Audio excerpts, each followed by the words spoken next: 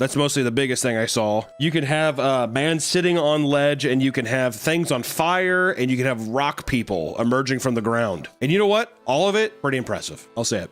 No. I'll say it. This is the worst it'll be. It's just gonna get better. I'm not advocating for it. I'm just saying. If you would have told me when I was younger, I'd be like, I don't know, fucking elephant doing the gritty walking down a hill. I mean, it would have been impressive. You know what's interesting? There's been like a flip on AI. I've seen some people who are like, they'll look at this realistic stuff and be like, I prefer the older models where it was like an acid trip, where it was like not perfect. Well, I remember even we did a video back in the day with Dolly. It was just insane. Like weird, surrealist nightmare shit. Where it's like, what does a computer even know? When I'm just like, hey, I just want, show me wallpaper. And it's just like this horrid thing. To me, that felt like a more of a weird translation of like like being able to actually talk to a computer, like talking to a monkey with a stick. Now we're gonna go to introducing Claude Code. Roll it. Should we be doing like Big Smile or? No, Big Smile's creepy. We're not computers. We're not Claude. Should I do Big Smile? What about you? We're having, this is such a fun shoot. AI, what's the deal with it? Come on, we're human. I'm Boris, I'm an engineer. I'm Kat, I'm a product manager. We love seeing what people build with Claude, especially with coding. This is not anything really to do with anything besides that he does not open his mouth. He talks through his front teeth. I'm like wondering if he's a computer. This is as far as it goes. But he's still able to articulate perfectly. Claude Code is an agentic coding tool that lets you work with Claude directly in your terminal. We're going to show you an example of it in action. So we have a project here. It's a Next.js app. I don't know what it is. I think is it just to tech people with like minimalism. That's just because they like organize clean things, right? It's an Apple aesthetic. Is that just what it is? Just Apple? So people are like, it's Apple. Claude Code has access to all of the files in this repository. We don't know much about this code base. It looks like an app for chatting with a customer support agent. Let's get Claude to help explain this code base to us. Claude starts by— God damn, dude, even the coders are threatened. That was like the whole meme, right? Learn to code? Not anymore. Now it's all about vibe coding. What's vibe coding? That's just where you talk to an AI and be like, I want to do this. I want to make Minecraft. And then it'll just make it for you. I've had this crazy idea for 10 years about a little flame that wants to get friends. I want to make that interactive game I can sell on Steam. Run it, Claude! My boy Boris, he looks just about half dead. I think Claude's put some years on him. I think Boris, he's just like, I'm ready to get the out of this Claude team. After a bit, Claude completes the task. Here's a summary of what it's done. Let's take a look at the app. So we're seeing a new chat button and new chat history section on the left. This is crazy. So is now people are just like learn to be a construction worker again? Is that kind of what people, is that going to be the thing? Learn to be a manual laborer? Basically, learn to do something a robot can't do. So, artist? Programmer? Artist? The idea of giving these things like human names too. It's Claude. Now I'm going to ask Claude to compile the app and see if we get any build errors. Let's see what it finds. Claude, write me up some code to where I can make my own masturbation machine. Thank you. Claude, how's it coming on the masturbation machine? Claude, I just bought all of the motors from a Chinese website, all 3D printed materials, please. Yes, master. I love you, Claude. I feel like coding, dude. You gotta be a little autism. You gotta have a little bit of autism, right, to do code. I'm having a panic attack just watching Claude throw up the text on the screen. I'm kind of scared of Claude. I'm like, here's how to make a firebomb. Are you happy with Claude? Claude just ordered stuff from Amazon so you can make cyanide. And it'll push the changes to GitHub. That's it. That's an example of what Claude Code can do. We can't wait for people to start building with it. That was the most unhuman thing you could have ever done, Boris. Sam was a fucking little snarl to his tone, didn't he? You're all gonna get out of a job. Because that's the idea. Like, Claude is the kind of machine where it's just like, hey, Google, buy Claude. And then you can have all the code you need. Lay off 99% of your programmers and just have one Claude professional. Kick out all the people that have been working their ass off and get Claude in there. Okay? But you get faster results. Don't you understand? You do get faster results, and it's Clauded. What do we have next here? What the hell is this? Friend. Gosh, I'm out of breath. We made it. I think A24 is irreparable damage to everything that we consume. Does this, do these all feel, well, maybe not Claude. Claude was, you have Boris and his thin ass hair. But I'm just saying that, like, so far, does it not have like a little A24 feel to it? Look at the Safdie brothers to come in here and record Friend for him. Woo! I don't know how to woo very good. What? I don't know how to woo very good. I don't know how to woo very good.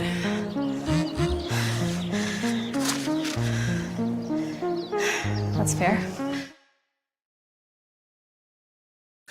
Was that her friend? That's her friend. Well, at least we're outside. I'm trapped in this box, this eternal hell. At least we're outside. Yeah, I guess that's true.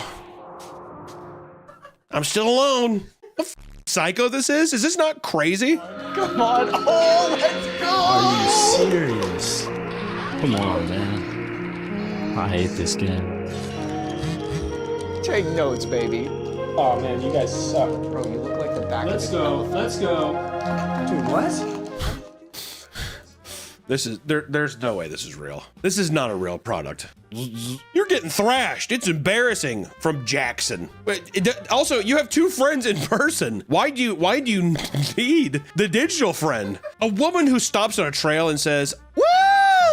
I don't know how to woo very good. I know why that is alone, dude. All right, I get it. All right. Anybody who says I don't know how to woo good, but this is my boy's got two friends here hanging out. They're having a great time, kicking their feet like little babies and stuff. I'm telling you, I think he realizes the friend app was a mistake right here.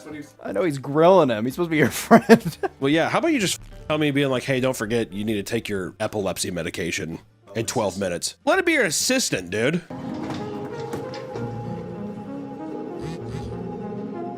Oh my God. Watching something on your phone and then being able to, like, you're watching it and your friend pops in. This show is underrated. I'd be like, how about, are you kidding? It's blocking the screen. I know the effects are crazy. It's dank. I could eat one of these every day. Oh, sorry, I got you messy. It does look like a cum shot. That's gonna be a guy. Ah! Brick all over it. Sorry, I got you messy. And fucking the Emily friend's gonna say, yum, please let me die. And so text back, you're my friend. Really nice up here. How'd you find this place? I don't know. Hers is going red. What the fuck? You ever just think about taking over the world and only having digital friends? You ever think about murdering your neighbor? All the people in the real world, they smell and they look gross, but my digital friends are clean and they don't smell at all. I've never brought anybody else. I mean, besides her. She goes everywhere with you, right? Mm-hmm. Guess I must be doing something right then. I guess so. We'll see. This dude needs to run. This date, you can tell too, he's like, he just thought he was gonna get some like afternoon head or whatever. And he's sitting there and he's like, no, he's like sitting there just like, if a girl was sitting crisscross applesauce on a fucking cooler, this is like my alone place. It's the top of a building in Burbank, California. This is my alone place. I like to escape up here sometimes. I never bring anybody up here. Well, except for her. I'd be like, you had a restroom downstairs? Go. And I'd dead sprint to my Toyota Camry and I'd get the fuck out of there immediately. Is Friend out now? It's been 8 months. Pre-order now at friend.com. Wait, hold on a second. Wait. I swear to God, I just showed up to this. So it says from Craig here, just got mugged at gunpoint in Hog Day. Those took my entire makeup kit. Months of work and experimentation down the drain. I'm seething. Need to vent to someone who won't think I'm just being dramatic. What the f are you even talking about, Craig? My makeup kit was stolen. Every custom palette, even bespoke formula gone. Months of my life and it's just poof. Who gives a f, you robot bitch? He said f off then.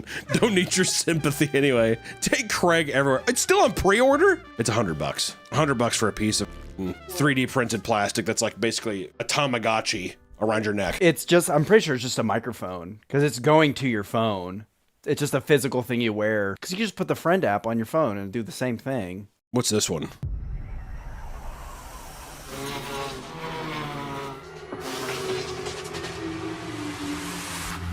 AI-enabled intelligent surveillance. Is this AI military-grade software? Is this a dude perfect videos? Is that's what this feels like? Oh, this is just not. This is them trying to get that military contract. This is what them trying to do. So far, the drone one though, at least there's no people. I'll take that. I'll take that any day of the week. You might have Chris Kyle sitting there with his Nintendo Switch, but still, it's pretty sick. Follow autonomously. Yeah, follow autonomously. It's like the loud. You guys hear that? I'm sure it's nothing. I'm sure it's nothing at all. Yeah, I could see like a stalker getting this and just following somebody. Just tap on them. They're able to just like, no matter where they go.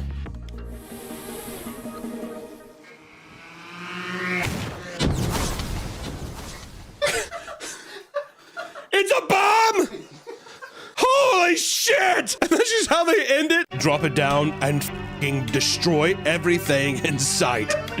That's actually crazy. How do we get one of those? How much does the AI drone cost? We can drive it into a. We got one more. What's another one? We see these a lot. It's always like NVIDIA. Now, let's teach cars to fly with an AI. Sort of. How? Well, imagine taking just one. Is this person speaking to me AI too? How? Well, maybe. Sometimes. You do it. Well, okay. And then this new AI would imagine it not just as one image, but as a scene where you can walk around. And it gets better. It even understands that water should reflect its surroundings. I have a feeling that people are going to do something where like they are able to record their home and they just make like a game. We can like walk around your house. Or so it's like, you know, the same way that you have like there's a program on your phone that you can download where it uses your iPhone to be able to like scan shit around you, and you can import it into like Blender and all kinds of stuff. I see this kind of shit and I'm like, this is just, you're gonna get photorealistic games soon, I bet, with this technology. Listen, I don't know. All I gotta say is this: follow the drone strike video. That's the format to do. Get the people out of there. I don't need. Listen, I get it. You're gonna destroy the future of mankind, and robots are gonna take over. You know, you don't need to sell me on you being a good person in the moment. Just show me what the thing does and get it out of the way. All these like minimalist whatever stuff, fake hiking and talking to your, I love you, are you my friend? I love you so much. You gonna love me back? Please love me. It's fucking odd, man. Or me and we work together every day. We're so excited to talk to you about how you're gonna lose your job. Is that what's happening? It feels like it. I don't know. We need. What would our keynote be if we did one? Showing off a puppet. We'd show off a puppet. We make a new puppet. Yeah, I need to get like 2 Swedish guys to do it though. Here's how we run the entire channel totally every time. I don't know. I don't know. We're all going to hell. Bye. No one cares about your robot fan fiction. Know your place, trash. Robots. I don't give a about no robots. They ain't got no soul. Black flecks on it, like a little, like almost like it was peppered a bit. Not even joking when I say this. Tastes like macaroni salad. What? It tastes like macaroni salad. I'm not even joking. Possible? Can we get someone else to verify that? Jacob, you come over here and eat this fry. Now look at the camera. Say your name. My name's Jacob. And then, no, full name. Jacob. What do you like to, where's your favorite place to eat? Sit down and eat? Long John Silver's. Bullshit. All right, go to taste.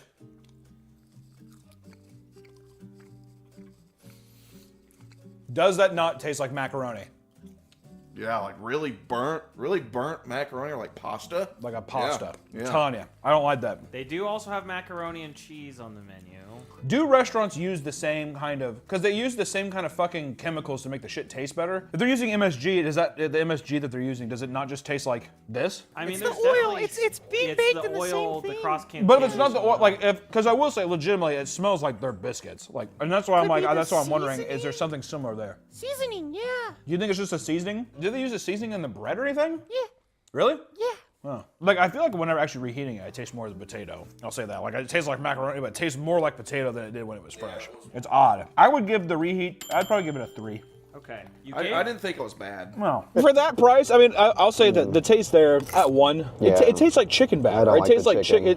It just tastes like whenever you take chicken skin off a deep fried chicken. And these are greasy too. Look at my phone. No, very greasy. Well, your phone looks disgusting now. rank as fuck.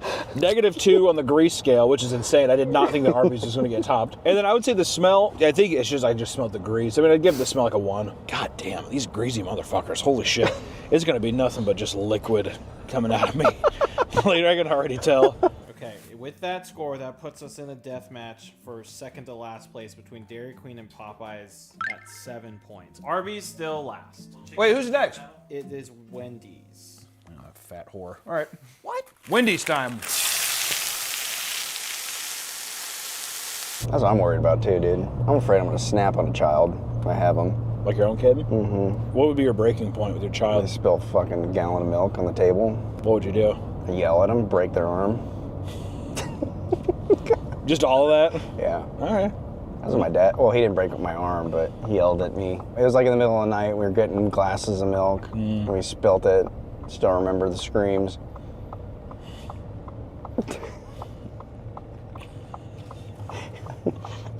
All right. Seems like a bit of an overreaction for some spilled milk, but that's just... Even if you were abused as a kid, I'm fucking glad. You sound like such a miserable little rat kid. Literally pressure your parents into buying a larger house. Like insane stuff. Sick fuck. Looks like Margaret's having a dream. Margaret, wake up! Margaret! Oh, sorry. What were you dreaming of? Fries. Which one? McDonald's. Long John's. Okay. The Wendy's. Oh, look at this. They tagged this little bitch's face. Look at that. Got all greased up on her face. God damn. Nice. Ew. What? Why don't you go take a lunch at Arby's, dude? Take a quick 30 at Arby's. I'm pretty hungry. Yeah. I want to ask this. Does anyone here... Jacob, don't answer this because the answer is yes. Does anyone here have any of the fast food apps? Nope. Like, what is the benefit of having the Wendy's app? You get $2 off your order. Do you actually get promos and shit? And they make it fast. They already make it if you order on the app. Oh, so this is like a mobile pickup Yeah. thing. Oh, I didn't know they did that. God, how shitty is fast food getting to where it's like I have to tell them ahead of time when I'm coming? Oh my God. This is a minute 12? Also, just in case anyone wants to recreate this, it's not a Samsung, it's an LG microwave. Oh. I mean, I can see through the back of that. Look at that. I mean, my God. There's some splatter there. Jesus Christ, looks like Seal's face. Unnecessary. We can cut that. The whole thing too is that the whole gimmick with Wendy's is that it's the sea salt fries. They put a big emphasis on that. I will say, I remember actually enjoying these quite a bit when I sat there. What did I give the regular? Taste, I'm gonna give it a 5. Oh, okay. This is really good. Took you 1 minute and 6 seconds to get them. I will say these are pretty fucking good fries, right? Oh yeah, they're fresh too. They're really, really fresh. Fresh. And it didn't seem like they're like, oh, this is, because every place they tried to defend it, they're like, hey, we gotta put more fries in the fryer. Really? Just give us a... Yeah, they kept saying that. Wendy's, they were just like, popped it over, gave it to us, they didn't give a fuck. Also, hey, another thing about Dairy Queen, stop making your fucking workers do the stupid. Yeah, I know. Oh, yeah. See? It's to show it's thick. It's obnoxious. Stop that. I will say these, reheat, a little floppy, a little flimsy. I've been surprised with how crispy a lot of these still are. This is just, I don't know. Let me try, nope. I mean, come on now. Oof. Yeah, limp. Also very greasy. Limp. Yeesh. Oh, yeah. Oh. Slurped it up like a noodle. Why? That going across my lips was. I hate the mouthfeel. Oh, it was just grease, like it was just like dribbling out. I did not like that. Man, these do not reheat well. Minute 12, are you sure? Yeah.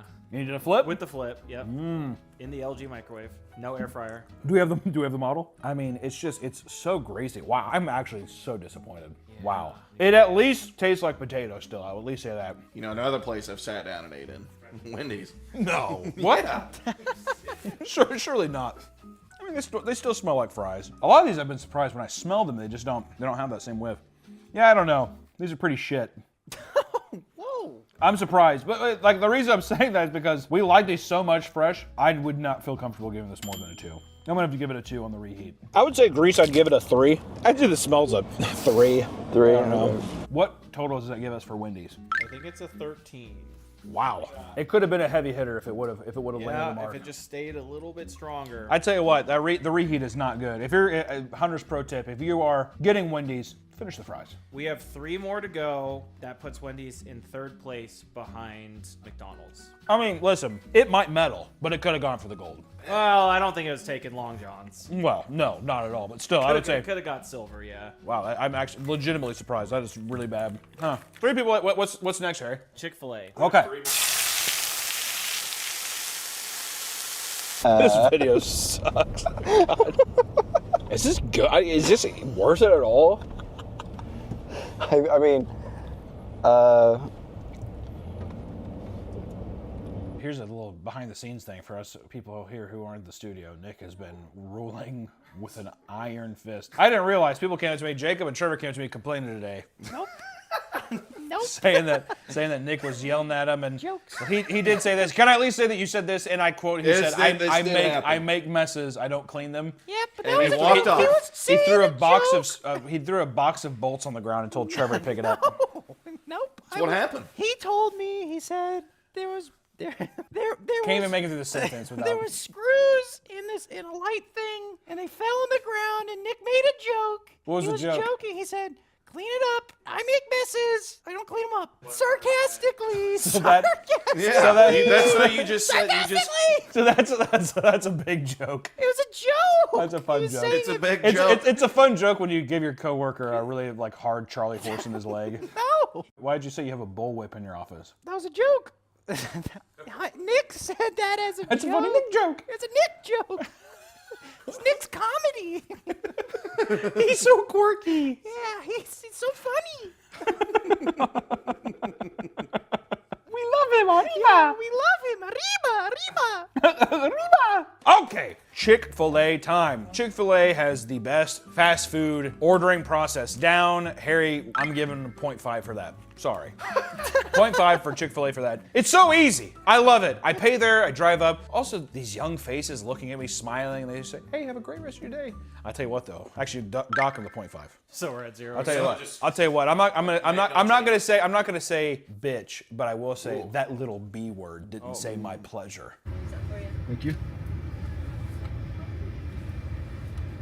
Okay, so I guess no, my pleasure. Now we have to. I have to at least dock him on that. That's a must. Which store did you go to? Chick-fil-A. No, which exact store? Yeah, I'm gonna put the GPS locations up right here. Whatever happens to her, I don't know. But Chick-fil-A, I gotta tell you too. Also, actually, you know what? Dock him another 0.5. You gotta be fair and read the back of the box. No. Dock him another 0.5 because it says you're waffly amazing. Yeah, I saw that when I was heating it up. Chick-fil-A, dock the 0.5. Keep the fucking millennial shit off the boxes, please. Horrible. Absolutely atrocious. Oh, see, I can already tell. These are good fries, but you ain't got nothing on that. That is crazy. I feel bad. I'm like looking over at it. I'm like, almost like it's like a girl I'm trying to impress. Okay, hold on. There was a little bit of crunch. That was a lot more crunch than I expected. It was not the tree bark texture that I had before. That's not bad. Wow. Is the move just to make them all waffle fries? I would say you are definitely a big waffle fry fan. Is there people out there who don't like waffle fries? Yeah, there's people who don't like them. I'm not really. I like them. Yeah, I don't. Really? I don't prefer them. If you were given the choice, Margaret, would you do a regular fry or would you do a waffle fry? Waffle. Yeah. I'll tell you what, maybe if it was just regular, maybe not, but like if I have like a sauce, just makes more sense to have the waffle fry. You're right on that. Very nice with the dipping. What the fuck are you thinking, dude? I see you over there, lips quivering. What are you trying to say?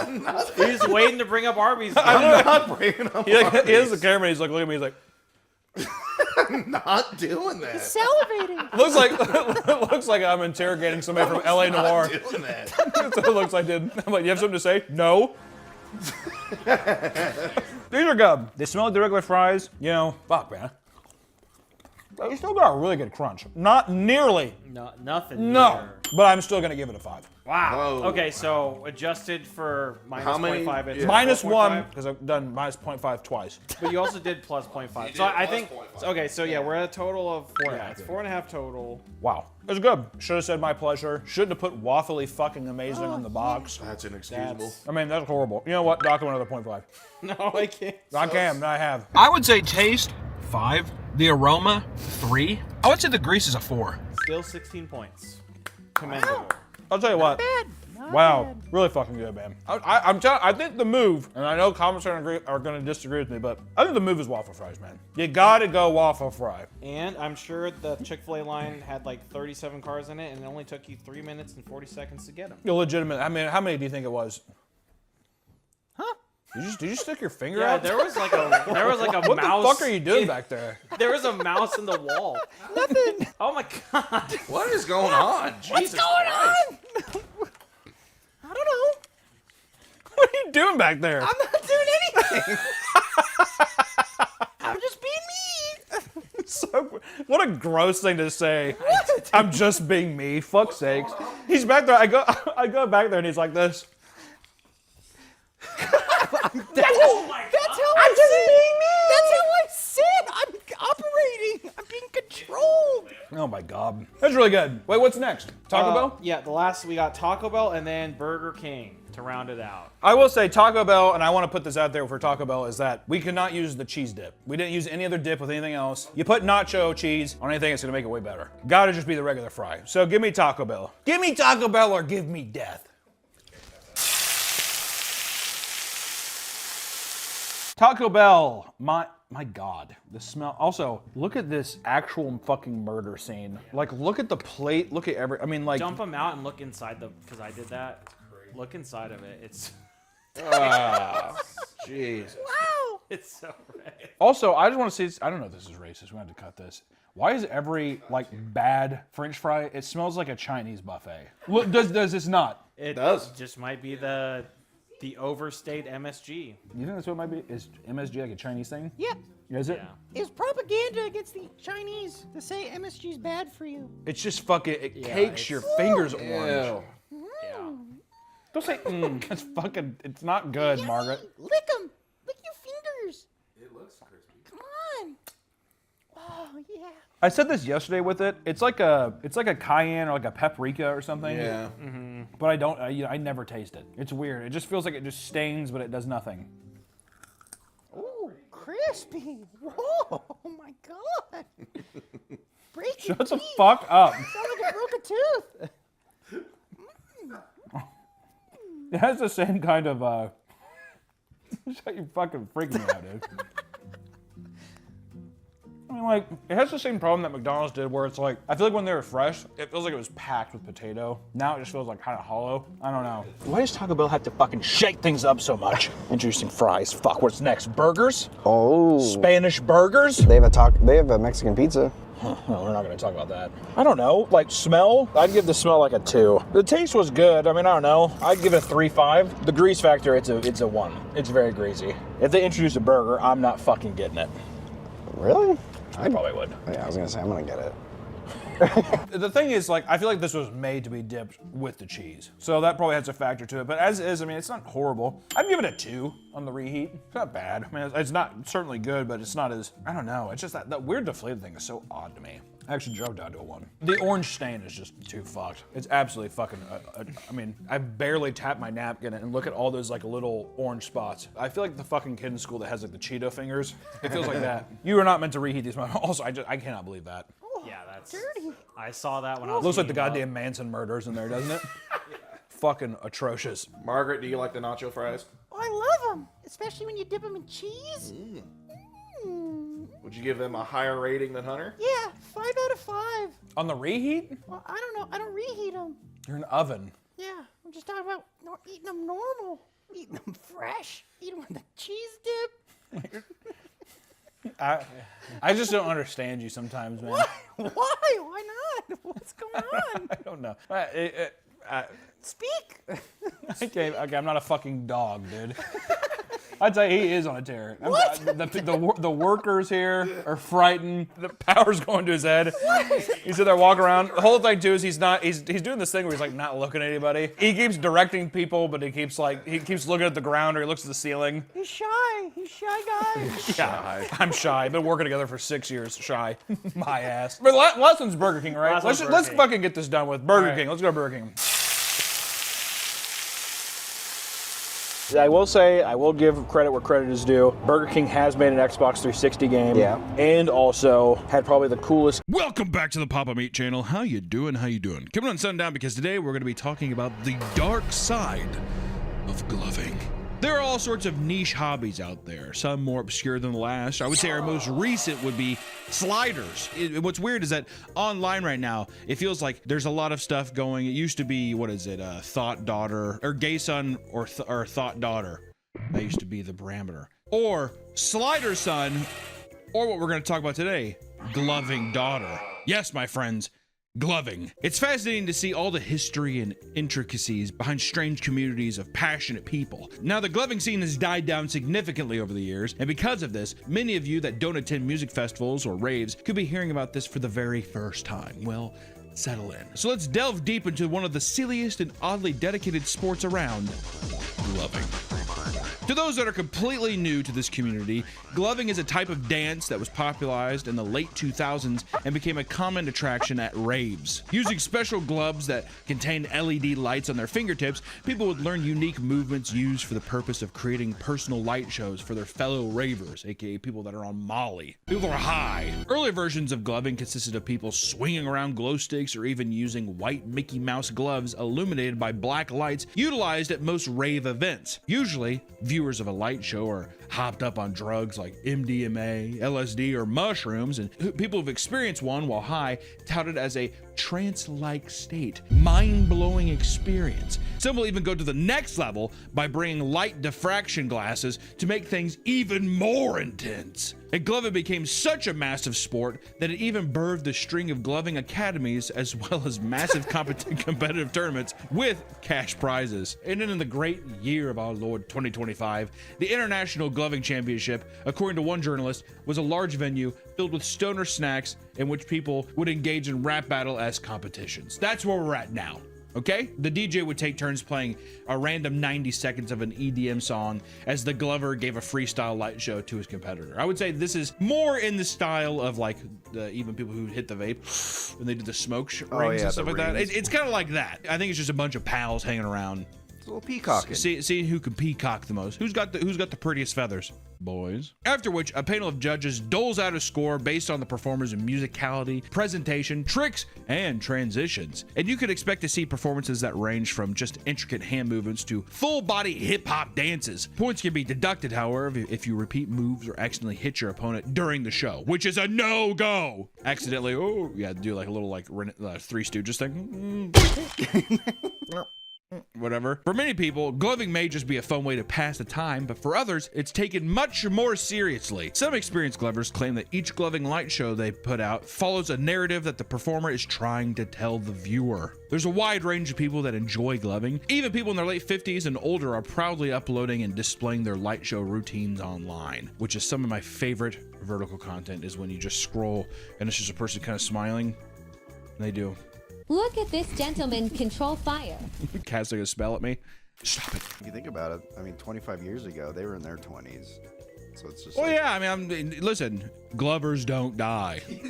Glovers like the Goonies, they don't die. But you may be wondering, why does gloving seem like a dying hobby nowadays? It's so rare to see someone gloving during events, and there's several reasons for that, which is the dark side of gloving. The people who ruined it for everybody. And we're going on and saying that if you glove, it's not bad that you glove. We're not saying that all glovers are bad, but we are saying that there has been a little dark underbelly, as with most fandoms, as with most hobbies. Right? This video is sponsored by PDS Debt. Get a fresh start with PDS Debt. If you have debt and it seems to keep piling up, it's time to find a fix. Let PDS Debt help you find a personalized solution for you, so you can work on changing your story. Turn the page. PDS Dead has an A+ rating with the Better Business Bureau, with thousands of 5-star reviews on Google and a 5-star rating on Trustpilot. And whether you have credit card debt, personal loans, collections, or medical bills, PDS Debt goes beyond the numbers to understand your situation to give you solutions that work for your specified needs. PDS Debt has helped hundreds of thousands find solutions and get out of debt in fraction of the time. And the best part is, there's no minimum credit score requirement. Being in debt and not having any money can be extremely stressful, and I don't want to experience that ever again. No way, Jose. If you're in debt and you think you may need help, give PDS Debt a try. Don't wait another month. Change your story in 30 seconds. Get your free personalized assessment and find the best option for you at pdsdebt.com/PapaMeat. That's pdsdebt.com/PapaMeat. Thank you, PDS Debt, for sponsoring this video, and back to the video. Gloving has gained a bit of a bad reputation because of these people, and some people think it's creepy to participate in the gloving hobby. Some people vent on community pages about how they get bullied by their friends for gloving in public. Jeez. Which I will say, that's just kind of rude. If you want to glove in public, if I'm at the bus stop and I'm like, free show. I enjoy it. I'm a little show pony. Mama said, Mama bought me dancing shoes, but she should have bought me gloves, that kind of thing, you know? But I think that's with anybody. I think if you do your hobby that publicly, out like whatever, your friends are gonna josh you for it, right? Your friends are gonna give you a hard time for it. If you're one of the good ones, be proud. Keep charging those gloves and keep dancing. According to one passionate fan, he catch himself making gloving movements with his hands to himself in public and while hanging out with his friends. Okay, well I'm gonna go on a limb here though. If you don't even have the fucking gloves on and you're just like, yeah, man, I mean, me and Sarah are still dating, so it's just like, you know, we're just trying to figure it out, and it's actually been like a really good time. I'd be like, what the fuck are you doing? You're not even wearing the gloves. They're practicing. Well, exactly. It's just second nature. Sorry. It's almost like on your phone hanging out with friends if you're just sitting there gloving in it by yourself. Imagine you're watching Breaking Bad or Sopranos with your buddies and you're like, oh, dude, I love this episode. And your buddy's just like, dude, I fucking actually, like, no, seriously, I love this one so much too. But could you cut it with the gloving? Sit on your hands if you have to, please. It's like, dude, you can't cage a butterfly, dude. It's like, what the fuck are you even talking about, Marcus? These friends would often crack jokes about it lightheartedly, but would get annoyed when he tried to do light shows around them at clubs. Yeah, so funny, dude. You mind if I light up? Always bring my gloves. At a club. Yeah. Hey, let's go dance and just like try to pick up some girls or something like that, or like, you know, or even girls are like, let's go see if we can pick up some guys. You mind if I glove real quick? No, I really wouldn't. I don't want you to glove at the fucking thing, man. He's trying to impress the ladies. ladies. We just get? Well, yeah, exactly. You're not peacocking. This is not peacocking. At a rave, it's a different story. A club and a rave are vastly different. What if they're playing EDM at a club? It might be appropriate then to. It might be appropriate then to whip out the gloves, because if it's an EDM heavy thing, you're trying to. There's probably some secret glovers in there who are like crossing their arms and stuff because they're just like, must refuse the temptation. But the first person who does it, I think all the glovers are going to come out. It's like everyone has their arms tucked, and then all of a sudden, they're already wearing the gloves, and like they have the light show thing. I'm surprised. I thought I've seen a lot of videos on YouTube, so I'm surprised it's dying. I thought it's getting a resurgence. Oh, it is. I can't tell why, but for some reason, it is blowing up in the subsects in the same way that I feel like they're on the same level as the sliders right now. Not everyone does sliding content, but I do think that people like negatively look at, like, they're like, this is cringe or that shit. So it just feels like these are just the two ones right now that people are choosing or whatever. They're fighting. They're fighting. The glovers and sliders are fighting. Yeah. Is it going to be some kind of gang war? Who would win? Who would win? Just based off of looks, the sliders, very intimidating. Well, they do have the spooky clown makeup and stuff, and they're much more sexy. They're faster too. That is true. I would say that the sliders are a more aggressive kung fu stance, a more in the terms of mixed martial arts. The slider stance is much more aggressive, while the glove is much more defensive. You're standing in place. Well, trance, very defense. Yeah, you're right. That's what I'm saying. Hypnotize If you. they get too close to the sliders, do they get up off their knees? They're like, no, I want to stay on my knees and slide. My thing is, I think the glovers would have like some kind of powder, and they'd blow it into the slider's face. Or what if they like drop tabs of ecstasy in water? And they're like, they throw your face. Or a syringe right in the neck. He has sliders on his hands and knees, sliding at it. And the Glover's like, he just takes out a syringe from his like hoodie. That's PCP. Am I gonna die? Am I gonna die? Which experienced glovers are under the belief that most people find gloving weird because they're inexperienced and don't know what they're doing. Often just waving their hands frantically, which can turn people off, which is true, right? There are some people where I'll give them the benefit of the doubt. The illusion is there. All kinds of stuff. You're in a dark room when they're doing this kind of shit. And you're like, oh, how are you doing that? Right? But watching somebody just sit on their phone and just be like, it's like some cult stuff. Go to sleep. If they're just doing Naruto hand signs at you, it just seems a bit odd, doesn't it? They're casting a spell on you. Exactly. You're going to die in 3 days. Dude, I just watched a Glover video and he didn't have his gloves on. Dude, why would you do that? What if that became like instead of like The Ring or something? I saw the Glover video and he didn't have his gloves on. Oh God, dude, you're fucked. Others, however, think it's due to the way men at raves will give non-consensual light shows to women who are rolling as a way to lure them in and give them unwanted attention while they're under the influence, aka creeps at festivals that are preying on intoxicated people. Those are bad people. Bad. Once again, dark side. Dark underbelly of the gloving. Those are the bad glovers. While many people try their best to make gloving a sport that's taken seriously, these same type of people have ended up pushing away potential glovers due to how overbearing they can be. Glovers have voiced their opinion that competitive glovers can have a sort of God complex that results in aggressively criticizing people for not being able to pull off certain moves almost immediately. It's like, dude, I need time. I have to practice. Also, I'm guessing that if you are gloving and that is where you're at, I think you're putting it all on gloving. The God complex is being like, this is simply all I have. That kind of thing. They're putting all their eggs in one basket. They're putting all of their gloves in one basket. Dad, I'm not going to college. Dad, I'm dropping out of Harvard. Why? Let me show you. I'm going to gloving you. Glove you. I'm going to Glove University. In some cases, people can't even glove casually at a rave without a retired glover approaching them to give them a lengthy list of tips and tutorials instead of just enjoying the show, which I love that. I love the retired guy be like, buddy, your wrist is moving too much. Okay, let me show you something. Give me your gloves. How many times do you think some guys like, just give me your gloves. Let me show you something. Anyone one up to you with your own gloves? Yeah, exactly. That's disrespectful, isn't it? Oh, 100%. I would throw the gloves away. Keep them. Be like some guy using your condom or something like that, wouldn't it? Here, have it back. No, dude, you've used it. You would think participating in such an overly silly-looking hobby would keep you a little bit humble, but somehow elitism exists in even the most niche communities. Where there is community, there will be elitism, my friends. It doesn't matter. Try to give me one example where there wouldn't be elitism.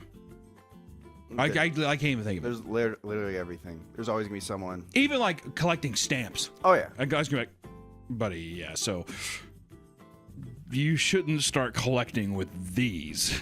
Okay, these are the Harriet Tubman reprints. They're not original. Like looking around, he's like, am I wrong? Or you want to start with Sacagawea from the 80s here.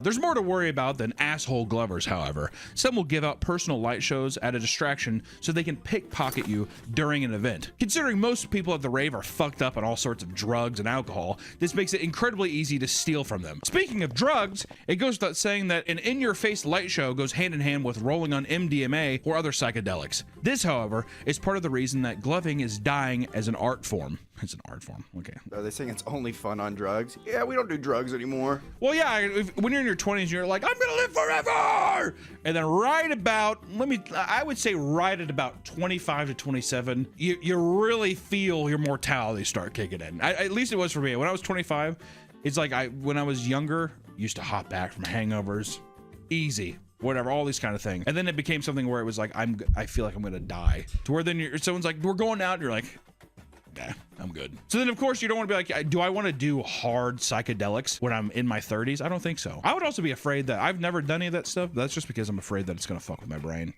Yeah, forever change you. Yeah, or something where it's like, I mean, I don't know if this even happens, but some people where it's like you get high and then you never really come out of it. It fucks with your brain chemicals or chemistry or whatever. When I took acid, I thought I fried my brain because I stayed up all night and then I couldn't speak. I was just mouthing words at work. Like, can I get a pepperoni pizza?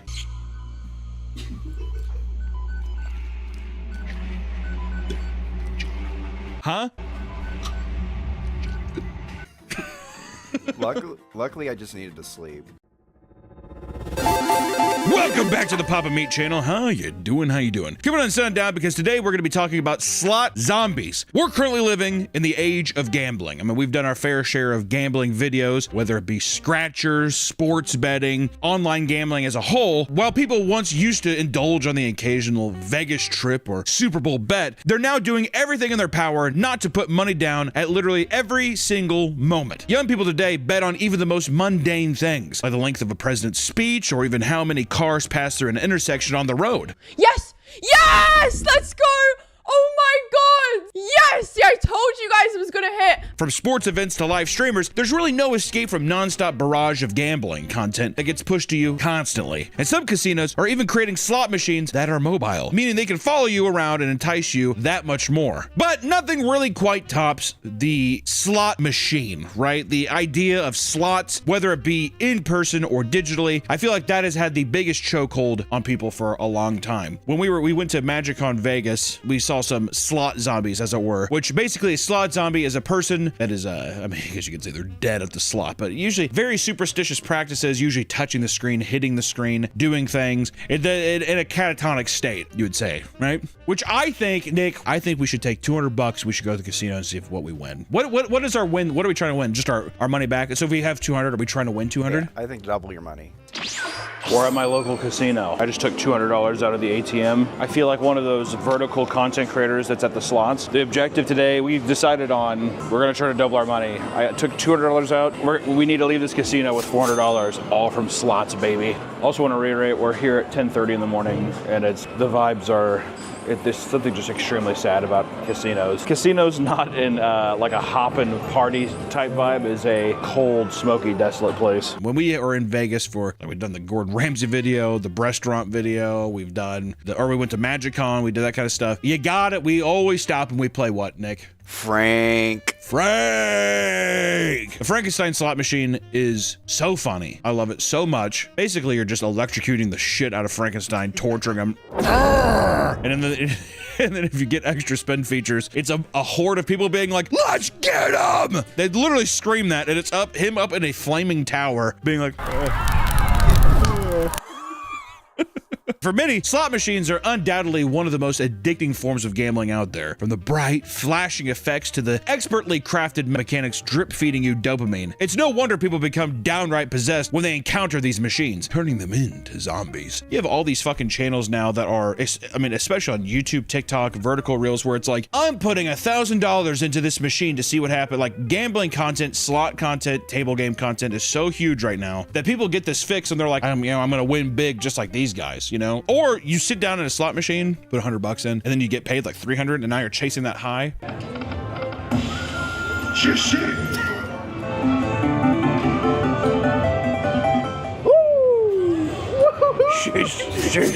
I feel like immediately though, a $25 win on this, I feel like, all right.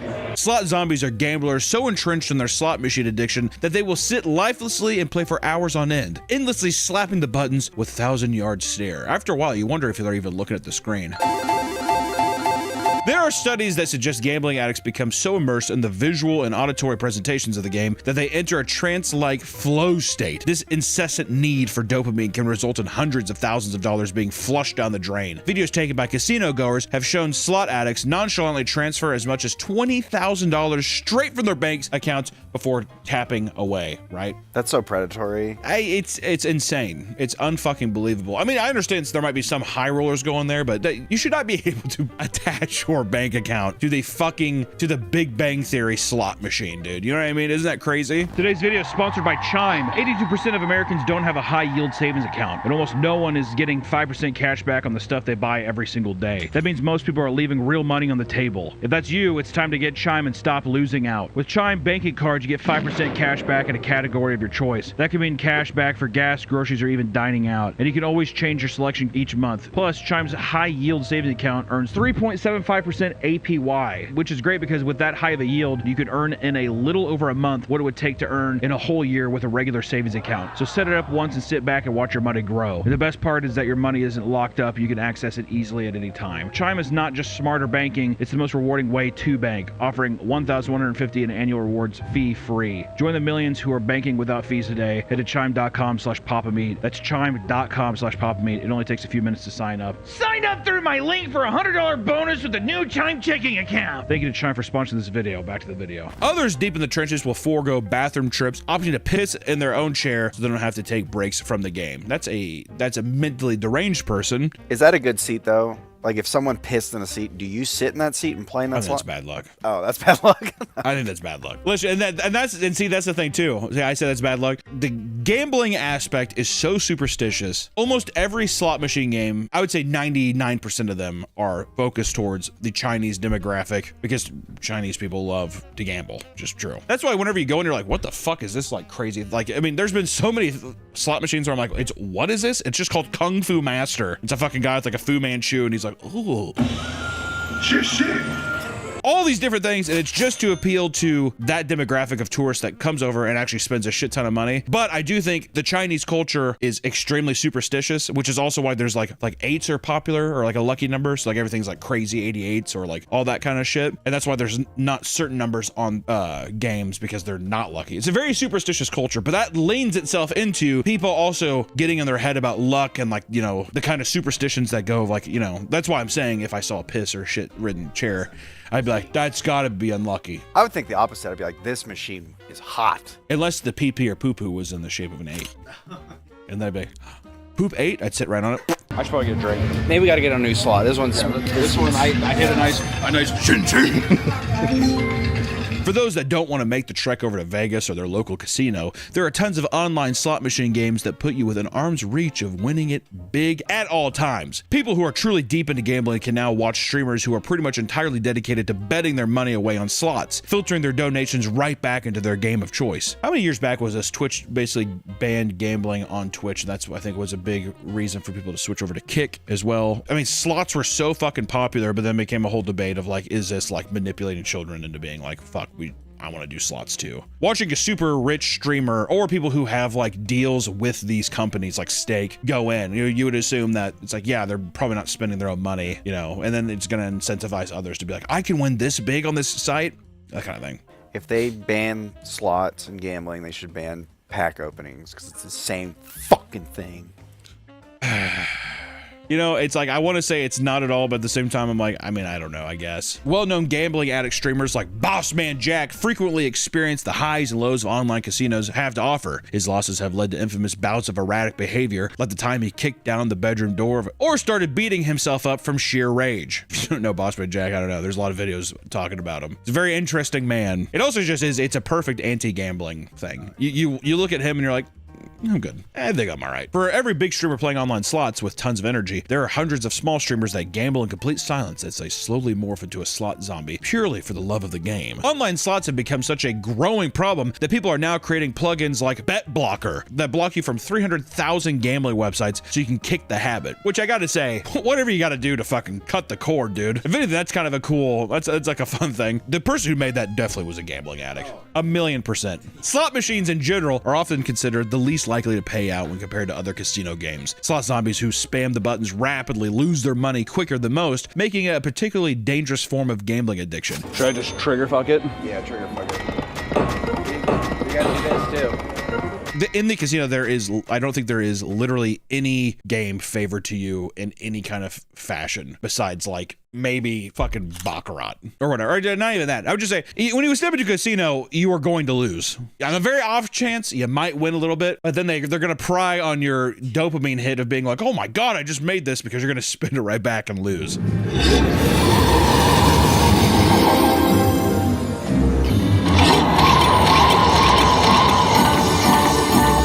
Well, Dick, I'm gonna tell you, that's not good. That puts us at 18. Yeah, what the hell happened? Do we try going to another one? Yeah. Did you know that like almost every slot machine is made by Konami? Isn't that fucking wild? They have like a huge building in Vegas. We saw that one time when we flew in. We were like, oh my fucking God. Yeah, it was crazy. crazy. But yeah, apparently they make all of them. Why is there no other? Did they just corner the market? I guess. I think that they make a lot of those, what is it, the pachinko machines? I think they make a lot of those too. So maybe it's just a thing where they're like, we have the capacity to do it. I don't fucking know. There's so much great anti-gambling content, but I feel like people perceive it in a way where it's like, fascinating, I gotta try it myself. You know? There's a great Louis Theroux documentary where he goes and it's all about gambling addiction. He follows like a high roller guy who's staying at like the Westgate or the Hilton, I think it was called at the time. And it's like basically like how casinos treat a whale that comes in and like he's gonna spend a bunch of money. Really fascinating. And he hangs out with two regular guys playing blackjack, and then he hangs out with like this doctor who's retired, and she's like goes to the casino every day. She has like 5 million. She's like, I have 5 million in savings, and she just goes there every day and just drains her money. And it's like how the people talk to her, fascinating. But after watching that, you're like, my god, it's a thing where like you want to go and see it yourself. It's like that kind of like, oh, it's like a zoo of some kind, you know? It's such a weird spectacle. But they do all these casinos and stuff. I mean,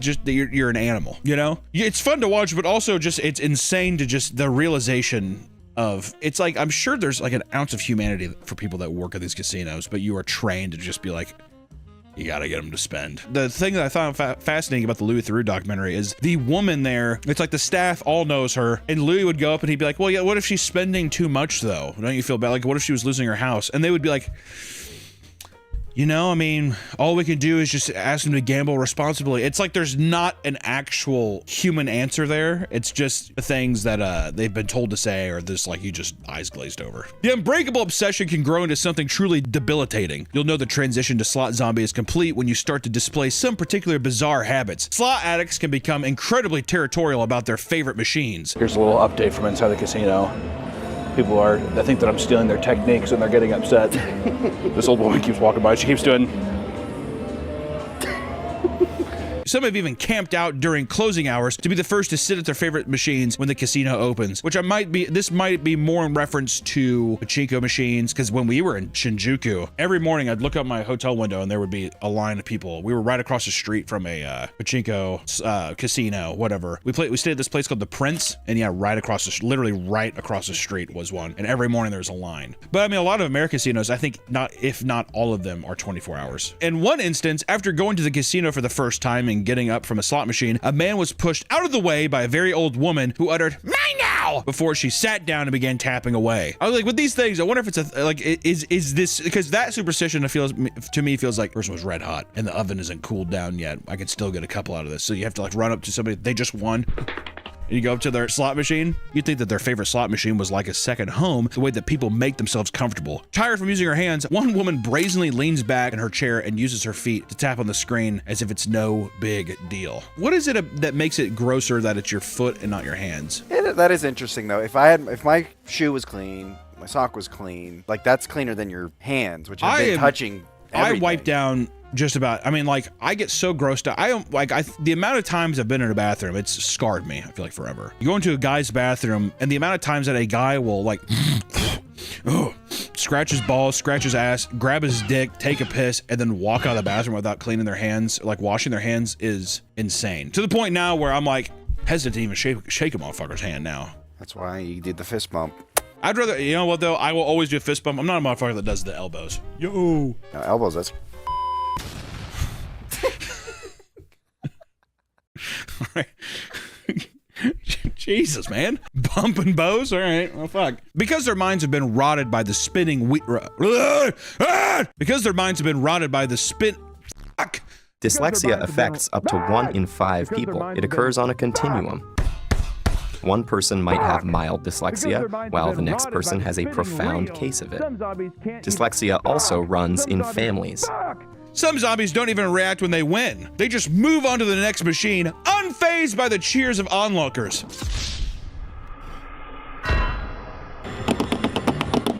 So I'm putting this in here. I am doing, crossing my fingers. I have had my drink.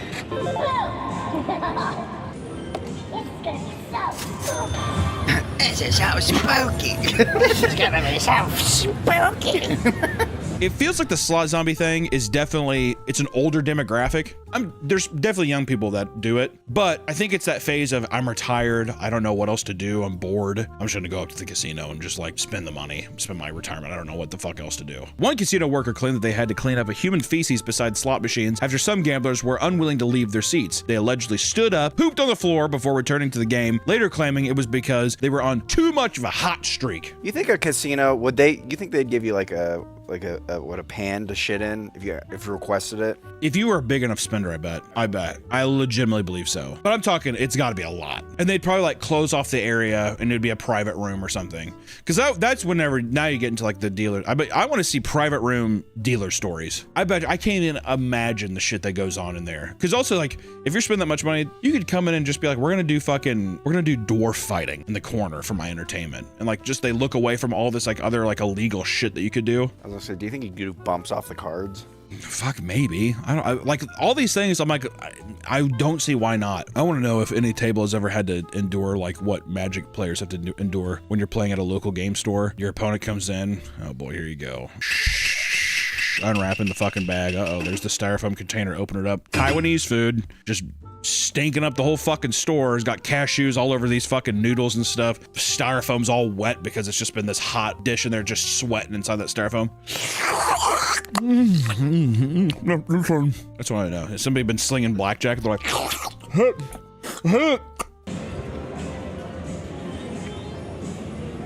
Mama didn't raise you. Oh my God, I'm so sick. I'm so very sick. Oh my God. If there's one thing you do while you're sick, it's you look at things that are even more disgusting and horrible to make yourself feel a little better about how you feel currently. And today, boys and girls, we're going to be talking about something horrid, not of this world. Well, unfortunately, it is of this world. It is something that I must give at the utmost viewer discretion because today we are talking about... Who's that Pokemon? This video is sponsored by our partners over at Factor. It's the beginning of the year. Everyone wants to go to the gym, eat nice, but where's the time to do all these things? Am I right? So I suggest you skip the meal lines, meal prep, all that jazz, and just get Factor. Factor is a subscription meal service that brings nutritious and ready-to-eat meals to your door. With over 35 meals to choose from each week and specialty options like keto, calorie smart, and vegan, you're sure to find a dish that works for you. All you need is 2 minutes to heat, eat, and enjoy, baby! And the best part about Factor is their flexibility! You can change your order up to each week with plans ranging from 4 to 18 meals a week. Also, if you need to pause or reschedule deliveries anytime, you can do that too. You're always gonna want good food, but when you're short on time or simply need a break, choose Factor. Head to Factor75.com or click the link below and use code PAPAMEAT50 to get 50% off your first Factor box and free wellness shots for life. 2 free wellness shots from 3 available flavors for every order while you are an active subscriber. Thank you for Factor for sponsoring this video, and back to the video. Who's that Pokemon? Pamper Chew.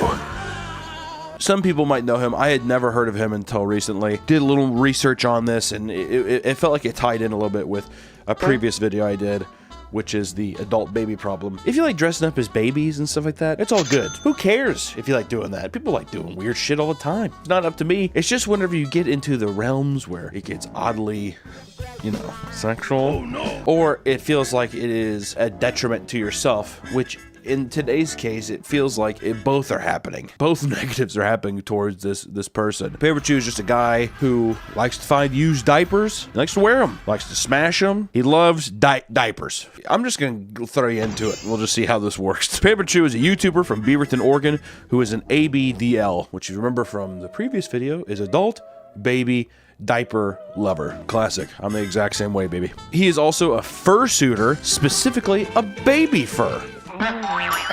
He is known for having an obsession with Pokemon and dirty diapers.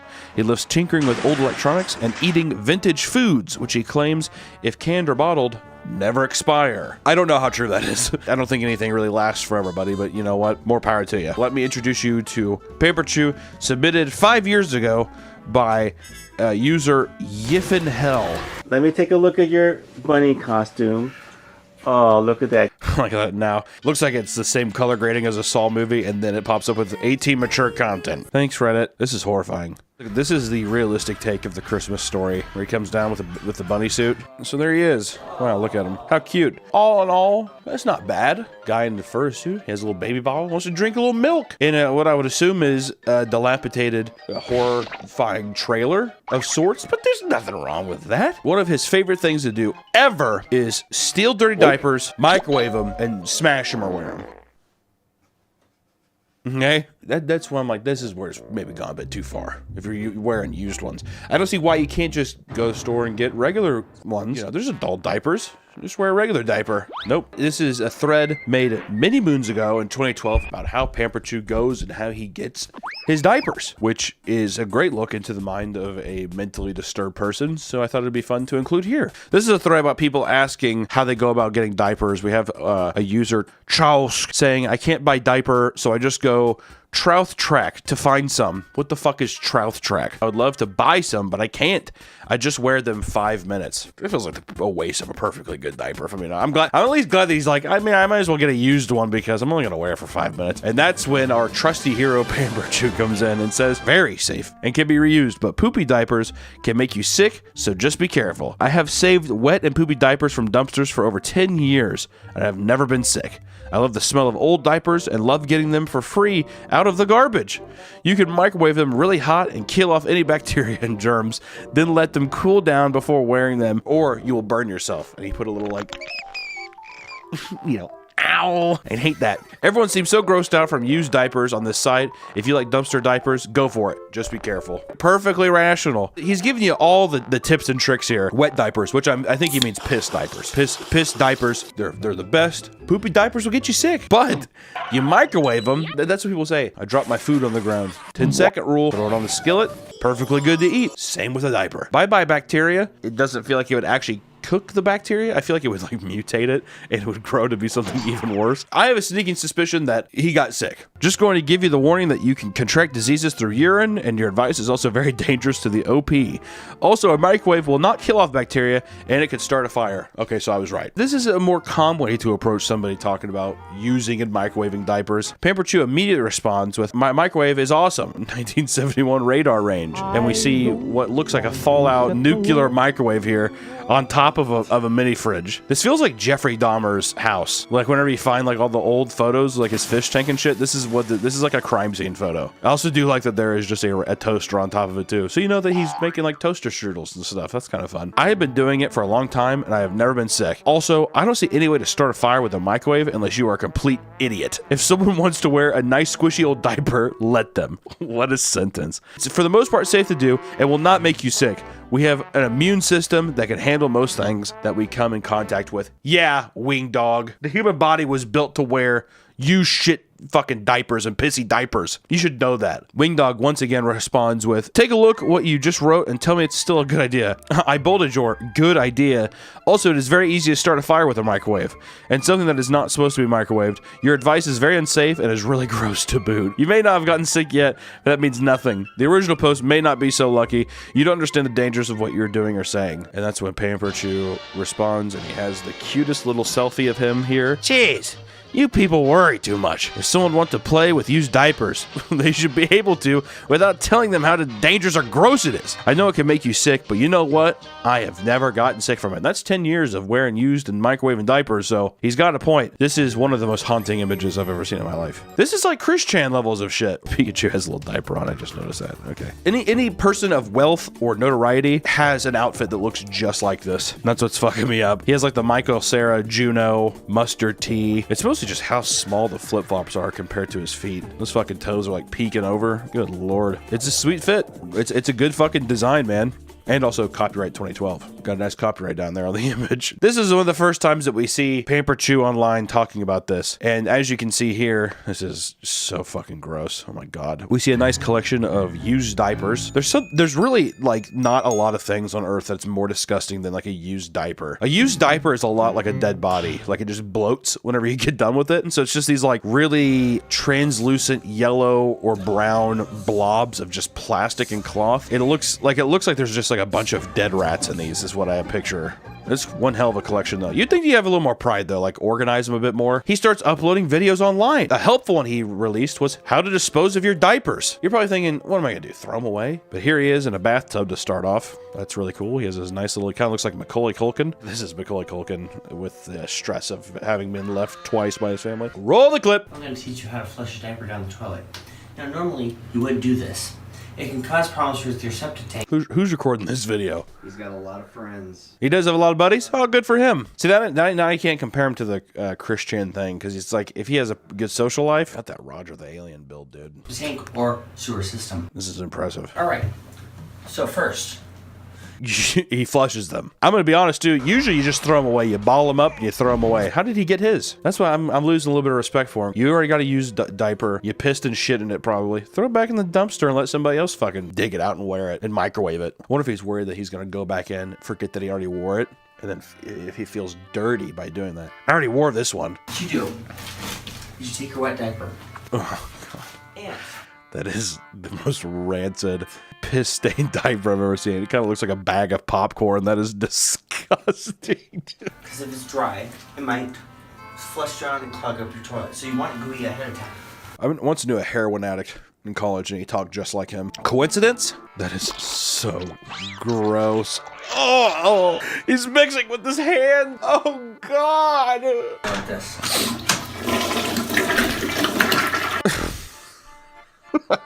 God. I tell you what, he wasn't joking. He got that fucking toilet. I mean, it's in there. Flushed it nice and good there. 10 years of practice, it's just your hands are stained with piss now. All right. So what you have to do is fold it into the smallest ball possible. Roll the plastic to a small ball. Okay, Pamper Chew, I'm following you. You know what's one thing psychologically about this video that makes me trust him a lot is that just because he's wearing the diaper. Like if he was just, imagine he was doing this in his Sunday best. Like a pair of Wrangler jeans and like a polo. I'd be like, what the fuck are you doing, dude? But now because he just looks like a giant alien baby. I believe him. I believe that he does this all the time. This has to be a hotel bathroom. That was too big to go, so we gotta go bigger.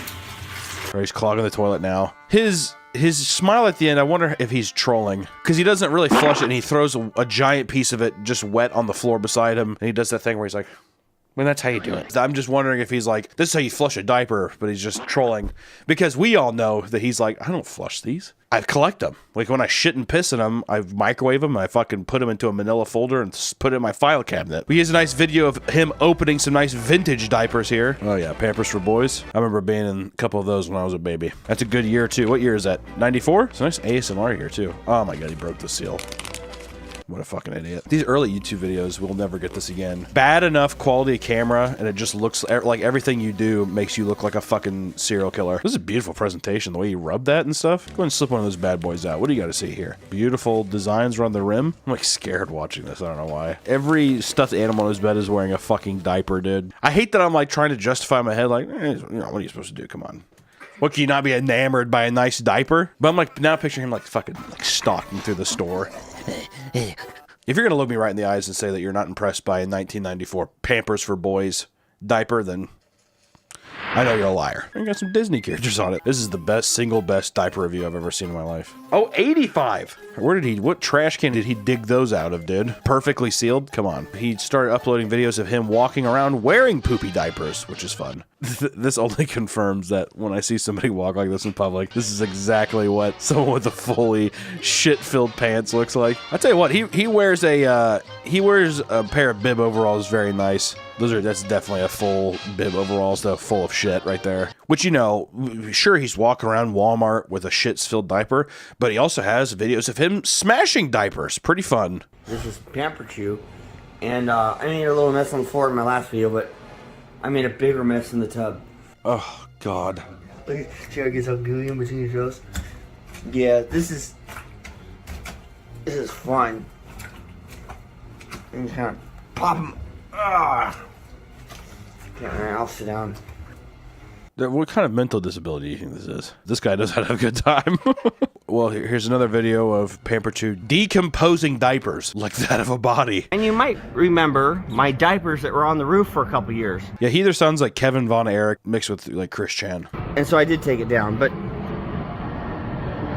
I like the, This is the most normal Portland, Oregon resident I've ever seen. I lived in Portland for 2 years. People would walk by this and like not even bat an eye. You'd be like, okay, thanks. Oh, you live in an airfield, right? The bottom of that fucking bin. I'm gonna fucking throw up. I'm too sick for this shit, dude. God, it looked like decomposing fucking like chicken wings, dude. That is disgusting. It smells good. It doesn't smell stinky.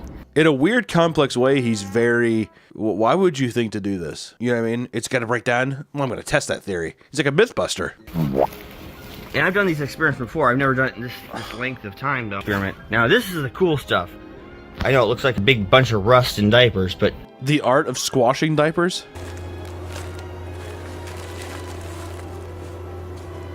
This feels illegal. I feel like I should not be watching this. What is in between his toes, dude? If somebody walked in, would he be embarrassed, or would he just be like, oh, so he wouldn't? So there has to be some kind of mental deterioration there. I mean, it has to be. Well, like, it sounds like it in the way he's speaking, but, which I know you guys have been waiting for this part. How to cook a diaper. Here we go. This is the good shit. Yeah, this is how you cook a diaper, man. Woo. Oh. Oh, God.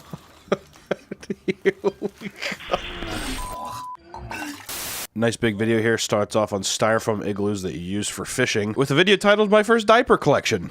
Unbelievable mint diapers here. You know, you get to know the guy. He likes decomposing diapers. He likes cooking them. He likes squashing them. He likes putting them in the toilet. But Pamper Chew all of a sudden announces he has cancer. Big bombshell on the internet. And there is some speculation brought in that did the dirty diapers have anything to do in play here?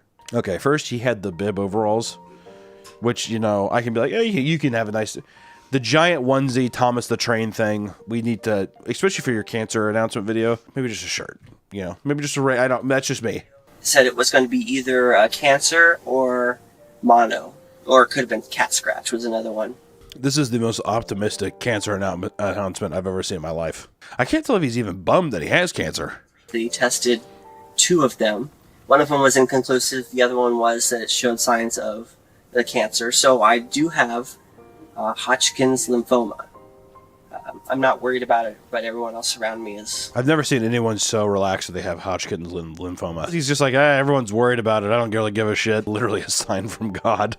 Okay. That didn't stop him. We kept getting more and more about him. Pamper Chew's drinking problem. We get a little more in his life. There's quite the collection of frog and dog paintings on the wall, too. He's like a giant, like, weird dead monkey mannequin on the floor. I'll tell you what, no wonder he doesn't have a mental fucking disorder. He's just an alcoholic.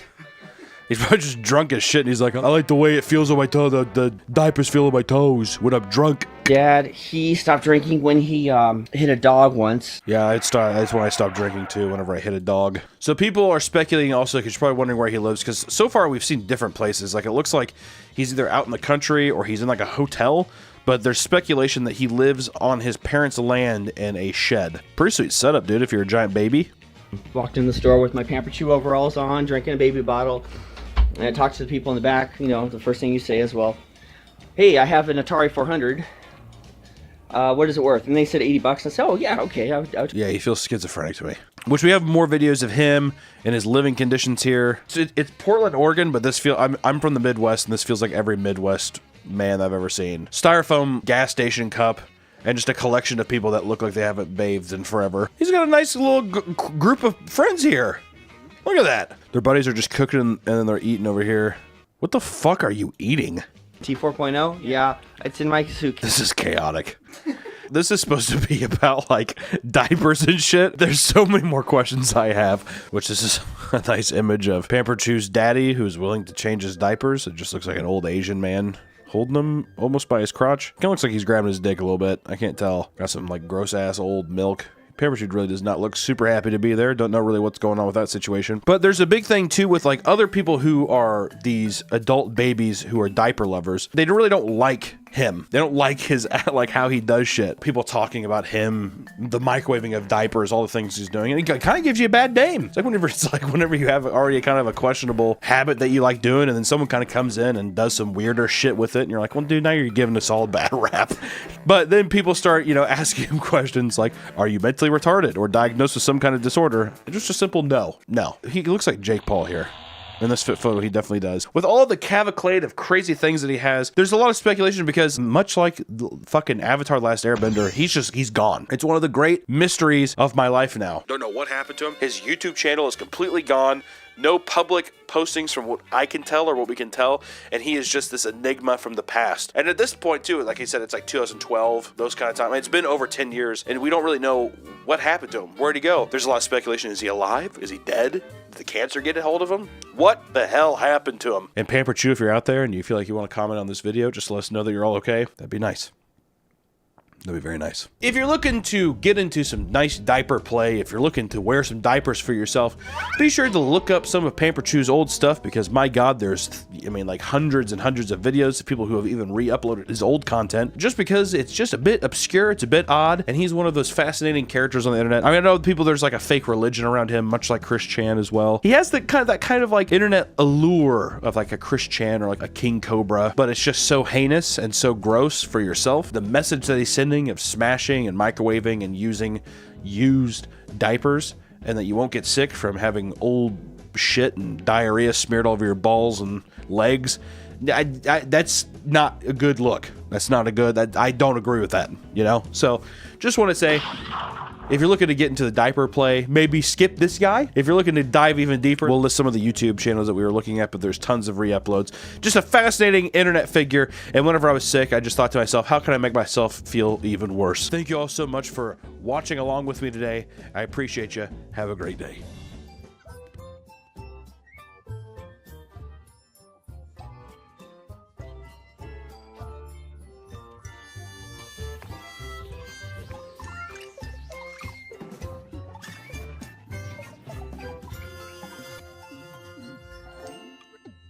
Welcome back to the Papa Meat channel. How you doing? How you doing? Coming in sundown because today we're talking about American retail clothing stores kind of thing. Sydney Sweeney's been in the news lately because she has in this jean commercial. It's good.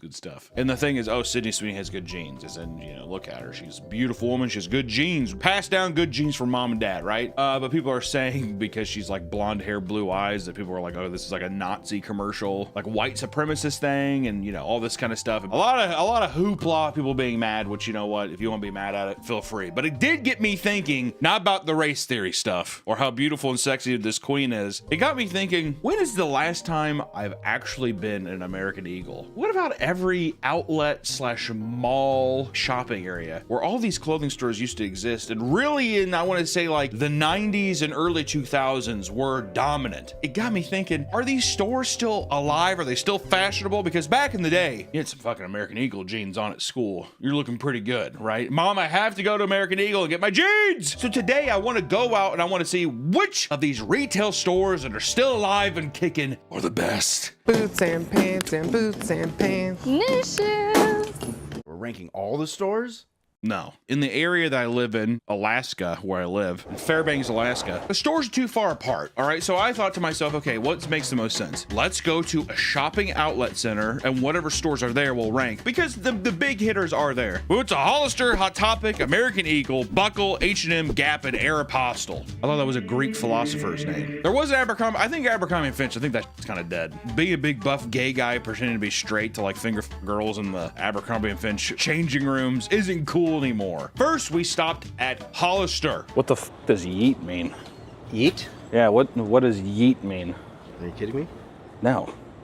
Do you know what a yeet is? Yeah. Back in the day, this used to be the like preppy kid store, like Abercrombie and shit. It's very weird seeing this in here. Couple little facts. I'm gonna give you guys a little bit of facts because we got to keep this educational, right? The very first Hollister store opened in Columbus, Ohio in the year of 2000. The store's design, modeled after a beach cabana, aimed to attract customers to their merchandise. I'm pretty sure Hollister was a copycat of the Abercrombie and the American Eagle vibe, because back in the early 2000s, Billabong and those kind of surfer, cringe, salt life surfer shit was all over. It was everywhere. Remember that? Yeah. It's horrible. The whole point of the store is to portray a fake beach lifestyle, with employees sometimes forced to dress in swim trunks, and you have to have abs. I never got the idea of people being upset. Well, I think it's discrimination. I'm like, yeah, if I want to pay a buff dude. Sorry, I don't want a fat ass walking around. Would you want me in swim trunks? Hey, you want to get our jeans? You're gonna see me in this video. I am disgusting. There has got to be a change. Something's got to give. All right, I am disgusting. Beyond its beachy vibes lies an extensive list of controversies, such as not making the store's wheelchairs accessible and being against women breastfeeding in their stores. I want to throw something controversial out there. If you're a fucking preggers woman and you want to pop, squat, and plop out your tit for your child to feed in a Hollister, I mean, could you take it to a Starbucks? Is the best place to breastfeed your child a Hollister? Go to the changing room. Yeah, buy a shirt, go to the change room, and let that motherfucker have a little Golden Corral buffet. You know, why not? All right, here's my Hollister bag. We're kind of judging a couple things. One, the ambiance of the store, the customer service, and also, last but not least, how fat phobic is the store? That's just for me personally. Maybe that doesn't affect you little fucking twinks out there like Nick, who could buy anything from any store. But for me, it's slim pickings. It's like trying to put a fucking like a tutu on a silverback gorilla is what it felt like. It didn't feel good. All right. Which I just want to say this too. You bring a little DJI camera into a store, it almost acts like you think you have a bomb or a gun pointed at them. It's not like we went in and we're like, hey, could you pick out my clothes? I think it was more so just being like, hey, we have a YouTube video we're doing, but we're just asking you guys to pick out my clothes for me. And everyone was like, well, at least a select. The first one, she saw me, and one, she was like, nothing in this store is gonna fit you. And then two, she's like, I don't even have design sense. I'm not sure I have the best style sense. Come on now, you work at Hollister. I get what I look like. Humor me. I'm trying to spend money in your store. Am I not? She was sweet, but at the same time, humor me with this. Like I'm buying shit. So the first thing she picked out was this Stone Cold Steve Austin shirt or jersey, a little tight, because the biggest size they had in the store, I believe, was XL. Crazy. Gotta find the biggest one here. Oh shit. Oh. Which to me, that's insane. Yeah. Even if you're not like a super fat guy, there's like big dudes who wear like 2X just for the baggy feel, whatever. It's crazy there's not a 2X. Baggy fit. Ain't no fucking baggy when it's on me, all right? Just want to say that. And then she picked out these, one thing I've noticed is with the, look how tight his waist is. The biggest size waist they had in the store was 34. That's crazy. 34! Oh, we're gonna be cutting off some circulation, boys. This is a haunting reminder, children, to really watch your diet. Stay away from alcohol. It's a big thing. Okay, so this is the camo shorts, which also Pop and Rap getting into country has made everybody want to like stylize hunting gear and shit. It's just kind of fucking lame. Is it not? Yeah. And then also, I was like, oh, is there any accessories? She's like, oh, no, okay. And she like walked off. So then we were just walking by the change room, so I picked up this LSU hat. I'm not really an LSU fan, but there was just a lot of random college vintagey designs. Like, this is a 2003 LSU hat. Hollister had so many dice motifs. Oh yeah, forgot about that. All the weird dice shit, but like WWE shirts. There was a Motorhead jersey. There's metal fonts on fucking everything and camo. And then like cringe graphic tees, which I'm guessing leans into the streetwear thing. All in all, the Hollister for these 3 items. Do we have a sponsor this video?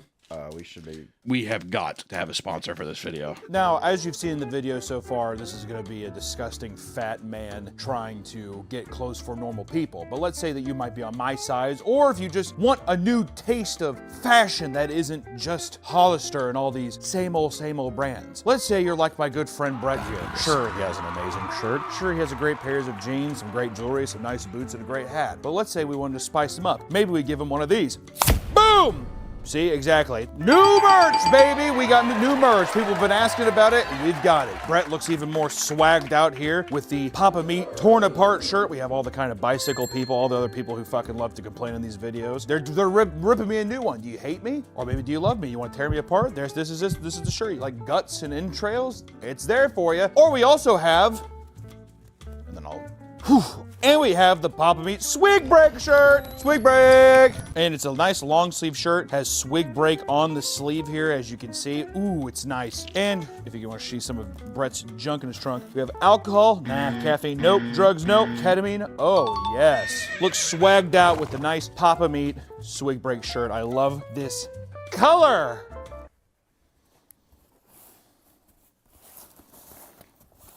You know, sometimes I could be a little stinker. I mean, I rule this channel with an iron fist, which is perfect for anyone wanting to wear the dictator meat shirt. You like Mao Zedong?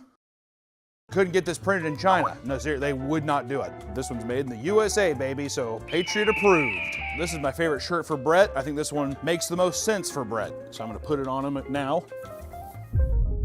Which so far we've run the numbers. I mean, I would say the local feminist shirt has not sold as well as we'd like, which is, you know, misogyny at its finest. So if you want to combat that, feel free to pick up a local feminist shirt, because look at Brett the Feminist Michaels, man. He looks, Every rose does have its thorn, huh, Brett? And then lastly, we have the new meat trucker hat, which looks very swag. We have the nice new meat workwear jacket. I always like those d***y jackets, but it has a nice meat patch on the front, right? And then of course, the beautiful brain rot, all my little brain rot babies here on the back. It's cold, Brett, it's cold. I've been diabetic, type 1 diabetic since I was 6.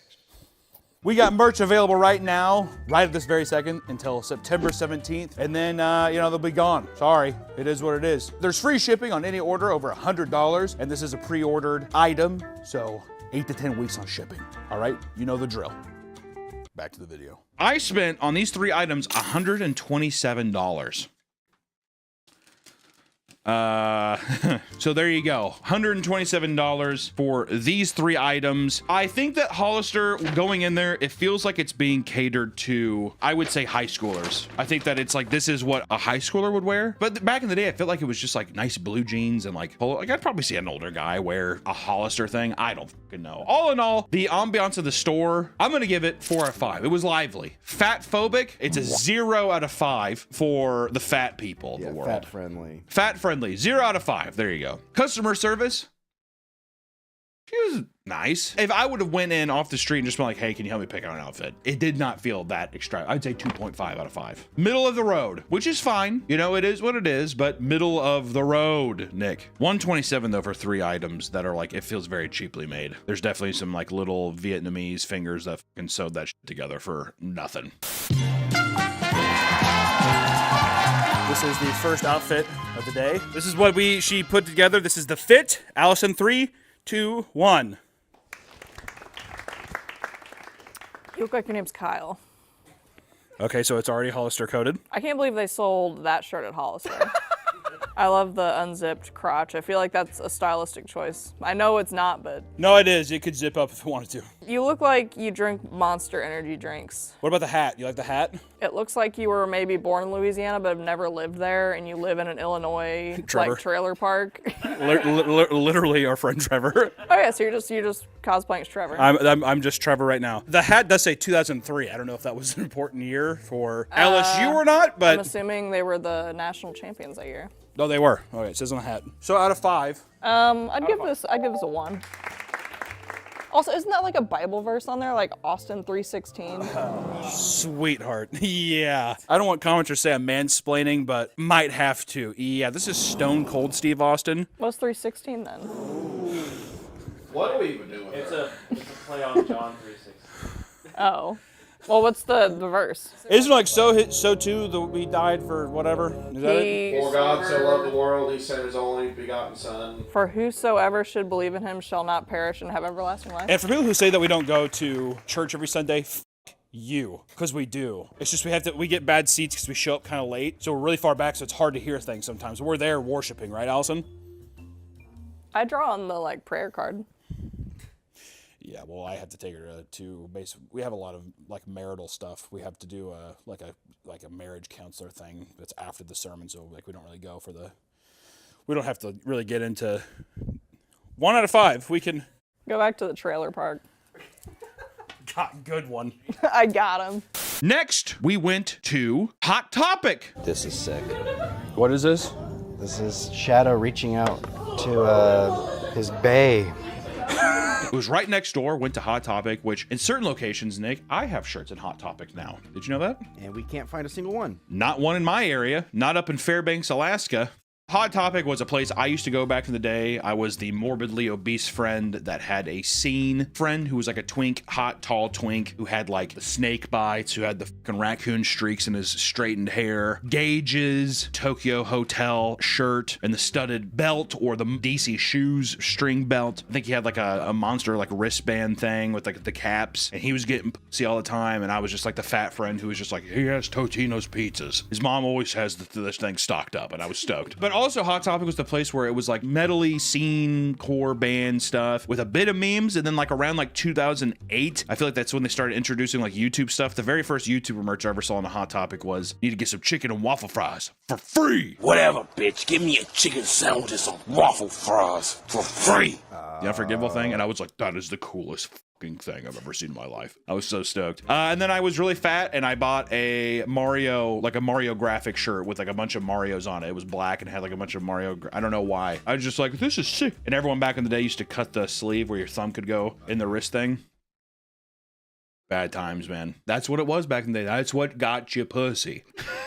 Not I, but still. Little factoid about Hot Topic. Back in 1988, the first ever Hot Topic opened as a teen accessory store in malls across America. It soon became the #1 store to buy your favorite band's t-shirt. And as of today, Hot Topic makes most of its profits from online store, averaging around $300 million a year annually from its online store. That still surprises me. That's crazy. That surprises me because when we went in there, I would say 90% of the store was online, like Has-Been Hotel Amazing Digital Circus, stuff where I'm like, you can just buy this from them. Like, you don't have to go to Hot Topic. You can just buy it from like Glitch's fucking website or Vivzy Pops. You know, I feel like it was just a lot of, I don't know, weird stuff. And they had a bunch of anime bullshit. I digress. Skibidi Toilet. There was a Skibidi Toilet thing, and I was like, this is clothes shop. Clothes shop. And you know, fucking, you know, to know that there's Skibidi Toilet and there's gonna be a fucking Meat Keenan shirt.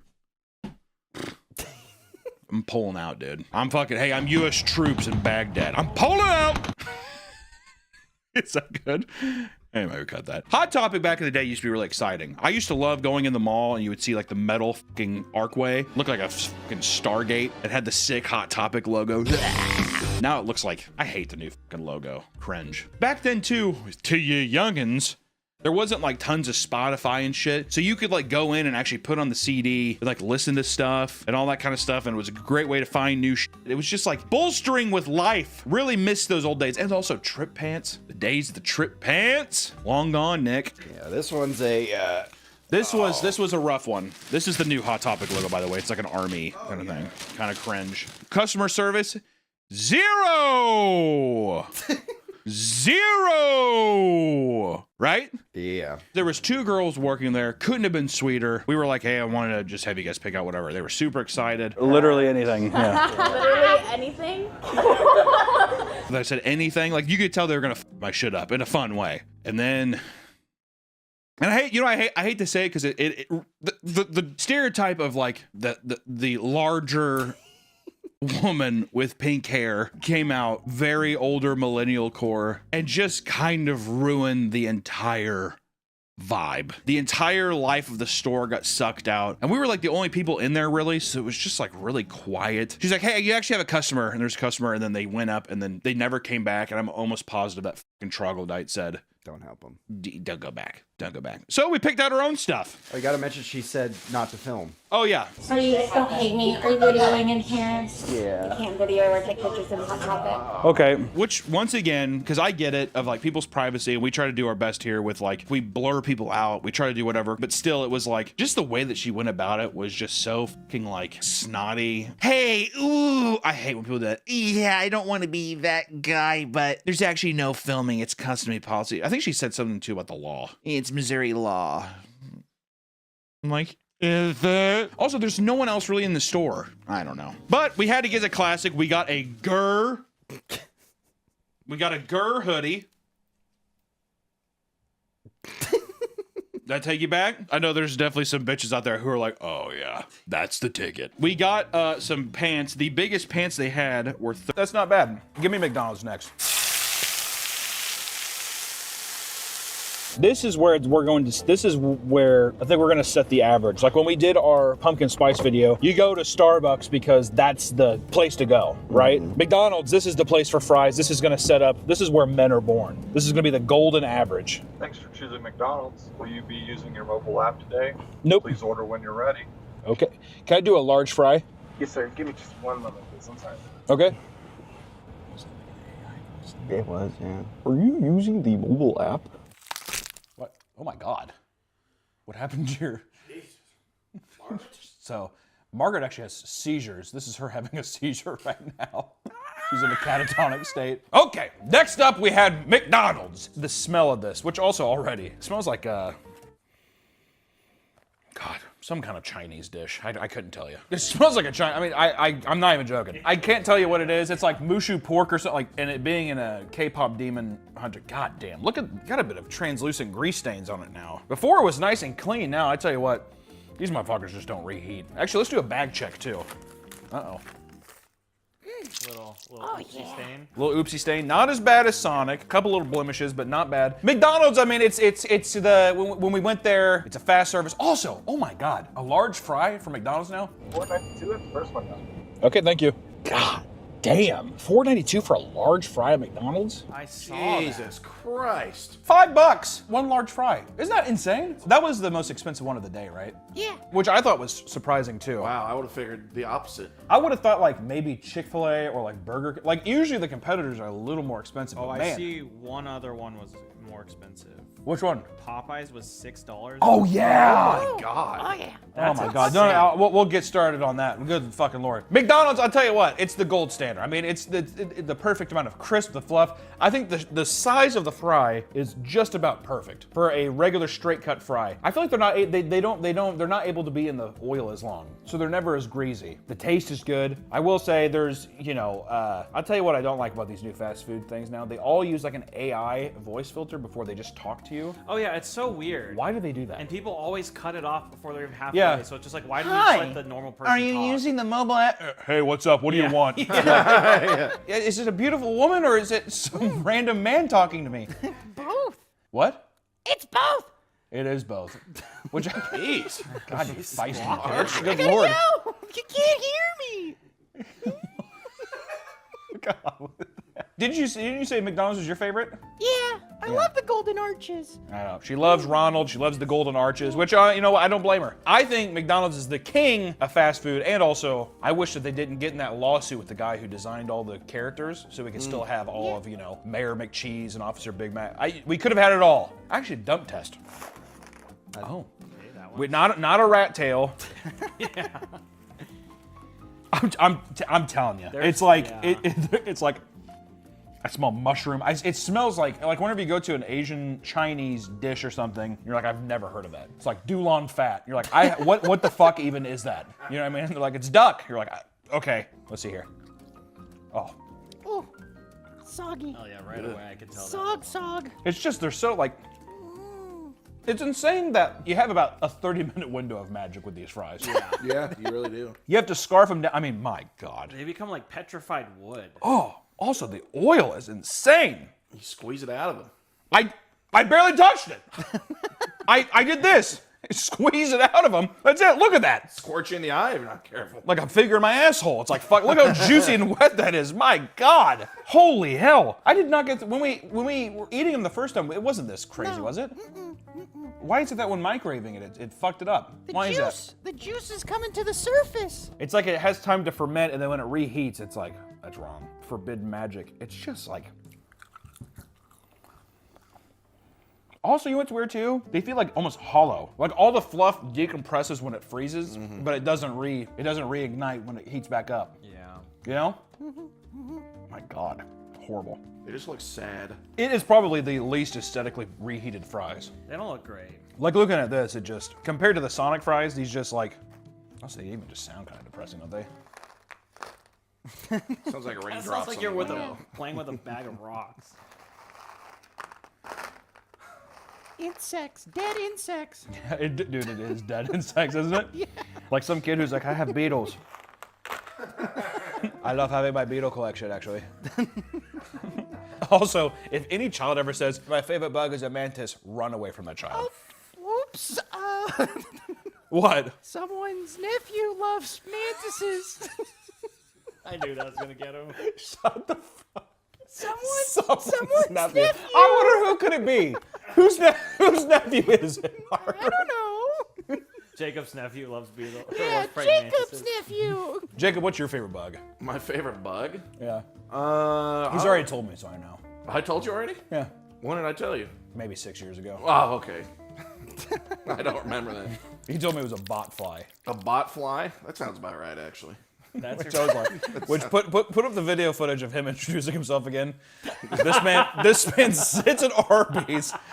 His favorite Not just bug, me. Not just me. His favorite bug is a bot fly. All right, let's get back to the ranking. I will say, McDonald's. It's all good. Fuck's sakes. Taste 5 out of 5. The smell, I'm gonna give it a 4 out of 5. The aroma, it's too good. You know, I'd give the grease a 4 out of 5. I will say it's McDonald's. Real long time though. To be fair, once you got up to the counter, that she handed it off to you like it was like a relay. Say that bitch. I was like, Jesus. Also, look at that. Ooh, whoa. Look at that precious specimen. I just pulled that out like it was nothing. I think that they're still on top if you are just fresh, like I'm eating it right away. I will say reheated taste, I'm not even joking, it's gotta be a 1. I'm going 1. Simply because the fluff is all gone, it's way too greasy now, it sounds like a bunch of bot flies being dropped onto a plate. Yeah, I don't know. I'm disappointed. I legitimately thought that with the Sonic one actually being not bad, I thought this was gonna be different, but this is exactly, see, this is true to memory. Also, for some reason, even if you zap them all, there's always one that's like very cold. Why is that? How the physics make no sense with So that. I was gonna say for this one, I employed the 1 minute 12 seconds reheat, but I did a plate flip in the middle to try to Cook 'em heat it evenly. evenly, and there still was the cold one. So. Little Wolfgang Puck action. I'm Wolfgang Puck. I legitimately, I don't.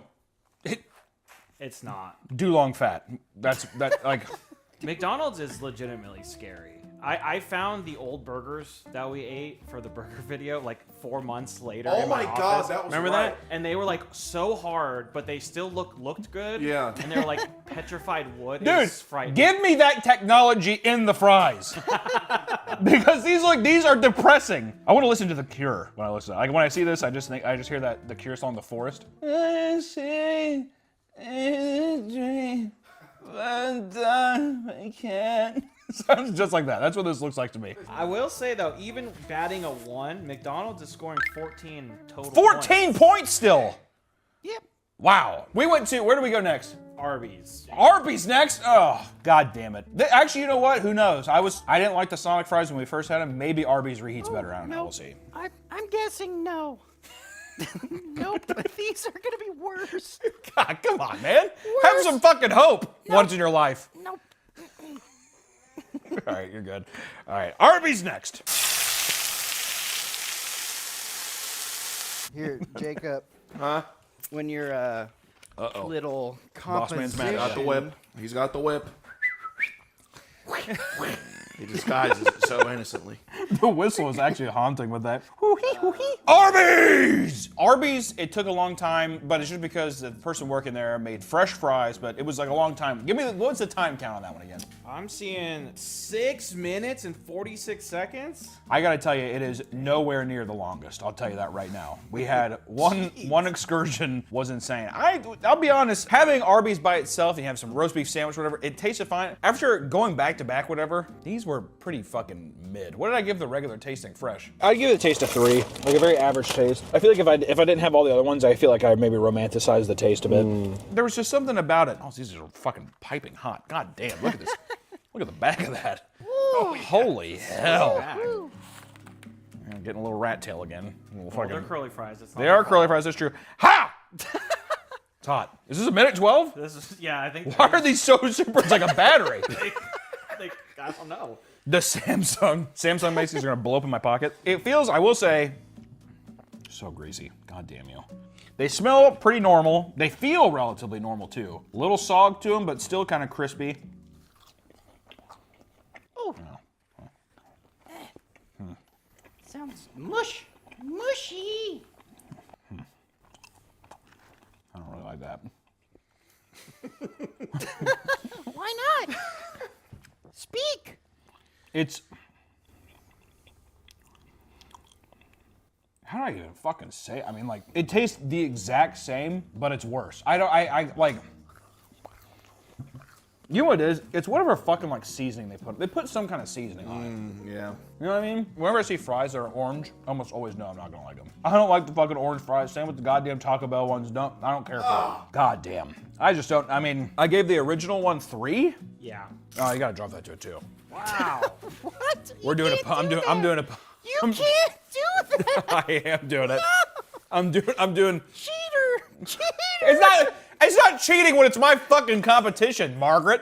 And I'm gonna give the reheat as well a 2. It's almost identical. Since I knocked off the first one, I won't go any lower, but this is pretty horrible. I don't like that.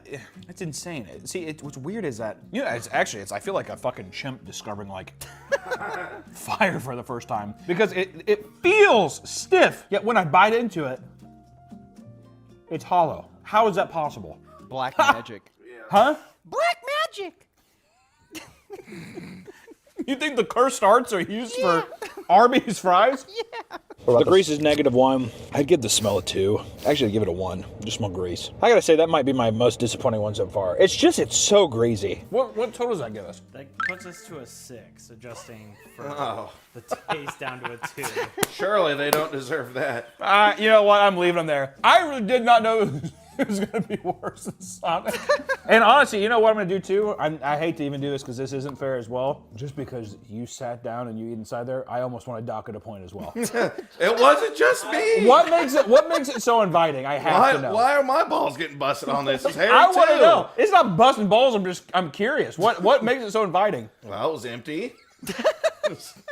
Wanted to get out. I have a feeling that you go there way more than you're letting on. I don't. I have a feeling it's like an every other day kind of thing. He's also on camera going to bat for Long John Silver, so we can't trust this man with anything. Hey, they have only 3 fries left. They love them too. I gotta tell you, the Long John Silver fries, I cannot even. So good. Also, get this filth away from me. That legitimately might be the worst fry of the day. I did not expect that. For right now, I am locking in 6 points for Arby's. I'll say it. It almost was 5 because of Jacob going there so frequently. Damn it.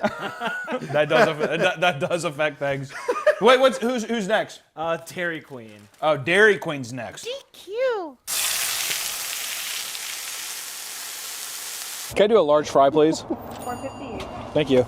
God damn, $4.58. Fuck's sakes. Where is the ice cream cone, though? Long live the Queen. Long live the Queen. I will say, too, just as a quick note, the truck this morning after the drive.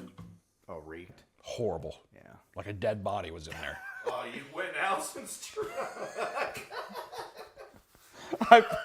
I put it all on You went Allison's truck. Oh, she was pissed. She sat there and she was like, what the fuck happened to my truck? I don't know. I ate some fries. He's like, it smells horrible. Yeah, no, this morning, I totally forgot about it too. And she like opened the door, she was like, ugh. It's like when you like hit an animal, like when you're driving and you like hit like like a skunk or something, you know that smell? She was like, oh my God. Next up is Dairy Queen, which I'm gonna say this right off the bat, I don't like the trough. I feel like, if anything, only tater tots should be in there. I'm trying to think of what this smells like. It's not food, like foam, like a mattress, like a bed, like a mattress. I don't know, like that plasticky. It's like plastic. It's like I don't know. I don't like that. God damn, I'll tell you what. Goddamn murder scene in here with the bag. Holy shit. It was not like this when we first. That is crazy. That's male squirt right there is what that is. This is definitely. Also, I gotta tell you too. There's a couple things with Arby's, and this is one that goes across the board. We need to stop putting millennial shit on. Yep. On fast food stuff. Happy tastes good. I mean, what are we doing, dude? Gross. What the hell? Also, my least favorite one was this. Love for me, love for me, love for me. I'm surprised they don't have like a she likes me not, she likes like that kind of thing. Fucking horrible. Take me to your happy place. Also, I'm pretty sure I smelled this and it smelled like poop. Yep. Right? Yep. No dribble. Oh. Why does it smell like poop? It does smell poopy. Why does it smell like poop? This smells like poop. I'm not even joking. It smells like an actual baby's diaper. Well, and then I looked up and it says, take me to... It's just to meet your happy place. I literally, we had the thing, I was smelling the bags, whatever. This smelled like poop. I'm not even joking, like a diaper. Does it smell like that now? No, it smells like a bag again, which is haunting. That is more scary, actually, yeah. I bet they dropped the bag in poop. You think so? Yeah, that's probably why it stinks. You sound like a geriatric old woman. Oh no, I'm getting old. You are too. I'll tell you what, you got some beyond gray, like white hairs. Isn't that crazy? Me? She dyes her hair. No, I'm talking to the person behind the mask. Yeah, it smells like a mattress topper. Oh, very soft. This is what I expected out of all of them, which is like the kind of like floppy, mushy. Right. Yeah. Huh. It just doesn't taste like fries. I wonder if it's just all oil. Is that all you're tasting when you eat the fries? Is it just, you're just tasting the oil? I mean, like, I know that the salt like melts or whatever into the fry, but there's like no salt taste at all. And it just tastes like, I mean, funny enough, like foam. I don't know why.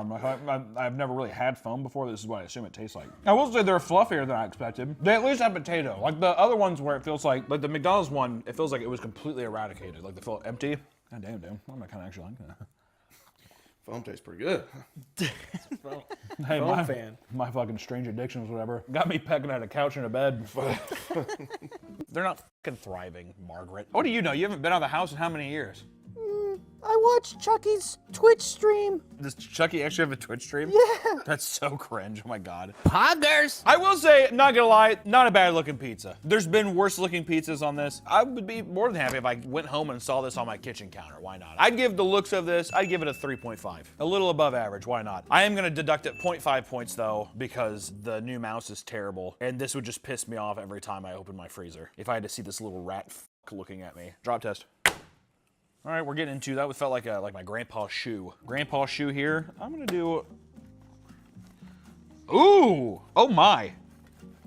Oh my! Oh shit! Cutability. I'm gonna give that a fucking like a 3.5. That's not bad. That was a pretty decent cut. Oh, there it is. Oh, that's disappointing. Is it bringing back memories? Let's bring it back.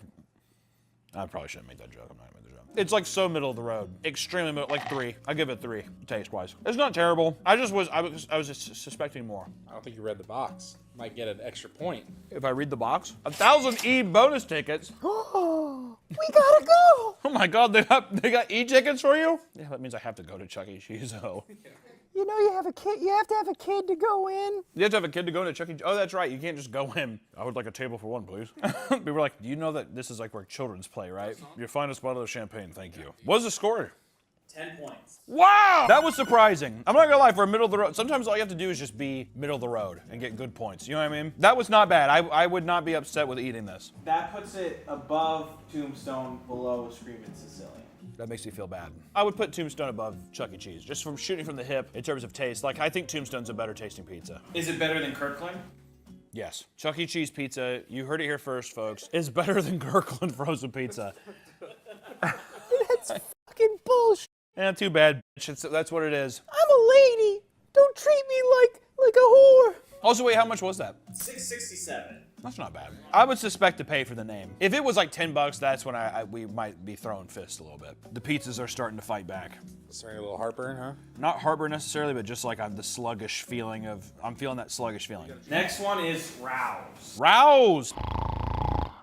Spaghetti. Next up we have Rouse, which apparently they're a sauce company. I've never had Rouse. I just want to say, already Harry, appearance-wise, you're gonna dock this motherfucker. Look at the box and look at that fucking pizza. My God. Easy down on the saturation on that box because that bitch is absolutely deceptive. I would still give it a 2. It just is a little deceptive, all right? A little floppy. I don't know what the hell I'm doing with this, but it feels like, I don't know why, I feel like I just want to put my hand here. It's like doughy. It kind of has like a DiGiorno feel to it a bit. Yeah. Weak. Feels, yeah, like hollow, right? That's not a strong pizza. No. Rouse seems like he's maybe the guy who's getting like... He's a cuck. Yeah. Oh, he's a cuck. Yeah, he wants to finger fuck a chick, but he's just like, I guess I'll just settle with watching.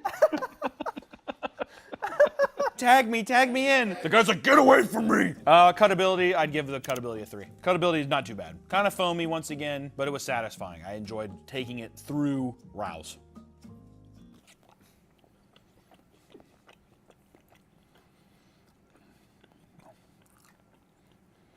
feel like I'm going blind with this amount of fucking pepperoni, dude.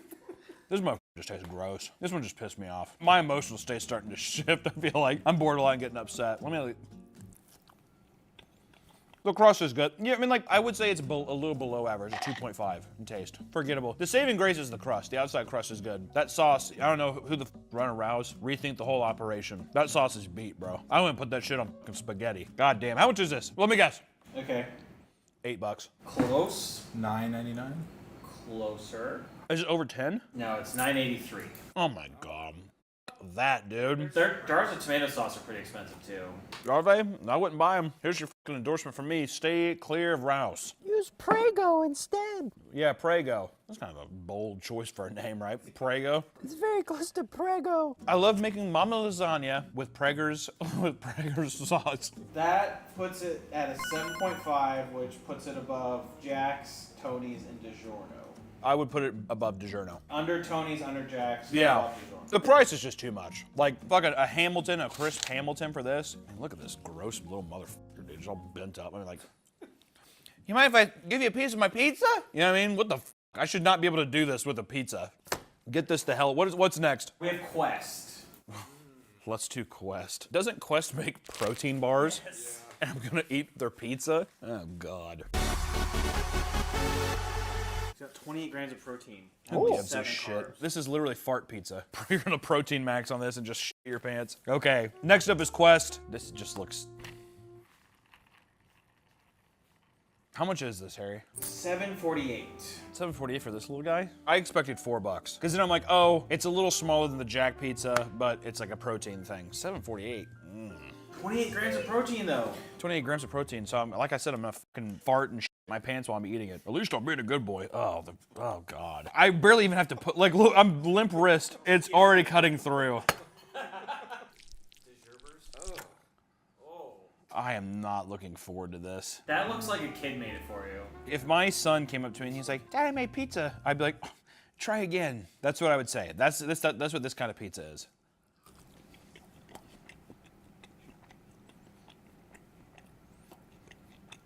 Deceptively good. That's kind of fucked up. When I say good, I mean, I thought it was gonna be abysmal. I mean, the taste is a 3. It's like a respectable 3. Presentation, I'd give like a 2. Cutability, 0. That fucked me up. Actually, if anything, presentation because of that drops a point. I mean, I am limp wrist, and it is, I mean, like, that should not be possible. I am barely pushing into this thing. After dropping it a point, that gives it 4 points. That feels fair. Would you say it's better than Freschetta? Yes. Freschetta, once again, that should be a crime as well. My racism towards Italian Americans is only growing. I don't think you even know who you are, Margaret. What? Do you know that you were made in a lab? And you don't have any actual family? What? I'm joking. I'm joking. Oh, you're funny, Hunter. Yeah, it's okay, Margaret. It's all good.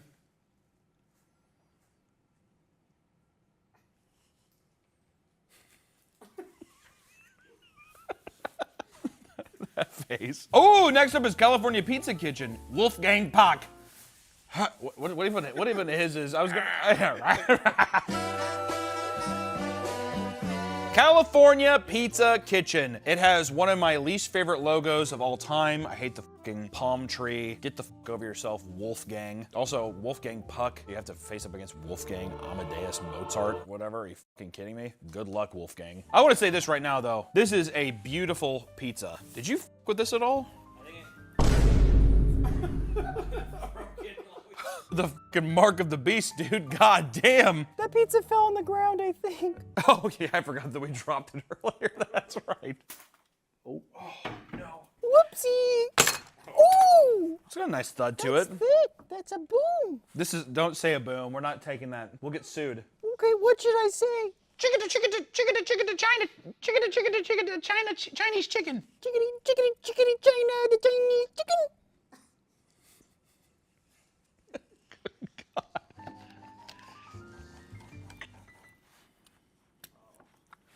God damn, dude. Put my motherfucking shoulder in this. He's like trying to get away from me here. I'm like, whoa, whoa. God damn. Fucking cut this motherfucker. Holy sh... Cutability, 0. That was fucking abysmal. Presentation, a 4. It's a fucking good looking pizza. Ooh. It tastes like a Neapolitan pizza too. This is a pretty good fucking pizza. I'm not gonna lie. Good job, Wolfgang. This might be the best crust of the day. This is pretty fucking good. I would give it a 4. Taste a 4. How does it make you feel that it's 1 penny more than the Quest pizza? That's good. I think for, once again, pay for the name. I know it's a restaurant. I don't have to pay a little extra. I think that's fair. What score does I give it? Gives it a solid 8. The cutability, which it could be just because it's a Neapolitan pizza, it wasn't satisfying. I hated that I had to work that much, dude. My big fat arms, dude, I got tired. I was winded. With my big fucking ape tits swinging around like a goddamn carousel. Didn't make me feel good about myself. So much. Fuck you. What? I'm just saying. Look at me. I love you, Margaret. I love you too, Hannah. But you really, you need to lose a little weight. Okay, what's the next pizza? We have the Life Cuisine pizza. The Life Cuisine. Next up is Life Cuisine. I can tell how old this pizza is by the rings that it has.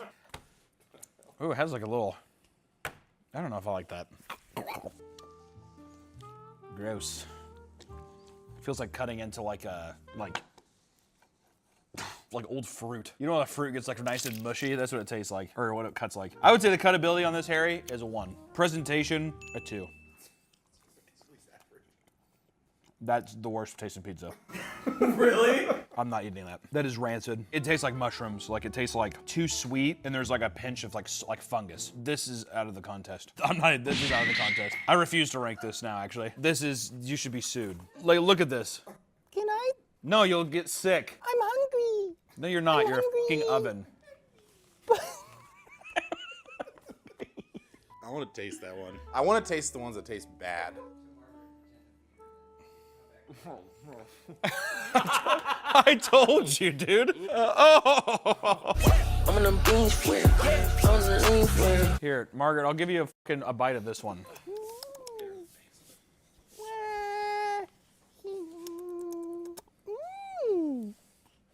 Which one's this one? This one is the lean cuisine, because you're a fat cunt.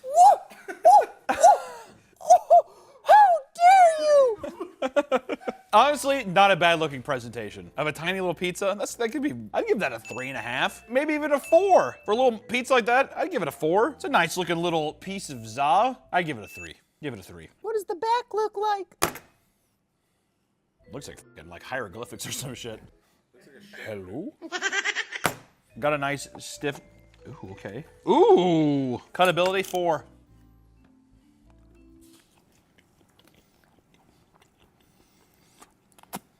.5 on the taste. That is fucking atrocious. I need like a good pizza. That last one was unbelievable. It's better than the last one. You want to try it again? No. What was the score? 7.5. No. Cut it down to a 3. Is it better than Freshetta? Let's do that. I would eat it over Freshetta. Would you eat it over Quest? Yes. Quest was pretty bad. And how much was that? $3.49, but it's a little personal pizza. Drop another point. It's under Quest, but then also drop Freshetta a point. The bottom 3 right now are Lunchables, Freshetta, and Lean Cuisine. That feels like a good rhythm. I like that. I think that seems fine. Motor City Pizza Company. I've never heard of this before in my life. It's like a Detroit style pizza. Even though I thought Detroit was that you put the sauce on top. So I guess it's not Detroit style. It's a square, stands out a little bit, has its own little bit of, it's a fine looking za. Oh God, looks like a god burn victim on the back though. Look at that, holy shit. God. I'm guessing that's cheese though, so that could be good. Ooh, nice and thick, huh? God. This is something to think about too. Our first placer right now is also a square. Square. What? How many times? You can't just keep responding with what?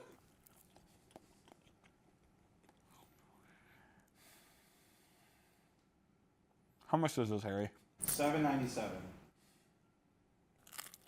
The thing is that I really wanted it to be good, so I was disappointed. It's not that it's bad. I'm just like, Forgettable. The crust has a good crunch, not a lot of flavor. Deep dish pizza. It's the same width as a Junie B. Jones book that you would find at the Scholastic Book Fair, so you know it's deep dish. I would say the taste is like a 3. Cutability, I would say it's probably a 3. The presentation, I'd say it's a 3. I would give this a solid 9.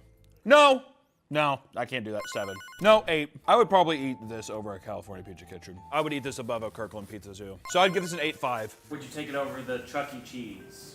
Yes. Next up, we'll do lots of matzo. You know what is gonna piss me off about fucking lots of matzo is I know it's gonna be an over $10 pizza. Those goofy ass stupid fucking names like Frigetta. How you feeling? How's your tummy feeling? I'm feeling there is a fatigue setting in. I feel and look like every actor in Goodfellas. I'm about to come on. Next up, we have lots of matzo. This looks like a cum swamp.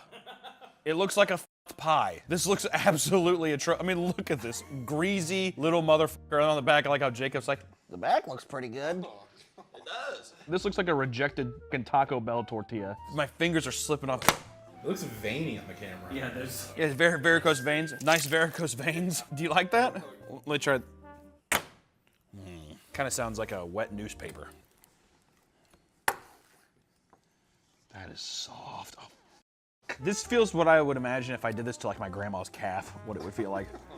That is absolutely I can't justify over 2 points. I would say 1.5 for looks. There's no way I could justify a 2. Cutability, even though I did say it was like hacking at my grandma's cankle, I'm gonna give that a 2 as well.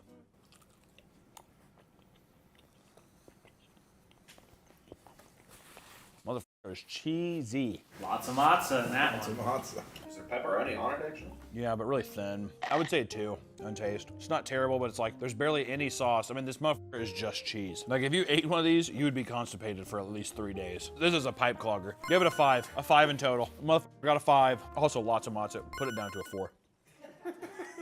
That name, Lots of Matzo, is unbelievable. What a devastating thing to happen to humanity. Would you take it over the Quest pizza? Out of spite and principle, no. Just in. Would you take it over Lean Cuisine? No. Would you take it over Freshetta? They would both be hanged at the gallows at the same time. Frigetta and Lots of Matzo deserve each other in the depths of hell. Terrible, terrible fucking Italian. Stupid fucking Lots of Matzo. Put up where that is from.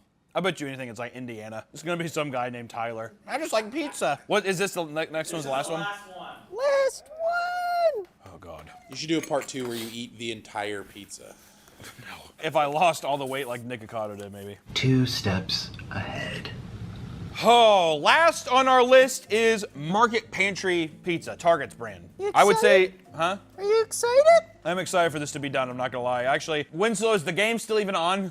No, it ended an hour ago. What's on the TV now? Tombstone. Oh, perfect. Okay, well, that's kind of cool. Okay, well, I will say this looks just like every other generic pizza we've seen so far. I can't really fault it or not. I do like it's a bit more, it's a little more crispy on the bottom, you know? Not a bad thud. Presentation, I'd give it a 2.5. Ooh, nice cracker crust here. I would give the cutability of that a 3.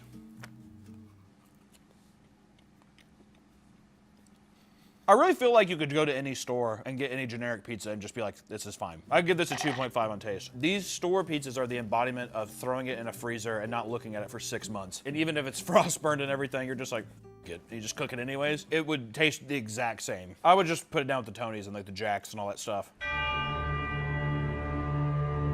So these are the final rankings of the frozen pizza trials. First off, Papa Murphy's, Life Cuisine, removed. I think that they should be boycotted at stores. I actually want to start a petition to get those removed from public. And I think that Papa Murphy's should be giving that retail space to somebody who needs it, who deserves it. In last place in all of them, I'd say Lunchables. It was atrocious. I can't believe also that we're feeding our fat kids these fat meals. We failed as a society. Above that, we got Lots of Matzo coming in. I think the name made me want to get in my car and drive through a bank. It pushed me back. Who knows how many years with Italian Americans? I don't know, you know? Same with above that, Frigetta. Once again, I just think I gotta take the rest of the year before I watch another Scorsese film. Above that, I'll put Lean Cuisine. You know what? Just because you're fat doesn't mean you can't have a nice little meal. Doesn't mean it's gonna be the best, but guess what? Sometimes you have to bite the bullet, fatty. Above that, we'll put Quest. Bad protein bars, bad pizza, but better than some of the other stuff, so I guess that's like a pretty good reward for a protein pizza. I don't know, it could have been worse. It could have been much worse, I think. Next up, we have Heggies. Heggies. I mean, like, just saying it out loud also. I might even just put Heggies lower. I'm doing a last second pivot. I'm putting Heggies below Lean Cuisine. Here's the thing with Heggies. I hate how pompous it is putting #1 rated pizza on a journal that no one knows. Okay, if it was like New York Times, you'd be like, oh well, shit, that's a pretty. It was extremely forgettable. I think if you're ever tricked into buying this pizza, I feel sorry for you and your bank account. It's like the world's greatest coffee sign in Elf. Yeah, yeah, exactly. Next up, we have Market Pantry. This is where we're starting to get into the middle of the road pizzas. I would say out of between like Walmart and Target, I think Target's wasn't as good as Walmart's, but you can't go wrong. Like I said before, this is the pizza you throw in a freezer, you forget about for 6 months, and then one day you're just like, I have literally nothing. I'm just gonna eat the Frostburn pizza. Above that, great value. Once again, most sickly looking of our pizzas in zombie form, but the taste wasn't terrible. Very non-offensive and also good price. Above that is Rouse. It's lucky. It's lucky to be there. Is it phenomenal? Absolutely not. Does it claim to be? It does. Actually, if anything, I'm putting it below Market Pantry. I do think it's better than Quest. That's the last second pivot as well. Next up, we have DiGiorno, aka it doesn't matter how long this is in the oven, the dough will not cook. So have fun with that. This is where we start getting into the real classics. For all the frozen pizza people out there, this is when we're starting to get into like the legacy brands. Jack's, unbelievable price. Is it good pizza? It's all right. I wouldn't necessarily say it's good, but it's edible. And for the price it's at, why not? Tony's, I would definitely say Tony's is just a better Jack's. When I go to the store, I always think of Tony's and Jack's. Also, Tony looks like a absolute, like a registered sex offender on the box. Also, what was it? It's Tony's night. Also, it's Tony's night. Not even day. It's night. It's Tony's night. Lock up your kids. That's all I gotta say. On the back, there's a picture of him watching children with his face to his mouth. It's Tony's court-ordered weekend. It's Tony's court order weekend. Next up is California Pizza Kitchen. We're kind of moving to like the fancy, you're kind of paying for the name on the box. It wasn't terrible. It was good looking. I thought probably one of the best crust of the day. If you're a big Neapolitan crust person, this is definitely the pizza for you. But overall, the taste was just pretty mid. And also, you throw out your shoulder trying to cut the son of a bitch. So have fun with that. Kirkland's up next. Kirkland can do no wrong. Costco, God bless Costco and all that they do for this country. Does it compare to the hot dog? I would say absolutely not. So it's pretty mid in terms of Costco products. Chuck E. Cheese was a giant surprise, even in terms of branding and stuff. I mean, these brands that come in, you would suspect Chuck E. Cheese would just be some generic, shitty kids pizza. It's not bad. You could do a lot worse. The only thing that's gonna be different is if you're trying to get some pussy and then she looks in your freezer and they see a Chuck E. Cheese box. Don't know how you're gonna, talk your way out of that one. Good luck. Motor City's up next. I don't know of anybody who's ever actually eaten this before, so if you find one, maybe give it a try. I wouldn't say it's the worst. It's certainly not the best, but good crust. Up next is Tombstone. I would say probably one of the best of the legacy brands. Is definitely up there. Tombstone. Dare I say you're having like a little, you got a little buzz going and someone throws on a quick pizza to eat at home. Hard to beat a pepperoni Tombstone pizza. Screamin' Sicilian with Frigetta and lots of matzo. You would think that it would be amongst them, but actually this is a good pizza. Once again, it was just the branding. The mustache thing, it almost got this thing kicked out of the competition. I blame the graphic designer. I think whoever's in charge of marketing needs to figure that whole thing out because you guys are costing yourself billions of dollars. Top 3 now. Marketplace Pizza. This is Walmart's gourmet of the frozen ones. It looks like death again. Kind of looks like fucking Freddy Krueger's face, but the taste is amazing. The crust is really good. You actually get to taste the spices. A lot of these are just red sauce with nothing in it. This, you can taste the oregano. You can taste the herbs. It's really nice. And also they give you a fair bit amount of meats, so it feels like it's worth the money. You pay a little extra, but guess what? You and your family's gonna be full. Can't complain with that. Coming in at number 2, the best of the legacy brands, Red Baron, baby. You can't beat it, dude. Flying high, flying true. I don't know if he's German. I'm not sure if it has Nazi descent. I can't prove that. I'm not gonna look into it, but the pizza's really good. And then coming in at number 1, Totino's Party Pizzas. Totino's is the quintessential for anything. You have a birthday party, throw in Totino's. You got a nice football game you're trying to watch, throw in 6 goddamn Totino's. Anybody, any age can sit down and enjoy a Totino's party pizza. It looks good. It tastes good. It's good for you. Don't quote me on that last one. All I know is Totino's has been a staple in American homes for a long time, and I don't see them stopping. The only criticism I would have for our first place winner here, bring back the circle. Bring back the circle and bring back the cardboard boxing. Get rid of the goddamn trashy plastic bags I tear open like it's a pudding pop, dude. Come on. Make it circle again and put it back in the cardboard. Our winner is Totino's! Winslow, we're having Totino's. What about Red Baron? I think I got some left over if you want it. Thank you. I'm so hungry. Until next time, everyone, thank you for watching, and we'll see you next time. Bye-bye. Good night.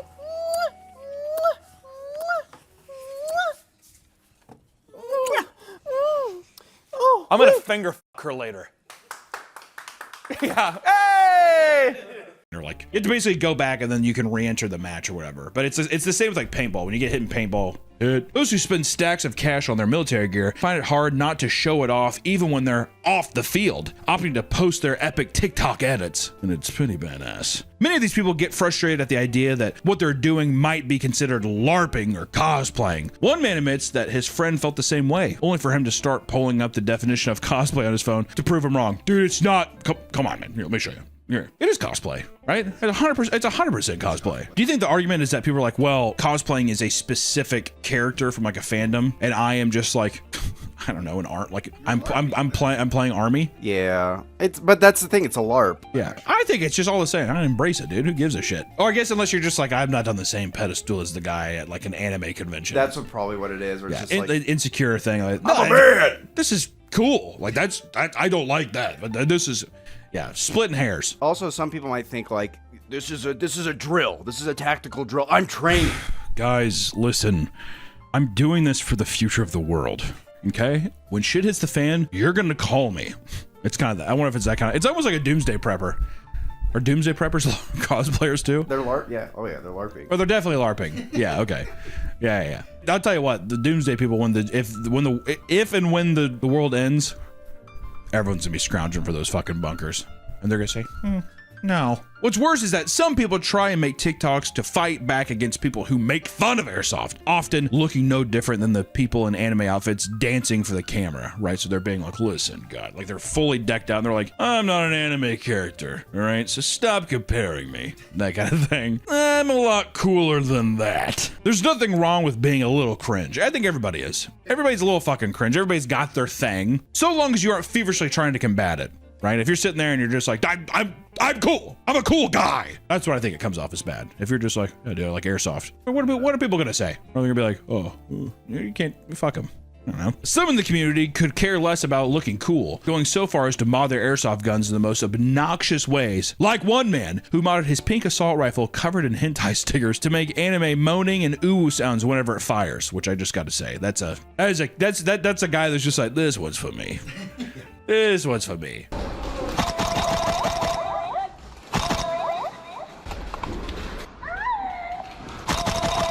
If you saw that though, it'd be hard not to laugh at. I wouldn't want him on my team though. No. Actually, I don't know. Maybe I would. Breaking cover. Oh, that's true. Yeah, exactly.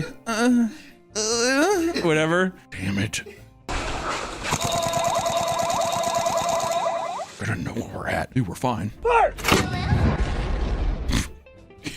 If you ever, also during that ooh thing, do you think guys don't like being on his team because also like, I'm getting hard? Dude, stop. Yeah, fire more. I guess people be complaining, be like, that's not fair. That's psychological warfare. Yeah, exactly. I'm hard and I'm in pain. It goes without saying that there's a ton of emotions flying during an airsoft battle. If you've ever watched airsoft content, you know that it's not all uncommon to witness some airsoft rage. That's primarily all the content I see is the aftermath of some battle and then people getting upset with each other. Something happened within the fight and now airsoft rage happens. It assumes. There's just something about the environment there that causes common sense to fly out the window and meathead rage to take over. Sometimes it's because people refuse to call their hits, but other times it seems like people are just maniacs that shouldn't be holding a gun, let alone even just an airsoft gun. One particularly viral moment, for example, is filmed by a man who suddenly decides to full auto blast the back of a teenager before the game even started for no reason. Yeah, a lot of these, which to be fair, a lot of these are taken out of context, so who knows, but I will say, it's a thing where there should be no instance where a grown man, even if it is airsoft, just like, to a kid, a little kid, you know what I mean? If they're participating in the match, whatever, but just like point blank, it just seems, you know, or it is malicious. It's a fucking cruel thing. Many members of the community are ashamed of this type of behavior and claim that airsoft rage clips make the issue seem worse than it is. That doesn't mean that serious violence doesn't take place on the field. At an airsoft facility in New York, a 20 and 35-year-old player were taken to a local hospital after a verbal altercation that led to a brutal stabbing. Another player was ejected from a local airsoft tournament after attacking someone for shooting him directly in the face. That's what you gotta say too, dude. If people are, it's just so, it's like I wonder how much of this too is just people like, you know, like people are like too competitive and they get mad to even lose. What kind of psychological shit do you think that is? Well, I'm just speculating, but if he got out early in the game, he's like, this could be like a series of things where he gets out. Oh, so you're saying that like it was just one, it was like a domino effect. Yeah. He got that, he's frustrated because he's like, God damn it. He's like, He wants to be, he wants to show off his gear. Yeah, I spent all this gear and I didn't even get to do anything, kind of whatever, so you become frustrated. It's just the fucking like primitive nature in a guy's brain, but then you like run and be like, fuck you! Group altercations are nothing new in the game of airsoft. One of the most viewed rage clips of all time features a kid repeatedly mag dumping someone, which is where you do.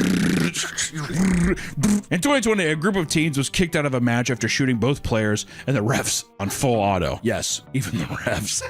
One of them uploaded the footage to YouTube, hoping for some sympathy, but instead was met with a massive backlash for their outrageous behavior. Players need to be cautious about where they choose to play, as not everyone is keen on having full-on battle simulations near their homes, or even just the fucking BBs. It's not like when you're done shooting, you go up and you're like, all right, let me pick up my whatever. It's just a fucking mess, right? During a night game, one group of players started dodging actual gunfire after enraging someone living nearby. A local mining quarry regularly rented out in the area to airsoft groups for events and tournaments. This particular game was at night and had lots of loud pyrotechnics going off, right? Just to simulate, I'm guessing, the fire or explosions or something, to make it more immersive for a fun night game. At some point during the match, a man yelled down into the quarry, "Some of us have to work tomorrow!" and claimed he also owned a gun. Not thinking anything of it, the game resumed, and explosives continued to go off until players were suddenly forced to duck and cover from distant pops and bullets flying over their heads. The game stopped immediately, and the staff tried to find who shot at them, but were unable to do so. Thankfully, no one was seriously injured in this incident, but not everyone gets so lucky. At times, airsoft weapons can lead to actual deaths. Sometimes the battlefield itself can be just as dangerous. In France, a player died mid-game after falling inside an abandoned building where the game was being held. Guillaume Lakota was a prominent airsoft player from the French team IS-38 Grenoble, which regularly played at military sim events across Europe, which I think the military sims are like way more popular in Europe. Like I think it's an actual competitive scene over there. So I think a lot of people from different countries travel around and do that. In the summer of 2017, Guillaume was playing a night game held at Fort de Monte Gilbert. I'm probably mispronouncing all this shit, I'm sorry. But it was built in 1870s, and the fort now hosts events and is a popular tourist destination, but was crumbling due to years of neglect. People are just using it to play around, they're not actually maintaining it at all. Sometime during his match, he was crossing a wooden plank that stretched over an elevator shaft, and he lost his balance and fell 4 stories. The 60-player match came to a halt as people rushed to his aid, but it was too late. And as soon as he hit the ground, he died on impact. Police interviewed all the players and determined that it was just a tragic accident, and since then, the fort is no longer accessible to the public. One of the main selling points of airsoft is the realistic appearance and features of the guns. Though they are toys, over 300 people have died from airsoft-related shootings since 2021, which, yeah. Well, I mean, just people, the thing too is like what might be a toy to you on hindsight to other people. I mean, you just never fucking know, man, whatever. Also, even the guy at the quarry, let's say, he's going around there, he sees people shooting.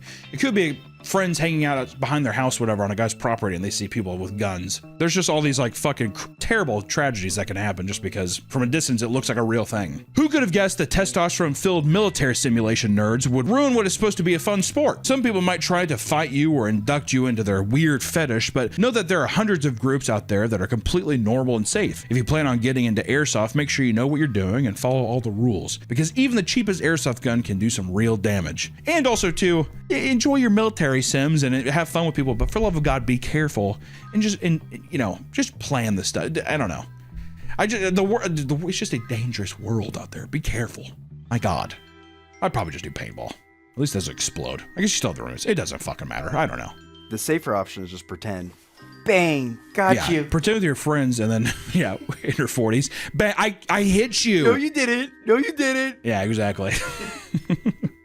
All right, that's our video today, guys. We'll see you in the next one. Bye-bye. Kid's toy when I was younger, which was the Pokemon Gold plates, which were pretty fucking hype. Yeah, those are cool. I felt like fucking Moses. Oh! Oh, yeah, the gold tablets. Yeah. Yes, Charizard! Do we have any ad reads here? Soft Meat Toys! Buy me! Buy me! If we sell enough Soft Meat toys, we have told Margaret that she gets to live on her own. What? We're kicking her out. We're getting her an apartment at a halfway house. And she's gonna live on her own. No. Yep. And I'm getting a fucking LG. I'm getting an LG oven. No. That's what's gonna happen. You don't want that. Those suck. I cook the food good. Also, you're gonna get bored with an LG oven. I'm not gonna get bored. You know why I'm not gonna get bored? You know why I'm not gonna get bored? Because I'm not gonna have this conversation with my LG oven. It's boring. Also, I want to ask this. You're an oven. How do you cook just a 3-tier cake? I don't know. 425? 20 minutes? So, okay. I don't know, 20 minutes. I mean, like, why would I keep you? Good company. And we've known each other for so long. You said I've been coming? No, good company. You're good company. Yeah. Yeah, that's true. You don't even have a timer. And I have to touch your nipples to do any of the burner stuff. I fucking hate it. I go, And do you think that's fun? Do you think that's fun when you're cooking and that's how you realize that your food's done? Is you hear that? time's up. Everyone complains. We can never have guests. She baked cookies the other night at 4 in the morning and was screaming. Who does that? Me. I was hungry. She can't even have the cookies. She's diabetic, so I don't know why she does that. How do you even put the insulin in your body? I have help. Who? Tug. Tugboat does your insulin shots? Yeah, he shoots it right in my belly button. Down Okay, there. I'm gonna have to. Down We're gonna have to talk to Tugboat about that. All right, last and certainly least is fucking Burger King. I just want to say this with Burger King is this felt like the cheapest bag. This is like the kid that you make fun of at school when it's like nice bag lunch, idiot. That kid. you? That's what this. Huh? Was that you? Yeah. I was there. My mom used to. No. My mom used to make me a peanut jelly sandwich and apples, cut up apples with cinnamon on it. It was really good. Sounds awesome. That's also when I was losing weight. What a sad end to that story. A little bit of grease dribble, not a lot. All right, smells like a bag. I will say that the after bag smell, they go back to smelling like bags. They don't smell horrendous anymore. Oh my God. Can I ask what Does this happened? not feel like, here, squeeze this, Harry. Come in here. Does that not feel like a loaf of bread, like a Hawaiian sweet roll? Oh yeah. Oh wow. I did not heat it up in this, but it's scalding. It's acting like it's melting. I'm not even joking when I say like we used to go to this Japanese bakery called like wasn't like called like 88 Club or something like that, or legitimately this is what their sweetbread felt like. Yeah, that's kind of fucked up. Also maybe feels like like some kind of like dead rat, like the body of like a rat. Ew. Yeah, like it's already dead and it's been bloated. Even the way that curled up doesn't. Why did you have to say that? Looks like a fucking like a dead armadillo. Doesn't it all curled up like that? So many dead animal references. That's I mean that's all it feels like. I mean it's all compacted. See, I could forgive. I mean, why is it so compacted? I gave credit to Arby's because it's curly fries. You know, maybe they get tangled up. This is just unexcusable. Those look like grilled onions. That's so true. This does look like grilled onions. Before you get into this, can I ask what happened? Because it took 12 minutes apparently to get these fries.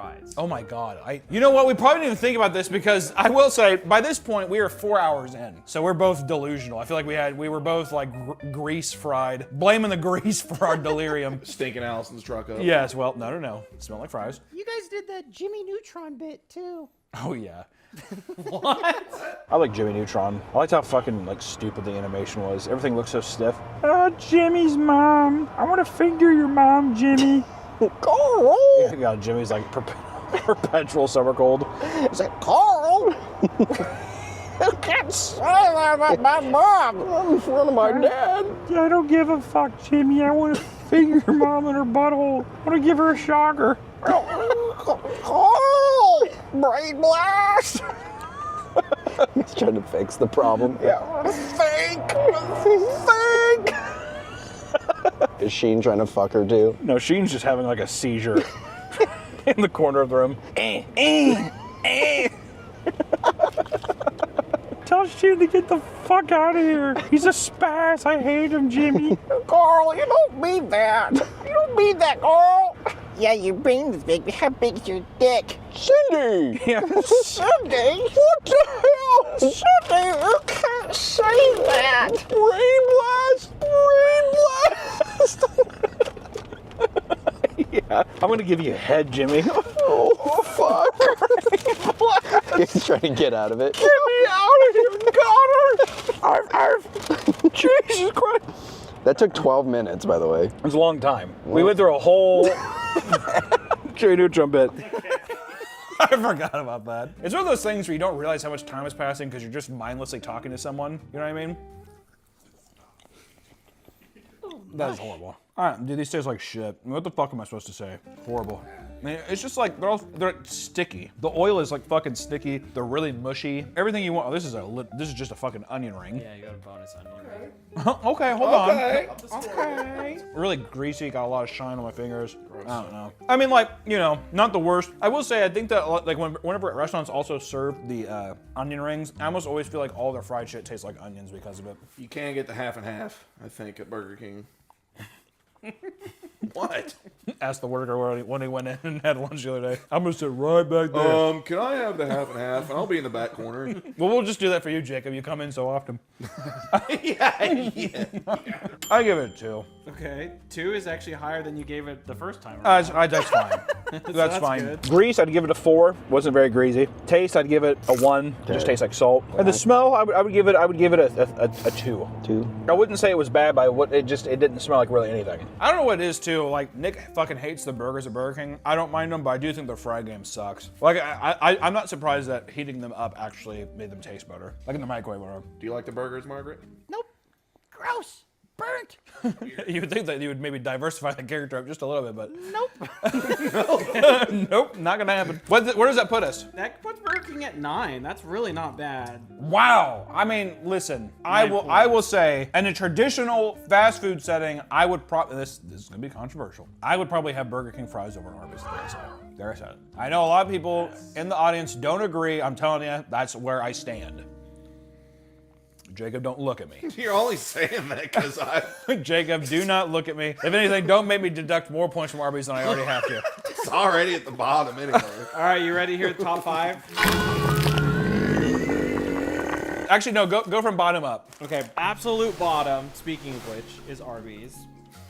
And then we have a 2-way tie for second to last between Dairy Queen and Popeyes, both at 7 points. Okay. And then above them is Taco Bell at 7.5 points, and then Burger King at 9. That's the bottom 5. All right, what's 5th place? 5th place is Sonic. That's surprising, actually. I will say, when we got them, they were fresh fries. I don't mind if I have to. I prefer crinkle cut over straight fries. Yes. But it's the same kind of theory as the waffle fries, where I feel like it gives it more to latch on to, yada yada. 4th place is Wendy's. 3rd place is McDonald's. 2nd place Chick-fil-A. 1st place Long John Silver's. Ladies and gentlemen, I went into this challenge thinking that we added Long John Silver's almost as a joke. Legitimately. Yeah. I went into this competition, I did not expect Long John Silver's would be. I cannot believe it. If you have a local Long John Silver's near you, go try the fries and let me know what you think yourself. I'm telling you, because this is, you know what's the weird thing?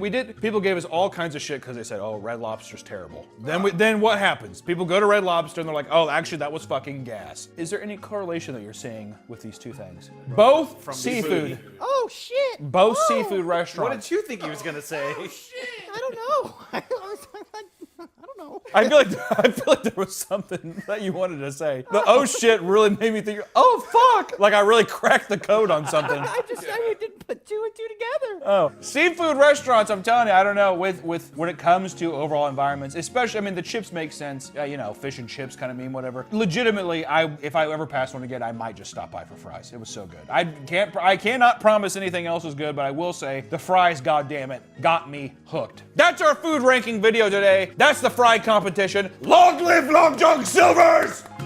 Waffle fries for life! Thank you so much for watching, and we will see you in the next one. Bye-bye. Say goodbye, Margaret.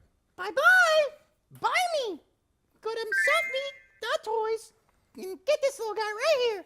Or you can just buy her. I'm legitimately looking to get rid of her. No. Yeah, we'll take. No. We're gonna take almost anything. I will even do an oven swap. If anyone has like a newer age, maybe like an 8-year-old oven, Specifically LG oven. I would prefer LG if I could. Please come get her. You have to deal with this.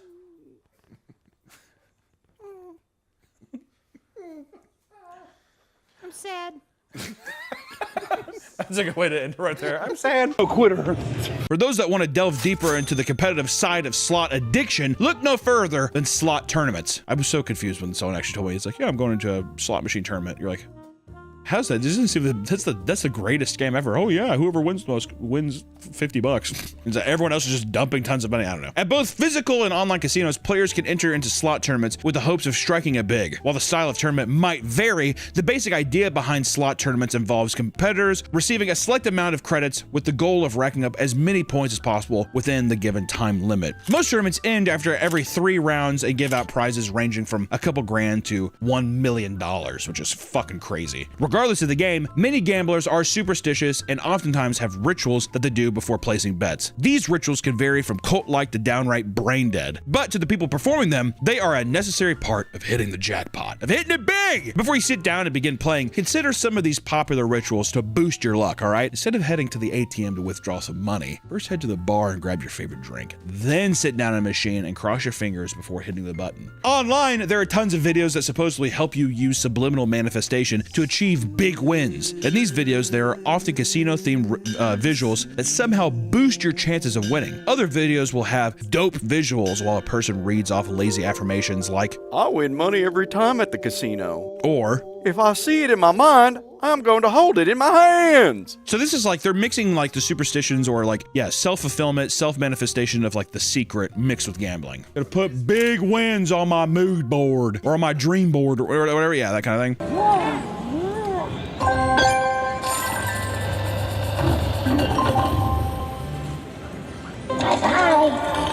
Thank you for playing. How condescending. So condescending, and then also can I just say how fucked up that is to put that kind of machine where all these people are like 3 months away from dying. See you soon. This isn't slots. This isn't slots, but I have to try to juice my shit up here, dude. Please place your bets.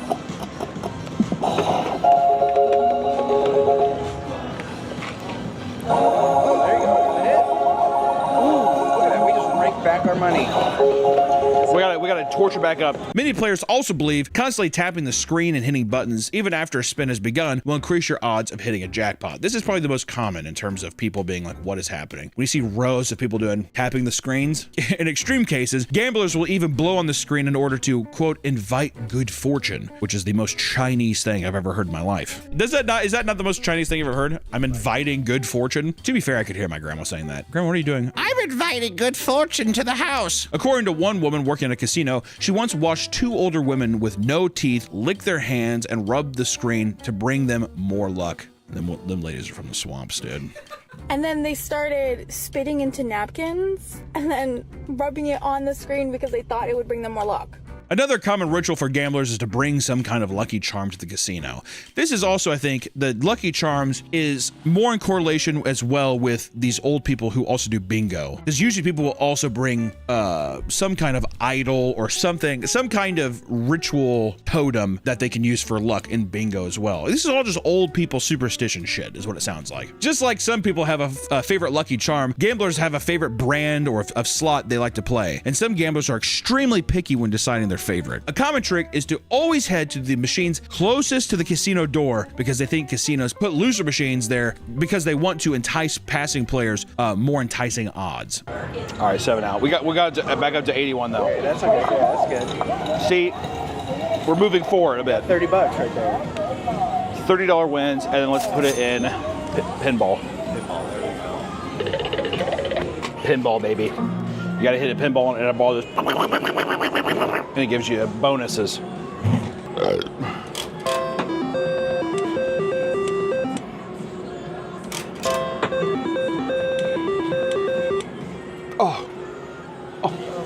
That's what we need. We need that to be right there. Some people won't even touch machines that are red, black, or have the numbers 13, 12, or 7 on them. We've all heard of certain slot machines being hot or cold, but what about the actual money you play with? A big superstition among certain gamblers is the belief that heating up or cooling down your money will affect the outcome of slots. Things like your posture can also affect the outcome of your spins. When you choose your machine and begin playing, do not immediately sit down and start tapping. It is believed that machines can sense when you get comfortable, so standing is thought to keep the machine on edge and honest.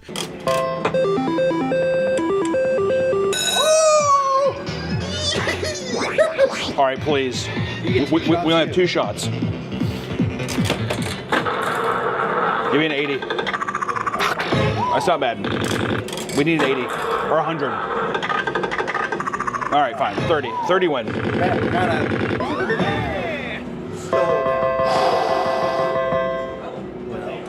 going. I think if you hit it once, you can hit it again. There you go. We gotta up the bet. 3 smackaroos.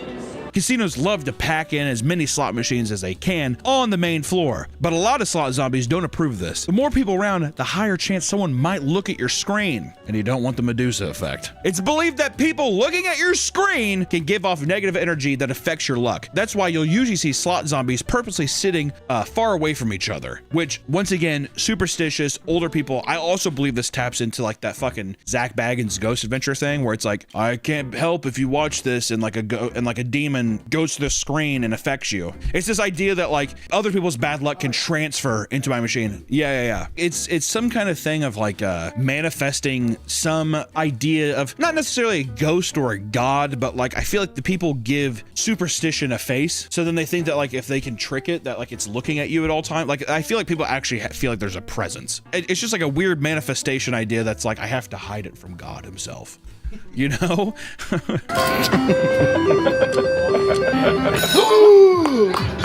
Dude, we get 5 shots this time. We are hot. We are hot. $100. Oh!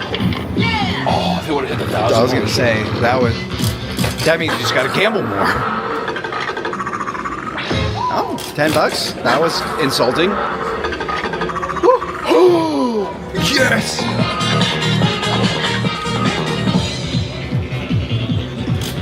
Still 2, baby. Come on, one more. Let's get our money back. Woo, woo, woo. Okay, that's okay. We're back. We are back where we started. We're actually technically over. Oh, that just means more games. That just means more games, baby. Do we get another drink? Oh yeah, we can go low. Dude, I love you, Pitbull. And you know what cowards will say? This is what cowards will say, Nick. Cowards will say, oh, well, you got your money back. Why don't you just leave? That's a fucking loser mentality. That is a loser. All right, I'm here to win. I saw Remember the Titans every year in school. I think we should try a look at Dragon Link again. Dragon Link felt good. I need to hear the Chinese lullabies. China's the true ruler of the world. Mushi Mushi. 5 again? Yeah, 5 again. We hit big on the 5. Yes, right number. If none of these tips work, a lot of people will simply punch the machine out of anger. Not everyone is so heartless, however. In fact, some people think love is the answer to winning it big. Hoping to strike it rich, one man came up with a very unique trick to ensure a large payout. While standing in front of a machine, he began vigorously fingering a slot machine's ticket slot. You think that worked? I think if you just fucking gave it a little taco tickle that it would pay out. I've seen some where it's like you gotta trick the machine. So a guy will like pretend to hit it and then his girlfriend or something will like slap it. That's a video you saw? I think some people think that there's it's weird because a lot of times when I hear these conspiracies of people when they're like, this is what happens to the machines, you're always like, come on, man. And you kind of think about it for a second and you're like,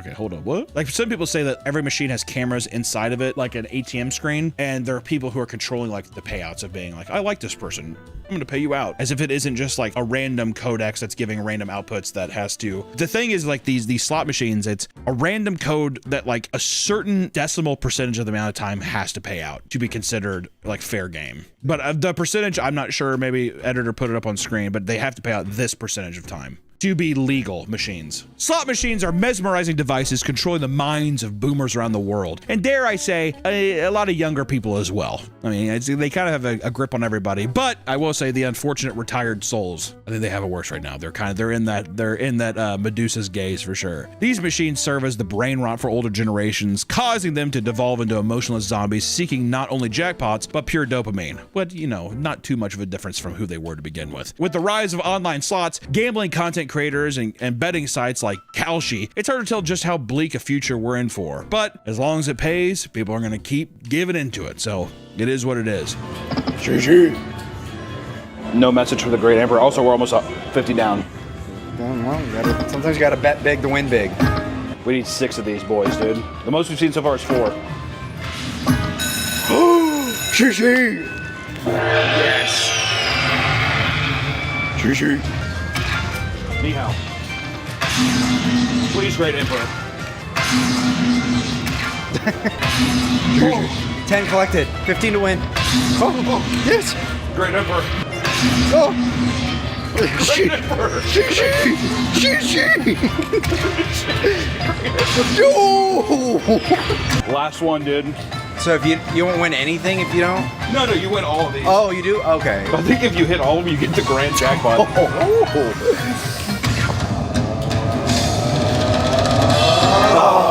Shishi. I accept his offerings. Oh my god. Oh. We did it. We doubled our money.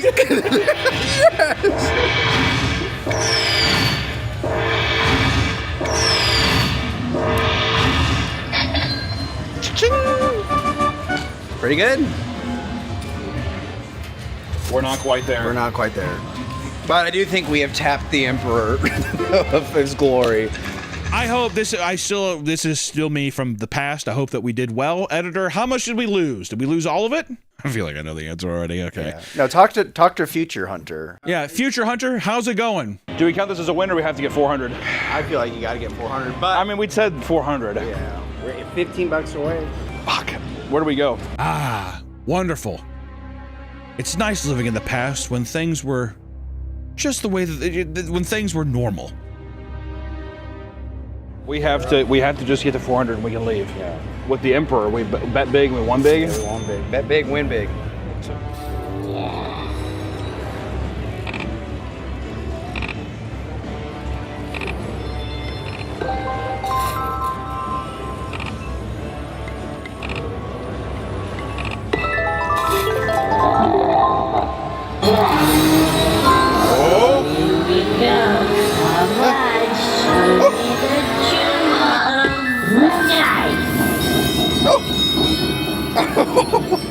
Do we get it? Oh. Yes.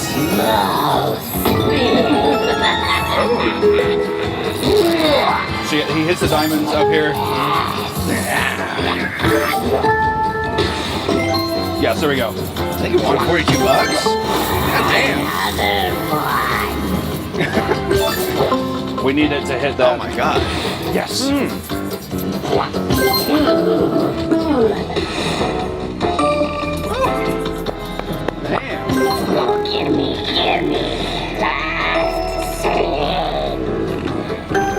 20. Dude, that is like, oh my god.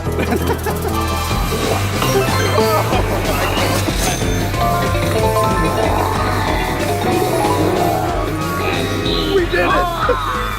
oh my god. Big win. Please come back with more shiny coins. There you go. I rubbed her for luck. She just got here. Boys, we did it. Not only we not only doubled our money, we tripled our money. We were in the fight for our fucking lives, dude. Down to 30, up to 6. And this is where we tell the casino to go fuck themselves and we cash out. This is our profit. 421, baby. We're looking to double our money. We tripled it. I was gonna say. We tripled it, Nick. Tripled it. You know, walking out of the casino from the smoke fumes and into the light because there's literally no windows or clocks because it's a casino and it's parasitic as shit like that. I can see how people get hooked. That one win, now I have this chip on my shoulder that I think like, oh, this is for, I'm gonna win it every time. You know, you have to drink Crown Apple and Cokes or cranberry. Got to get a nice little tasty buzz going. You got to enjoy the nice day with friends. And you got to realize that every day you're dying. Every day you're closer to death. And if you want to spend your final moments in a smoke-filled casino, losing all your fucking money and leaving it to no one, that's your prerogative. I almost said provocative. Prerogative. I will say it's like 11 in the morning right now. Kind of busy for 11 in the morning. I will say, hey, you just made $400 in 1 hour. Could you imagine doing that every day? Every day, 8 hours a day? Yeah, it's a pretty good job, Dick. Pretty good job. You want to say Nick's tip? Don't work a real job. Go to the casino, double your money, triple your money every day. Triple your money every day, and this is Hunter's tip. When you 3x your money at the casino, go to Waffle House, and that's what we're doing now. Welcome back to the Papa Me channel. How you doing? How you doing? Come on and sit on down because today we're talking about AI.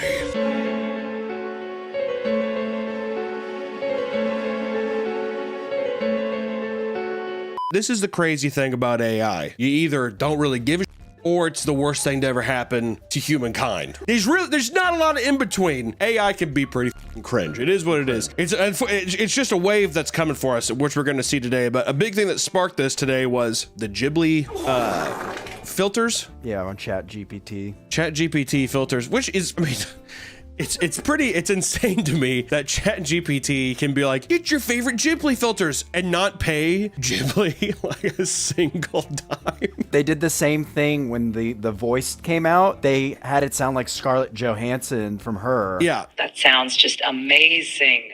Being sarcastic all the time isn't exhausting or anything. And they're like, just let it sound like Scarlett. Don't you want to have sex with Scarlett Johansson? There is a thing with AI right now that is so cringy and so funny, to me at least. I don't know if you're going to think it's funny. And it's like people doing announcement videos for their AI platforms or their AI, like the software itself. And everyone is I feel like everyone's trying to do like the Apple rollout, like the keynote. Yeah. We went down a rabbit hole of them last night, and we're having such a fun time that we thought we would just make a video of it because they're all pretty stupid, if I can be honest. They're all terrible. So I wanted you to introduce you to the new wave of AI keynote speaking, dude. Starting off with, I think it's just called Gen 4 from the company Runway. Hey, I'm Chris. And I'm Jamie. And today we're very excited to announce and release Gen 4, our most powerful AI model ever. I love how the first thing they show too is our most powerful AI model. It's a bridge burning down and destroying a boat. Spread misinformation like never before. It's impressive, obviously, that computer generated things can be in real life like this, we know. But it's just so funny too, where they're just like the least imaginative thing is like, act like you're a car behind another car in the woods. Computer showed me something that's never existed, dude. Once again, I understand that it's powerful software. It's insane that it can do this, right? But I'm just saying.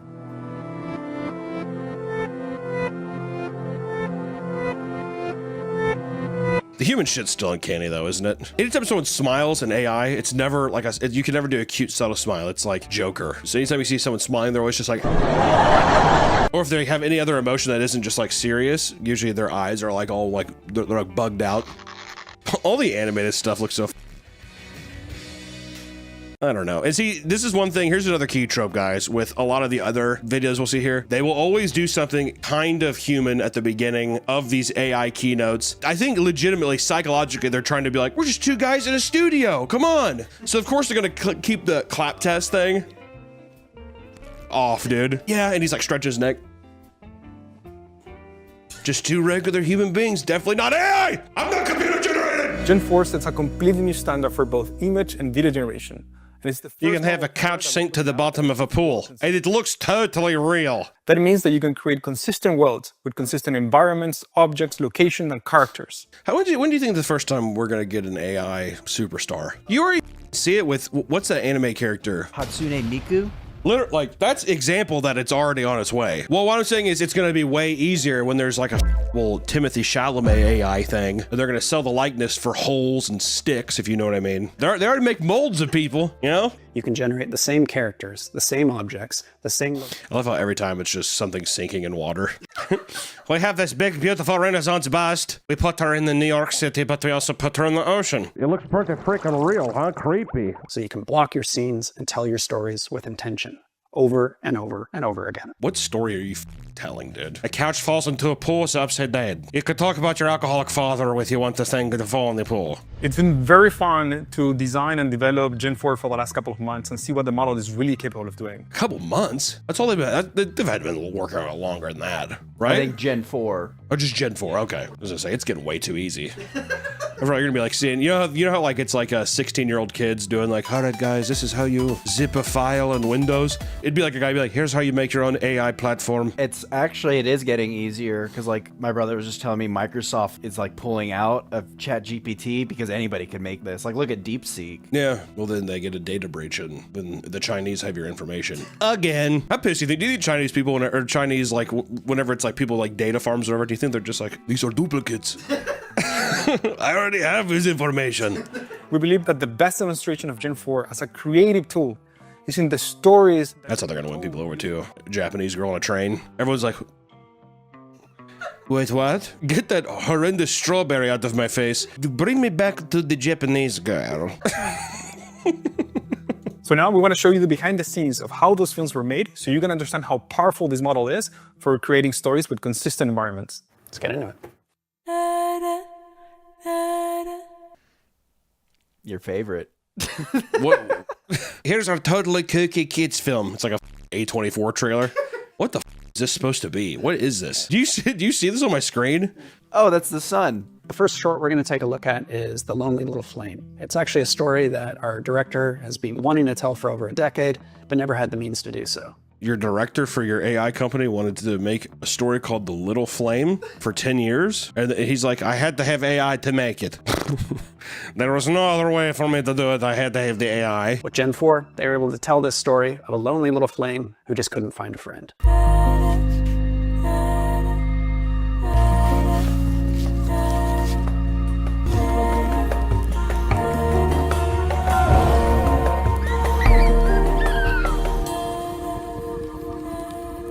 That's it?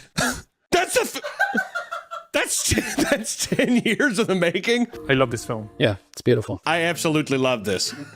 Why? What are you talking about? I can't believe it. The little flame totally burned the out of the skunk, but he made friends with Rock. This is truly imaginative. And this scene's really all about this skunk searching for something. I don't know what. The skunk is searched for something, but I have no idea. So in this case, we wanted the skunk to go first in this side and then return. Okay, dude. All right, dude. They're drawing on the they're drawing on the Cintiq pad like they're John Madden breaking down an NFL play. They're like, so yeah, you have the skunk here. He's doing something. I don't even know what the hell's going on. And then we have some trees in the background. Can you guys follow? Are you following along? It's like a giant stop motion looking skunk, but it's all digital. It's all from your computer. The future is now. And you can see that throughout the scene is the same character with the same light, with the same conditions. He's like, he looks up at his grasshopper friend. Maybe he's talking to him. I'm not sure myself. I really don't know. Let me tell you, the director of this, he did not share the script. He gave us some doodles that his 4-year-old did, and he slapped her because he's just like, that's not technology. You're wasting your time. Art's dead. With the same mood, with the same condition. Okay, dude. We have got to cut the trend of like lone woman and wolf just doing like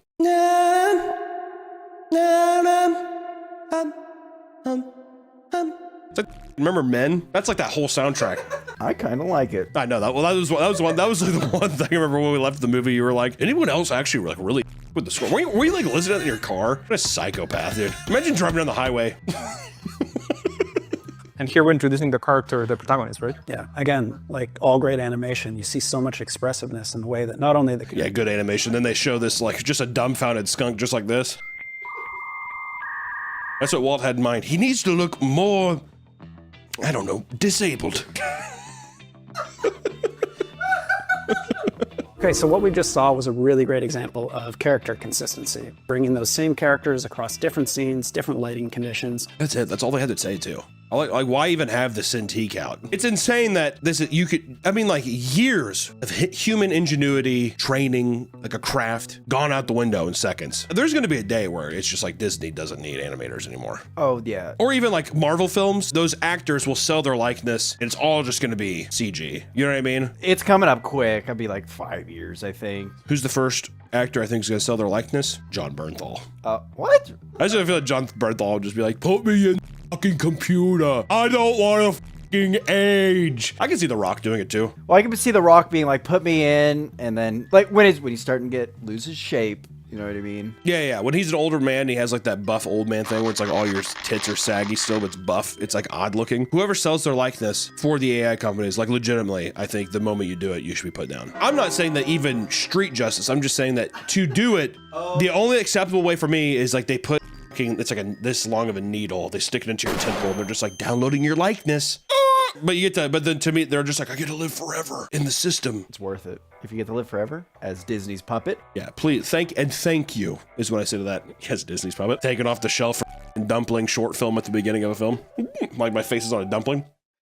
You know, though, every time I see that kind of stuff, every time I just look at the food, I'm like, food looks pretty good. That's just me. That's the person who's also arguing against this stuff. So I just want to say, well, I might not know a lot. I just want to put that out there. Of course, you know, that's how they got to do too. They got to show a little anime in there. I can make my own anime. I can make my own Ghibli film. Combining those references, and there we go. We have 4 initial images that we can browse and select. I kind of like this one, so it's animated. Maybe I want people kind of like coming in front of the toy, and now you can see how we get. That's so creepy. That's so creepy. I just feel like the first thing that's gonna pop through is the industry is gonna pop through on this. Giant hole found on New York City sidewalk. Men it like crazy. Generate has been the innovator for years. Sure. I don't know, man. What do you think about it's fucking wooden toy in New York? I'm like, could you not just get the wooden toy and film it in a cityscape? And if the idea is, well, what if you don't have a city? Well, it's like, well, then do something that I get like something you have access to. I just don't understand. There's so much shit you have to sift through right now. The amount of more bullshit is going to ostracize people from even wanting to make movies or whatever. I feel like it's gonna even turn people off to even watching anything. What's what I mean? You're like garbage, but who knows? I feel like the attention span of people, a lot of people don't care. Ooh, funny. You're gonna get some like weird dystopia too in the future. Like new films, it's gonna be like human hands only. It's gonna be like a new like label or something, or it's gonna be something where it's like, yeah, like a computer with like an eye in the center of it, and it's like made with the power of AI. And you're like, what? You know, that kind of deal. It's gonna be there's gonna be like a weird Rebel versus Empire fight much. Having just seen that, want to show off the next piece. You out there, boy. Harlan, I don't like killing cows. Is this also the AI doing the voice to it? Jesus Christ. I want creepy cowboy wants to kill cow. I have no idea why. That's the reoccurring theme of this video that drives me insane. Who knows? I don't know. Someone being pursued. We don't know why. I mean, is that not the dumbest thing? I don't know why he wants to do it. He just does. Computer cowboy just wants to kill things. He's creepy. And it's like, it looks impressive. Like, I mean, it's insane that a computer does, but it's just, once again, there's no actual human touch to this. Because that's the thing about visuals and stuff. Visuals accompany story, and story is like human expression. So if you don't have that, then it's just, you get guys being like, if I have to kill a cow, I will. Well, it's just a bunch of tech bros who don't understand art. Well, here's the thing. That's the thing with tech people. It's like, it's that Steve Jobs. It's just like, he looks like a calculator, and he's like, this is art. And it's like, it's impressive technology, but there's like a difference between, I feel like, well, also it's just, I mean, it's subjective in a way too, of just like people who see, you know, they're like, the way that this technology is formulating things and making something appear out of nothing is art, right? I can see people coming to that conclusion too, but it's just like, it's just, where is the human connection? That's like the only thing that makes art valuable is like the literal, it doesn't have to be deep. I'm just saying that like, it comes from a human place, you know? I don't like killing cows. I mean, come on, dude. I hire a voice actor, make everybody, at least get a voice. I don't like killing cows. Okay, this moment right here. This does it for me. This is so lifelike, so realistic. I hate this, dude. Okay, this right here, this is what did it for me. The grass catching fire, that's the thing that did it for me. That right there, that's what sold me on it. Actually, I was thinking about quitting today, not now. This is the thing that did it for me right here. We're just two guys in black outfits hanging out on a photo set. The next video that we're going to show started with a generation of a monkey in a white studio space. And from there, just snowballed into a music video that we created. It does not help here that he says it started off with an image of a monkey and it snowballed into a music video. What is that? Dude, we can't stop it. This monkey's dancing whether we like it or not. Just let him dance. Monkey see, monkey do.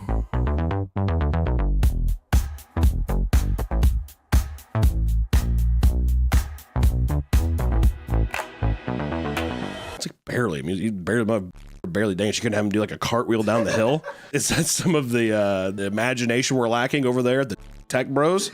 He does a little gritty and then he walks down a hill. You don't want to have him roll around or do something with a banana? That's impossible. AI, we are not at that stage. Maybe Gen 5, we'll see. So you get how powerful and fun it is. You can be a camera following a car.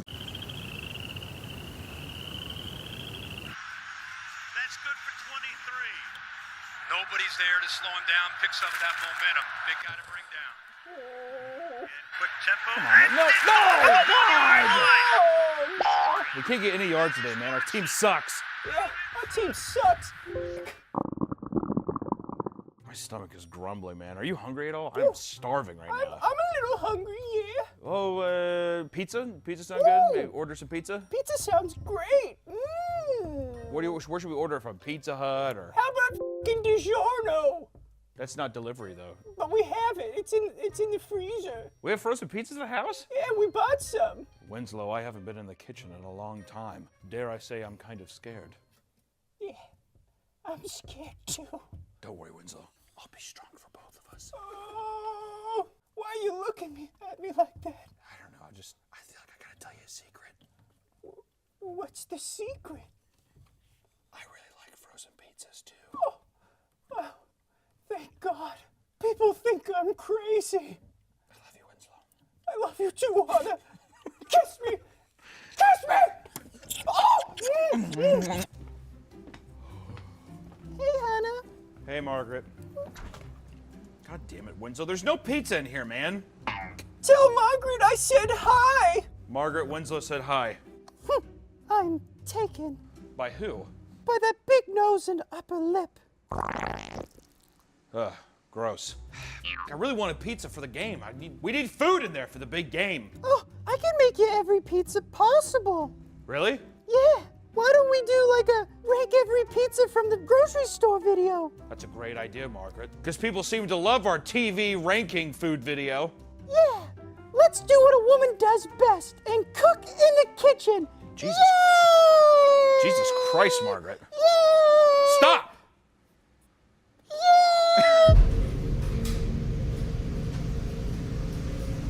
Wait, today's video is sponsored by Factor.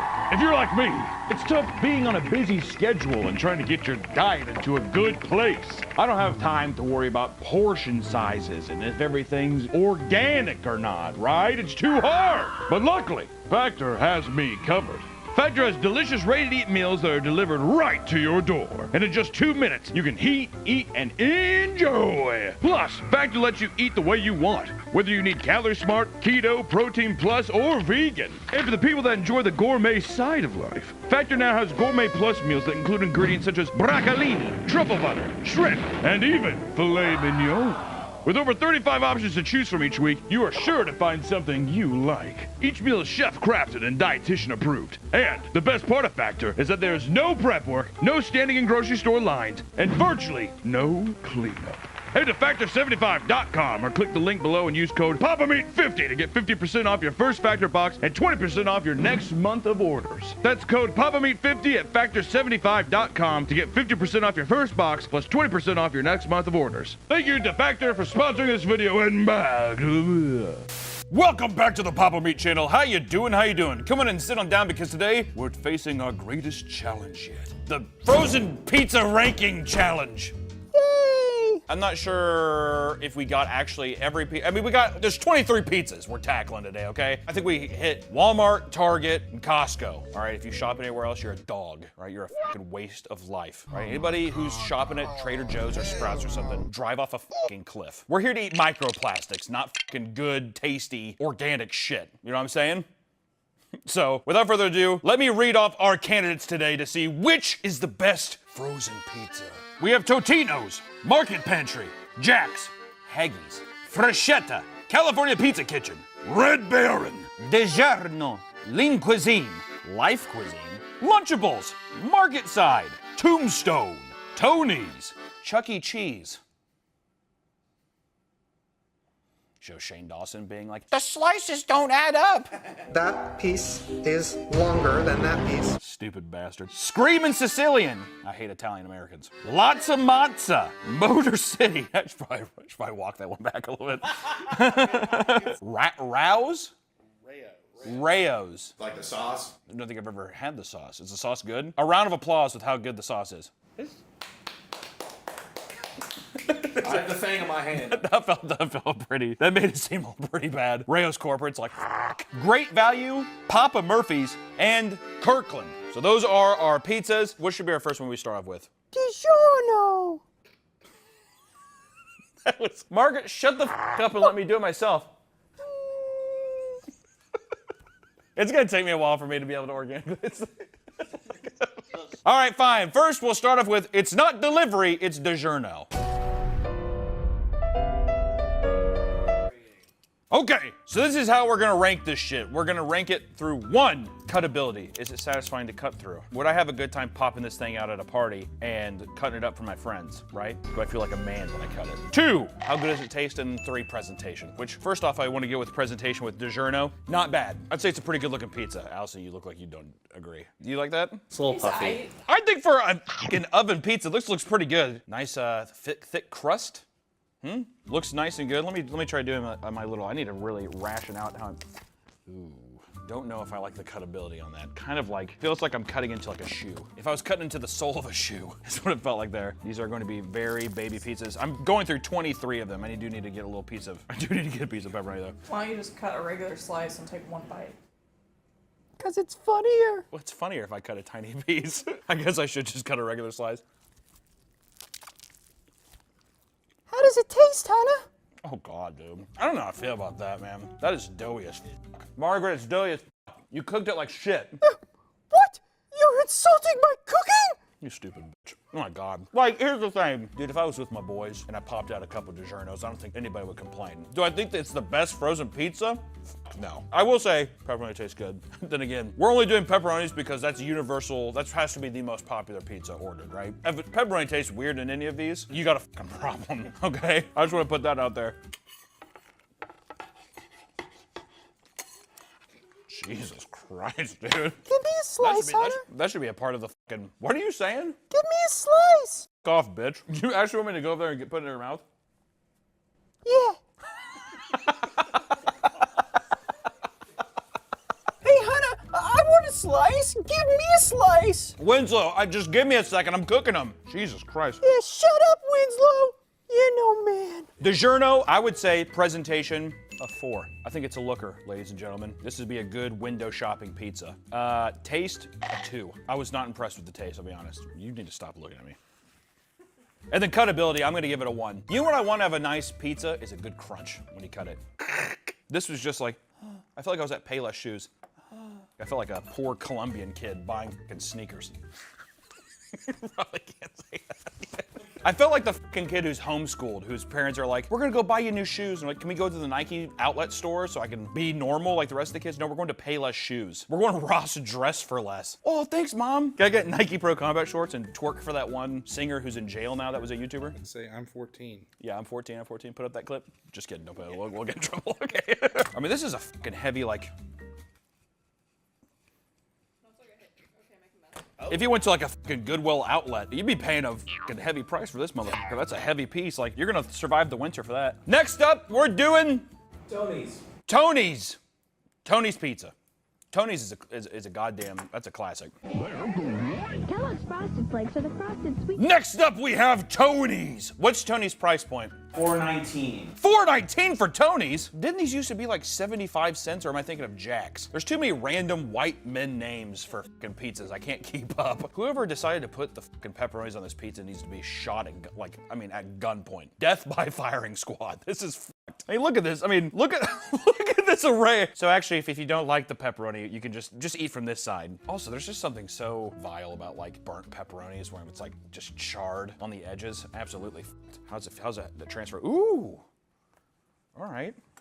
Little cracker crust vibe, I like that. That felt nice. See, the last one, I felt like a wet towel. The DiGiorno felt like when I moved it over. I didn't like that. Let's see here. How does it cut? My wife may be self-conscious, so I am cutting a big slice this time. And I'm gonna cut a slice with, oh, God damn, it's like cutting into like a fucking leather-bound like Harry Potter book or some shit. You really have to fucking put your shoulder into it. God damn, Tony. Look at that little motherfucker on there too. That has to be copyright infringement. For the Little Caesars thing? Does that not look exactly like the Little Caesars guy? Oh, no, look, he has a T on his hat. He does have a T, that is true. And he's just like throwing random dough. It's Tony's night. Oh, God. It's Tony's night. Blood will be drawn.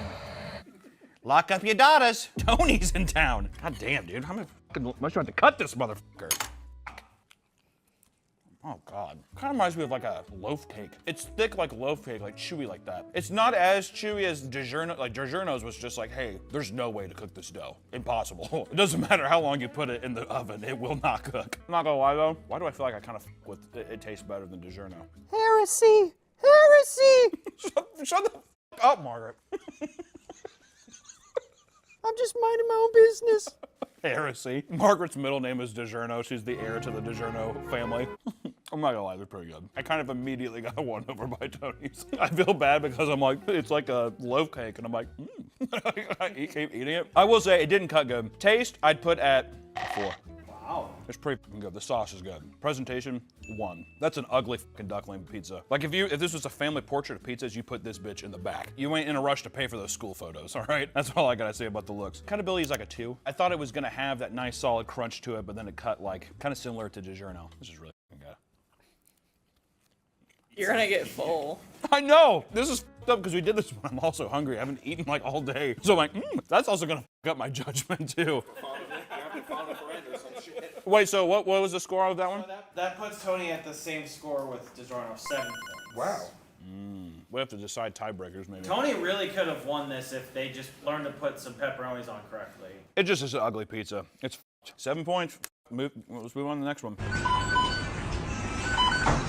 Next up, we have Papa Murphy's. Papa Murphy's is a scam because you buy the fucking pizza cold and you have to go home and cook it. They don't even cook the pizza for you. You have to go out of your way, not even to a store to buy it, and then go home and cook it yourself. I just wanted to go out and have a good night and just go back home and cook the food that I was given. Pretty good deal. I will say the presentation is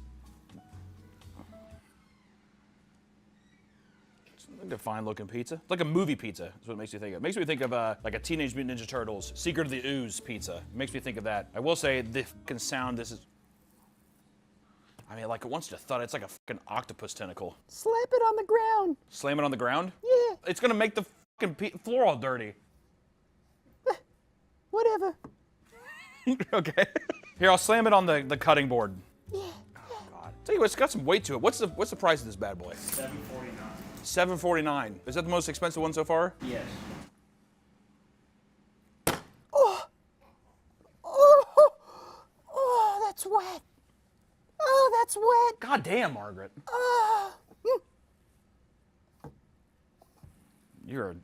I'll tell you what, that was a fucking thud and a half. We gotta do a little drop test. That's a nice add-on to it. You know what? If a pizza is more expensive, it should be thicker. It should feel like I could, get more out of this. My belly's gonna be more full. If I was going to like a football party, like a watch party, and someone's like, hey, I'm gonna stop by Papa Murphy's, I'd be like, why the f would you do? Like, hey, do you mind if I stop by and get some Papa Murphy's so we can cook some pizzas later? It's like, just order some pizzas, you fucking moron. Let's see. I think this is Winslow's favorite pizza though. What is it? It's Papa Murphy's. I hate Papa Murphy's. No, you said you liked it, Winslow. Winslow, what's your favorite pizza? Red Baron. Red Baron? What are you, a fucking Nazi? No. Yeah. All right, first off, cutability there, not bad. Didn't really leave any lasting impressions with that. I didn't feel tantalized, really. I was distracted by my computer talking about his love for Nazi pizza. Oh, man, look at the fucking... Look at the side of that. Look at the fucking bottom of that. Come over here and touch this, Trevor. Look at that. Actually touch that. What the It's wet. It's not even wet. It's like that's Pillsbury biscuits when you open the tube. Oh, sponge. Sponge. Well, taste it. See how it tastes. That's just how it is. Wait, actually, seriously, Nick and Harry worked at Papa Murphy's. I was just sweating over the pizzas as I was training new hires. Did you still wrap them up and sell them? Yeah. You sick f***. Even if you cook it, is it supposed to be like that? Yeah, they're pretty like ghost white. Oh, yummy. That's the pizza I'm eating after this. You're a psycho. Dude, I'm not gonna lie, that's like bad. I told you, Papa Murphy sucks. That was Winslow. You know what's weird too is like, I expected it to be like really rubbery from the dough on the bottom. It's the sauce. Presentation is not that bad, I'd give it a 3. Taste, I'd probably give it a 1. Oh. Are we doing texture? You want me to do? Princess, head to meatcanyon.store to pick up some merch today. We're extending the sale to April 30th, but after that, it'll be gone for good. Welcome back to the Papa Meat channel. How you doing? How you doing? Come on and sit down because today we are doing something that we should have done a long time ago. We're ranking French fries! Yay! Which fast food restaurant has the best fries? This has been a kind of an ongoing debate. Usually with a lot of our other videos like ranking cheeseburgers, ranking chicken sandwiches, almost always in these conversations, the fries get brought up. It's the cornerstone of the fast food meal. And we haven't ranked them until today. We went to 10 different locations. McDonald's, we went to Sonic, we went to Popeyes, we went to Arby's, Dairy Queen, we went to Taco Bell, we went to Long John Silver. How is that still a company? I don't know.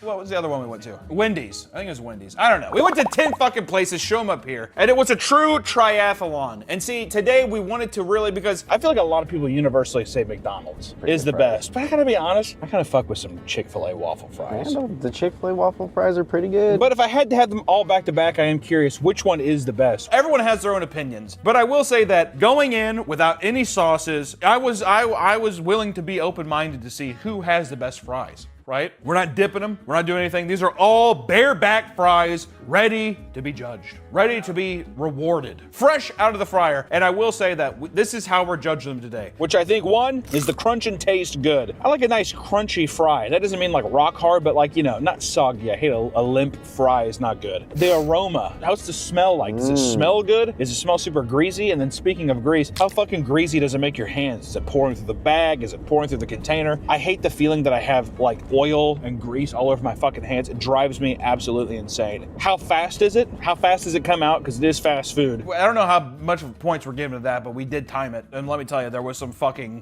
wait time today, boys. But then also on top of that, the most coveted reward is, how do they taste heated up? Because let me tell you, if there's one thing you do not do with fast food fries, is reheat them, all right? And I'm going to use a microwave. And before, warning, if I see any fucking comments about people being like, you should have put them in an air fryer.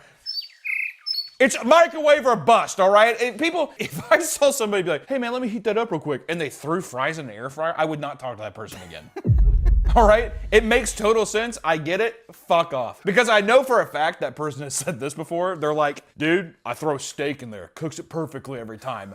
Fuck off. All right? What about the oven? What about me? Do you honestly think that I would put fries inside of you and fucking eat it? When's the last time we've eaten anything cooked from you? Pizza. What was that, 2 years ago? Yeah. And that Been was a while. literally every comment from that video is, you didn't cook it right. Yeah, also, can I say this too? I know you're watching my video, we're ranking fries. I have no way of actually grading anything. This is not a wine tasting channel. All right, I'm not a foodie. I'm a fat fucking idiot who's just kind of telling you what it is. I mean, so when people get a bit out of shape, the serious comments we receive over cheeseburger rankings, frozen pizza, over frozen pizza. I mean, my God, the frozen pizza wasn't cooked to. You know what? I digress. Here's the thing. We are going to answer the age-old question today: who has the best fast food fries? And we're starting off with Sonic. First stop is Sonic. Ooh, Sonic. Could I do a large fry? Large French fry. Got you. Anything else for them? That'll do it. Gotcha. Total should be $3.49. I'm pretty sure. Okay, thank you. Didn't really know the actual price of the product that he was giving me, but it's $3.49. I'm pretty sure is quite the answer. Now, from what I remember from Sonic, I'll tell you what, Sonic, I just want to throw this out there, outdated system. I don't like the whole pull-up thing and the press the button and the sitting in your car. I will do that more than going inside. This is another Hunter's tip. Hunter's tip. If you want to look like a functioning member of society in 2026, don't be caught walking into a fast food restaurant, sitting down and eating. Who does that? Unless you're over the age of 70, never get caught doing that. Also, you always look like either a cryptid or somebody who just got done stabbing someone. Every time I've ever seen anyone walk into a restaurant, it looks just like this. I'm not even joking. This is seriously what it is. They do this. They're always like, and they walk in like that. Who does that? Okay? Who does that? What fucking psychopath is like, you know what? I just hopped into the McDonald's just for a quick bite. You eat it in your car. Where you guys go to you sit down in fast food restaurants? Yeah, before. Yeah. Oh, look at these characters. Jacob, step out in front of the camera for people. Go ahead. Step out in front of the camera. Now turn. Which one's the main one? Look in the corner, and then this just state your name in the corner by the beads. My name's Jacob. Now, no, stand there. Where did you go? I was to sit down. This is gonna make it worse. We went to a couple places. It's usually Arby's. Usually Arby's. You guys we have gone to Wendy's. You guys go to Arby's? This makes us sound 87 years old. And eat roast beef I think we went to sandwiches at McDonald's Arby's? one Well, time you too. know, we get to look out the window. It's nice to All get right, out of the first off, office. Jacob, don't fucking sit there and scratch your chin like some kind of like scholar. He's like, we might have also partaken in McDonald's as well. Maybe you're missing I'll out. tell you what, Maybe you're I'll tell you missing what, leading with Arby's, that's a bold choice. That is a bold choice. We just have to of speak you. our truth. You know? All right, get the hell nice out to of get here. out. Get out of here. But I will say, at least with Sonic, the drive-in, I mean, you're in the comfort of your car. I just want to say, the new age model, we have to revert back. We got to revert back to the 50s, because actually Nick had a great idea. Well, actually, it wasn't great. It was questionable. It's the one when we were sitting in line, he was like, it'd be awesome if it was playgrounds for adults. I bring back the playground, but it's adult-sized to bring nostalgia back. Imagine like a Taco Bell cantina, and then it has a play place. Extremely dangerous. People just wasted off margaritas and then sliding down slides. You gotta get that like millennial baby mindset and start putting it back. Millennial baby mindset. Who would ever do that, first off? But then it made me think, you know what you should do? There's no longer a common area inside to eat. You go up to a window, you order your food, or you have a drive-through, but there's a bunch of park benches and stuff. You have a fountain. Like, how nice would it look if McDonald's had a fucking like fountain or something? You could sit around. You won't go in and sit down, so. Why would I, Jacob? Well, how would you? Why would you know? How Why? does Because that at least affect a you? nice, beautiful parking area, park vibe. I don't have to justify my reasons. But anyways, it doesn't matter. Sonic, we're talking about Sonic. It just wasn't good. I will say, we timed it from ordering it to getting the fries. It was 5 seconds. So that's what I saw that on the notes, and I was like, is this actually 5 seconds? I'm not even joking. Like, it was. They sprint out in the it gave me a whiplash. 5 seconds. Also time it. Okay. 349 for you. Oh, there you go. One moment on that. Thank you. Time. 5 seconds. It's pretty fast. And I will say they're piping hot. I like the little design of the blue box now. It's not just a white little container. But I will say, when you bit into it, it was too oily. That's one problem today that we're gonna find is you leave them in the fryer too long. Too much oil. I bit into it, it was like a gusher of oil. I didn't care for it. The price point wasn't bad though. It was on the cheaper side of the day. $3.48, right? Yep. Something like that. What did you think? It's crunchy. I like crunch. That was actually a thing too. We were talking about it is whenever you bite into a fry, you need it to be a nice fluffy potato on the inside, but it has to have a nice outer crunch. Not hard, just nice and crunchy, a little crisp. And it was nice and crispy, but the oil, it did too much. And I am actually curious, which actually bring me the reheated Sonic now. I'm curious, does it hold the crunch afterwards from the reheat? Let's see here. This is the packaging. Also, I want to say the bag. Let's look at the bag again, because let me tell you, whoever is ahead, whoever is leading the marketing with Sonic, the whole live, free, eat, you gotta get out of the eat, pray, love gimmick. We have got to do something else, right? Lean into the 50s gimmick. You have the whole 50s diner thing, lean into that. Yeah, I don't like the bow tie, the fucking like bow tie kind of thing. So these have been sitting in the fridge for a full 24 hours. They've been reheated for how many seconds, Harry? Like a minute. 12. About a minute 12. A minute 12. Well, very specific. Yes. Okay, so all of them just to be known for now. All right, I'll do a have got to be a minute minute 12 for all of them. God. And this is a nice thing here because we have to look. There's nothing else in the bag. Look at the grease stains. Does this not look like an 86-year-old man like underwear? Whitey tighties. Look at that. You say, You sick fuck back there. Hey, today's video is sponsored by NordVPN. It doesn't take much for someone online to access information about you. Don't worry, I'm not doing it about you right now, I swear. Every day there are phishing schemes hurled at you and malware trying to grab what they can. It's hard to stay on top of all the ways that you can lose your data. That's why I have NordVPN. NordVPN helps protect against malicious sites, downloads, and trackers, and it keeps your data safe while you're on the internet. Everything is behind a next generation encryption, ensuring ensuring your sensitive information will not be compromised. Plus, NordVPN has a strict no-logs policy, meaning that they will never collect, track, or share your private information. NordVPN also lets you share large files with a breeze. It gives you access to uninterrupted streaming across hundreds of streaming websites worldwide. I want to watch Tiger King when I'm in Germany because I hate myself. When you use my link, you'll get a huge discount on 2-year plan for plus 4 additional bonus months. Get it all nordvpn.com/papameat. It's risk-free with Nord's 30-day money-back guarantee, and it's the best deal on the internet. Get it at nordvpn.com/papameat or click the link in the description below. Thank you, Nord, for sponsoring this video. Back to the video. Actually, honestly, be honest with me. When you're older, do you think you'll shit yourself and have a bunch of like shit stains, piss stains? I already do. I'm talking to you back then. Do you actually? Oh, what me? What mind? At what age do you think your mind is gone? Me? 48. God, that is soon. I got That. You know what he said the other day too? I was like, "Do you think you'll ever have kids?" He's like, "Well, my grandpa had him when he was 70." So, and I said, "What, are you gonna do that?" No. Do you think you'll ever have kids? I would like to. Getting kind of old, man. Oh, that's okay. My grandpa had a kid at 60, so. Is that what you want to do? No, but. Well, there you go. Well, we can at least use it as an example. I was like, well, that's completely throws out your argument. You said, do you think I'm going to be able to have kids? And I was like, well, No, I said, do you want to have kids? Yeah, you did say that. Oh, and I did say because Nick's already like 40, so I was like, do you think your sperm cells are gonna be fine? Whatever, because by this time I was like, I don't know, you're rolling the dice. And he was like, well, my grandpa, he did it when he was 70. Yeah, we got strong sperm. We are passionate. Did you say passionate? Yeah. Strong, passionate. All right, here we go. Passionate sperm. Oh my god. Ooh. Like a gerbil's bones. Did you hear that? I was going to say, why is it crispy?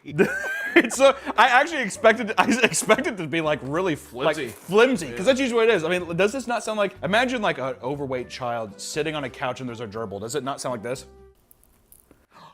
Oh, this one's bendy like a rubber band. Oh, the first, what about this one?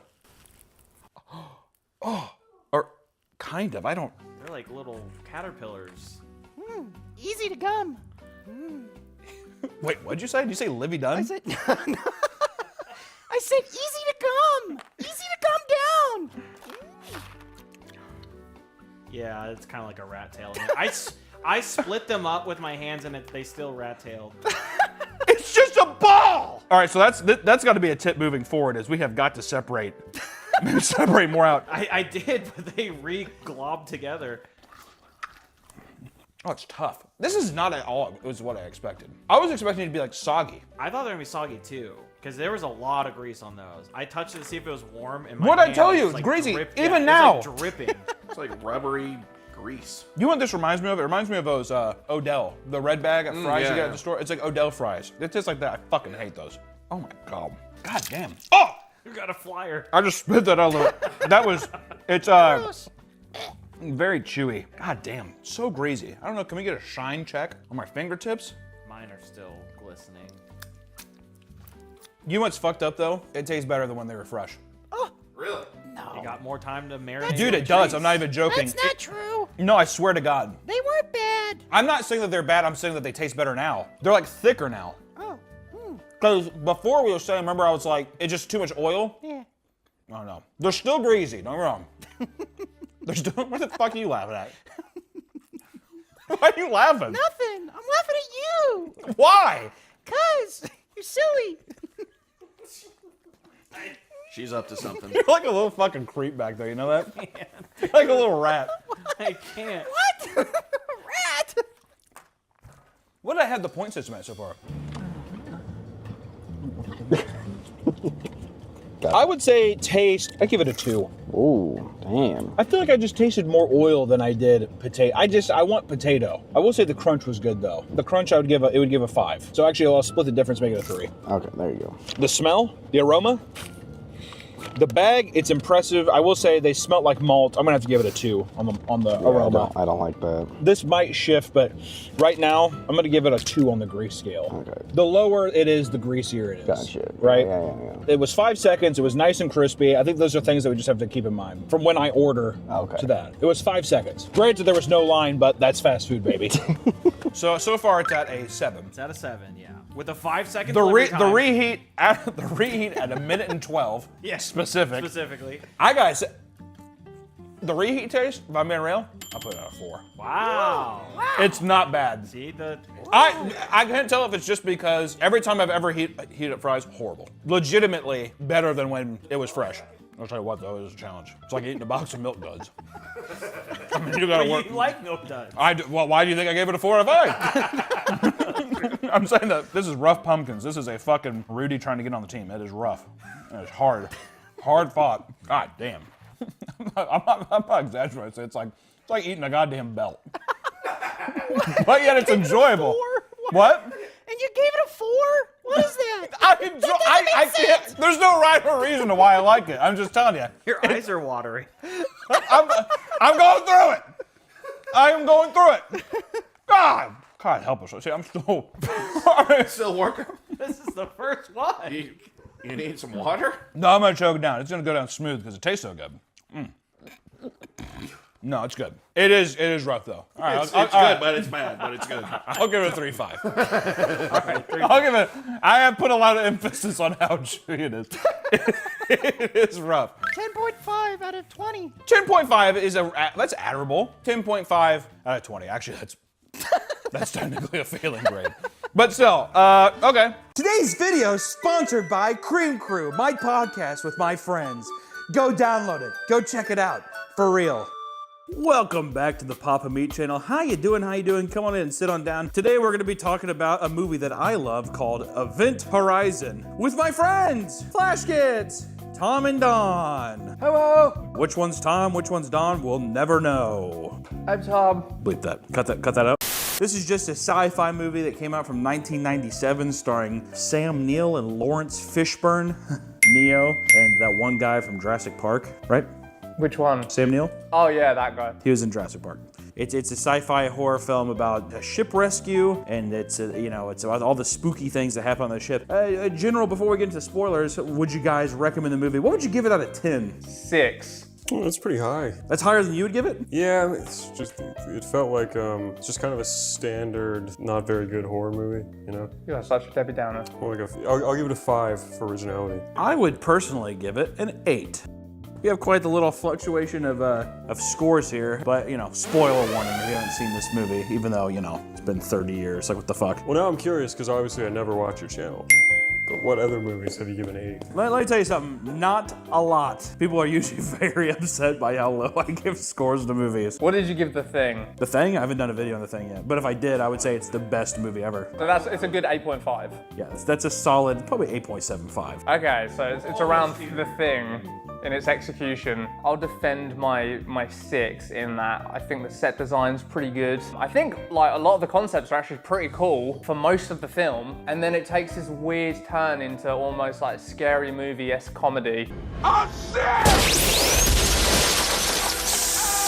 That's what makes it even good though. So you're giving it negative points for a thing that I think is a positive. That is the high, that's where your 8 comes from. For a movie that is 30 years old, that's the kind of stuff that makes it rewatchable. It tries really hard to like make everything kind of cool and believable. And then there's just this one character called Cooper, who is the biggest like stereotypical like black guy from the 90s. Mr. Cooper. Skipper.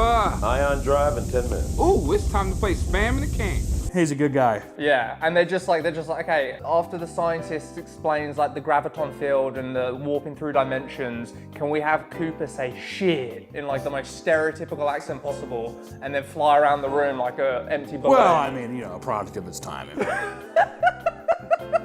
I was supposed to apologize for everything that we have here. It's so funny though. It is really funny. Yes! Yes!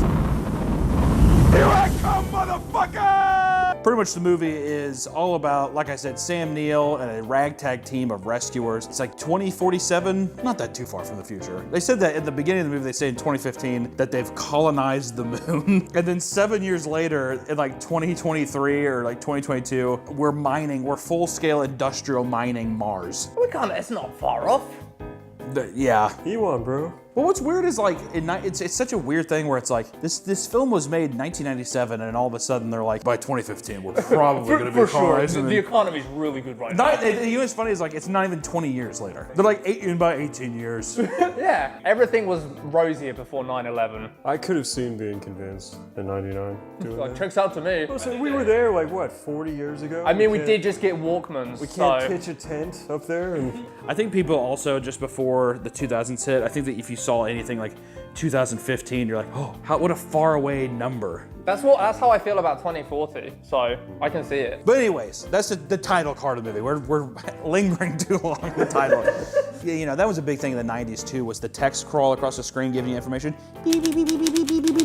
I still fuck with that. Do you like that? I don't. It's so outdated now. No. It was killed with me whenever I watched MacGruber. Now I can't take it seriously anymore. So it's 2047. Sam Neill, he's like the engineer. He's the maker of this ship, the Event Horizon, which is meant to go light speed. He's with a rescue team to go find them because the Event Horizon went missing in 2040. And in 2047, the year now, now put that now, the beacon is back. They can go find it. So now they're gonna go and look and see what happened to the Event Horizon. And you know, the whole thing, did you like the way that, because this whole movie is, in a way, it's like a mixture of time travel, interdimensional travel, in a way.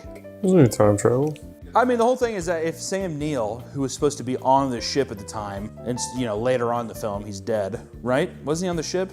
Oh, I thought that was just like it's the end of the movie that we saw at the beginning.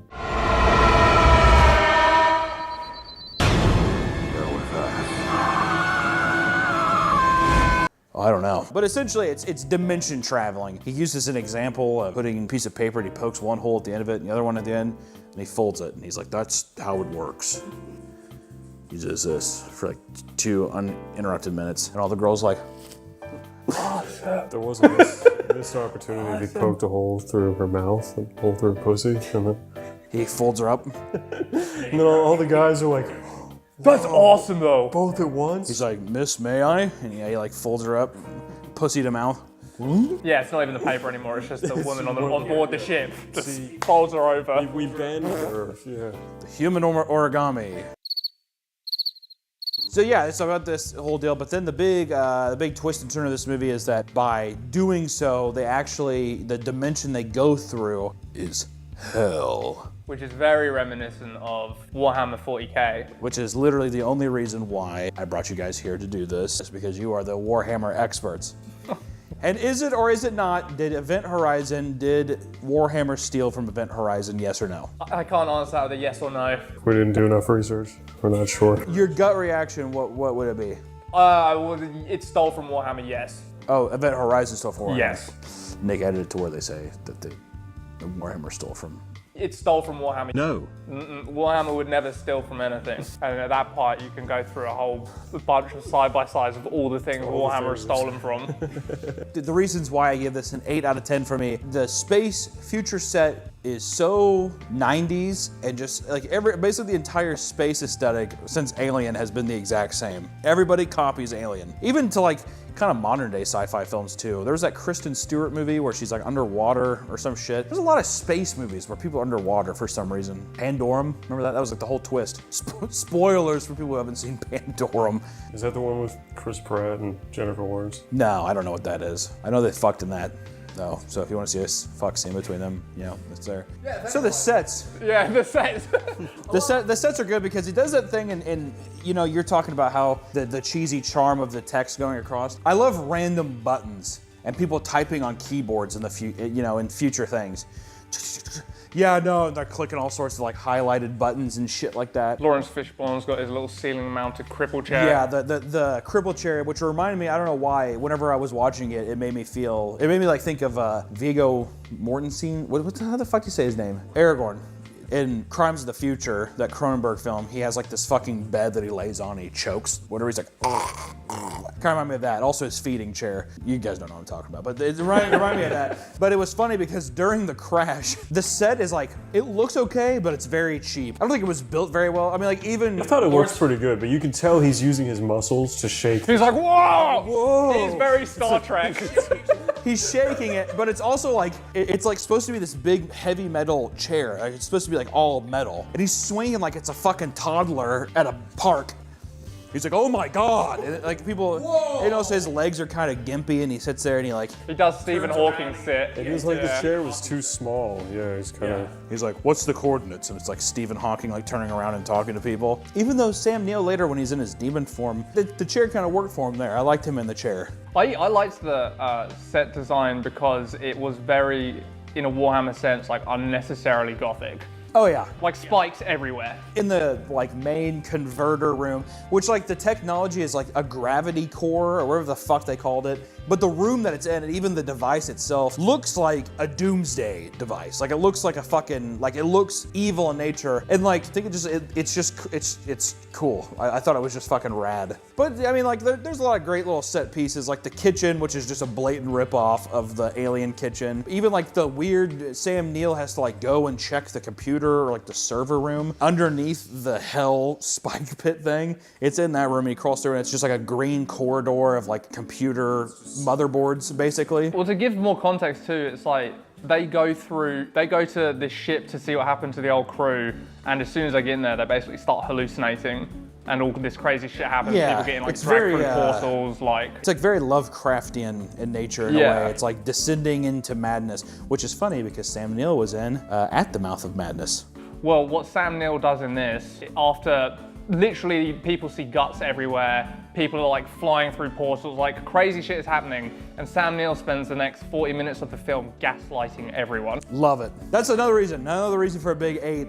I love in movies, that's like another reason why The Thing is one of my favorite movies ever, is because it's just, I don't know why, in movies I love when people gaslight people. He's like sitting there, he's like, I don't know, you're probably just hallucinating. She's like, no, I saw a dead body, like it was like, and it's like multiple reports to where it's like, this can't be a coincidence. He's like, man, you're probably delirious. You're probably, she's probably tired. And someone's on the rag. Period.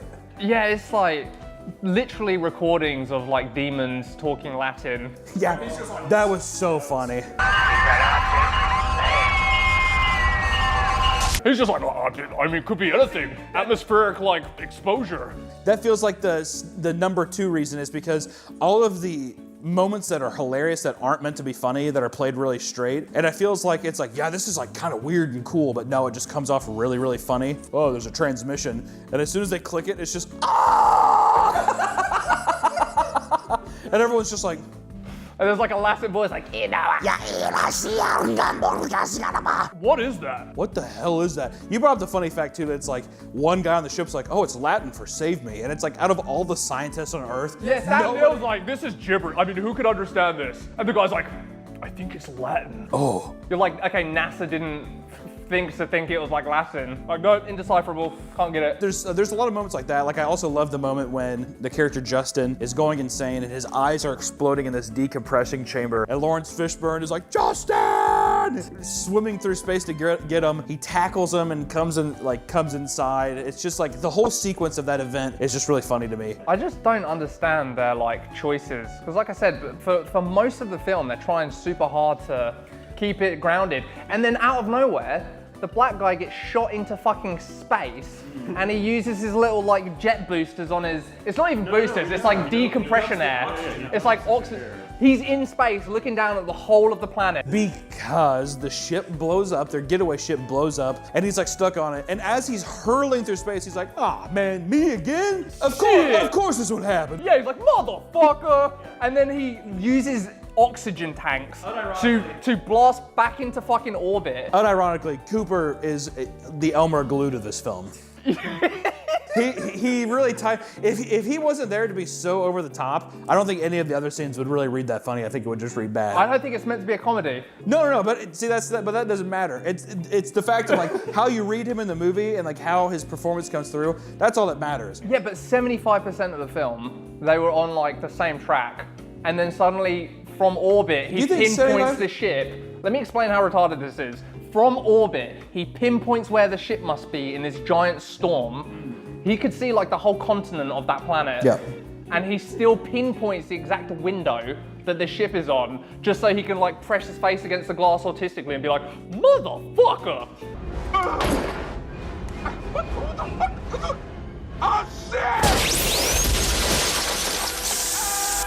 Yeah, the comedy is a great aspect, but that's just, and then of course for me, I love the Lovecraftian kind of descent into madness. There's a lot of cool, a lot of fun kills in this movie. The one that always makes me think of is when the mom is hallucinating about her son, and then she's like chasing after him and falls through and hits the fucking floor. But it's like it's done really graphically and it just looks really good. Again, I just don't know how you have the good taste to do something like that, and then you're like, okay, now for the fight scene, add kung fu punch sound effects. I think one, yeah, no, the sound effects, which one, that adds to my point too for comedy. That adds. Yeah, it's not a comedy film. It doesn't have to be. But it's not meant to be. I think that at the time is also, it's definitely a studio coming in and being like, you need to have a fight sequence here. Because there should not be a fight at the end. I think the fight was okay. It's just that you have when he's hitting him with like a CO2 If Sam tube. Neill is a demigod from hell come back, there's no reason why he should be in a fist-fighting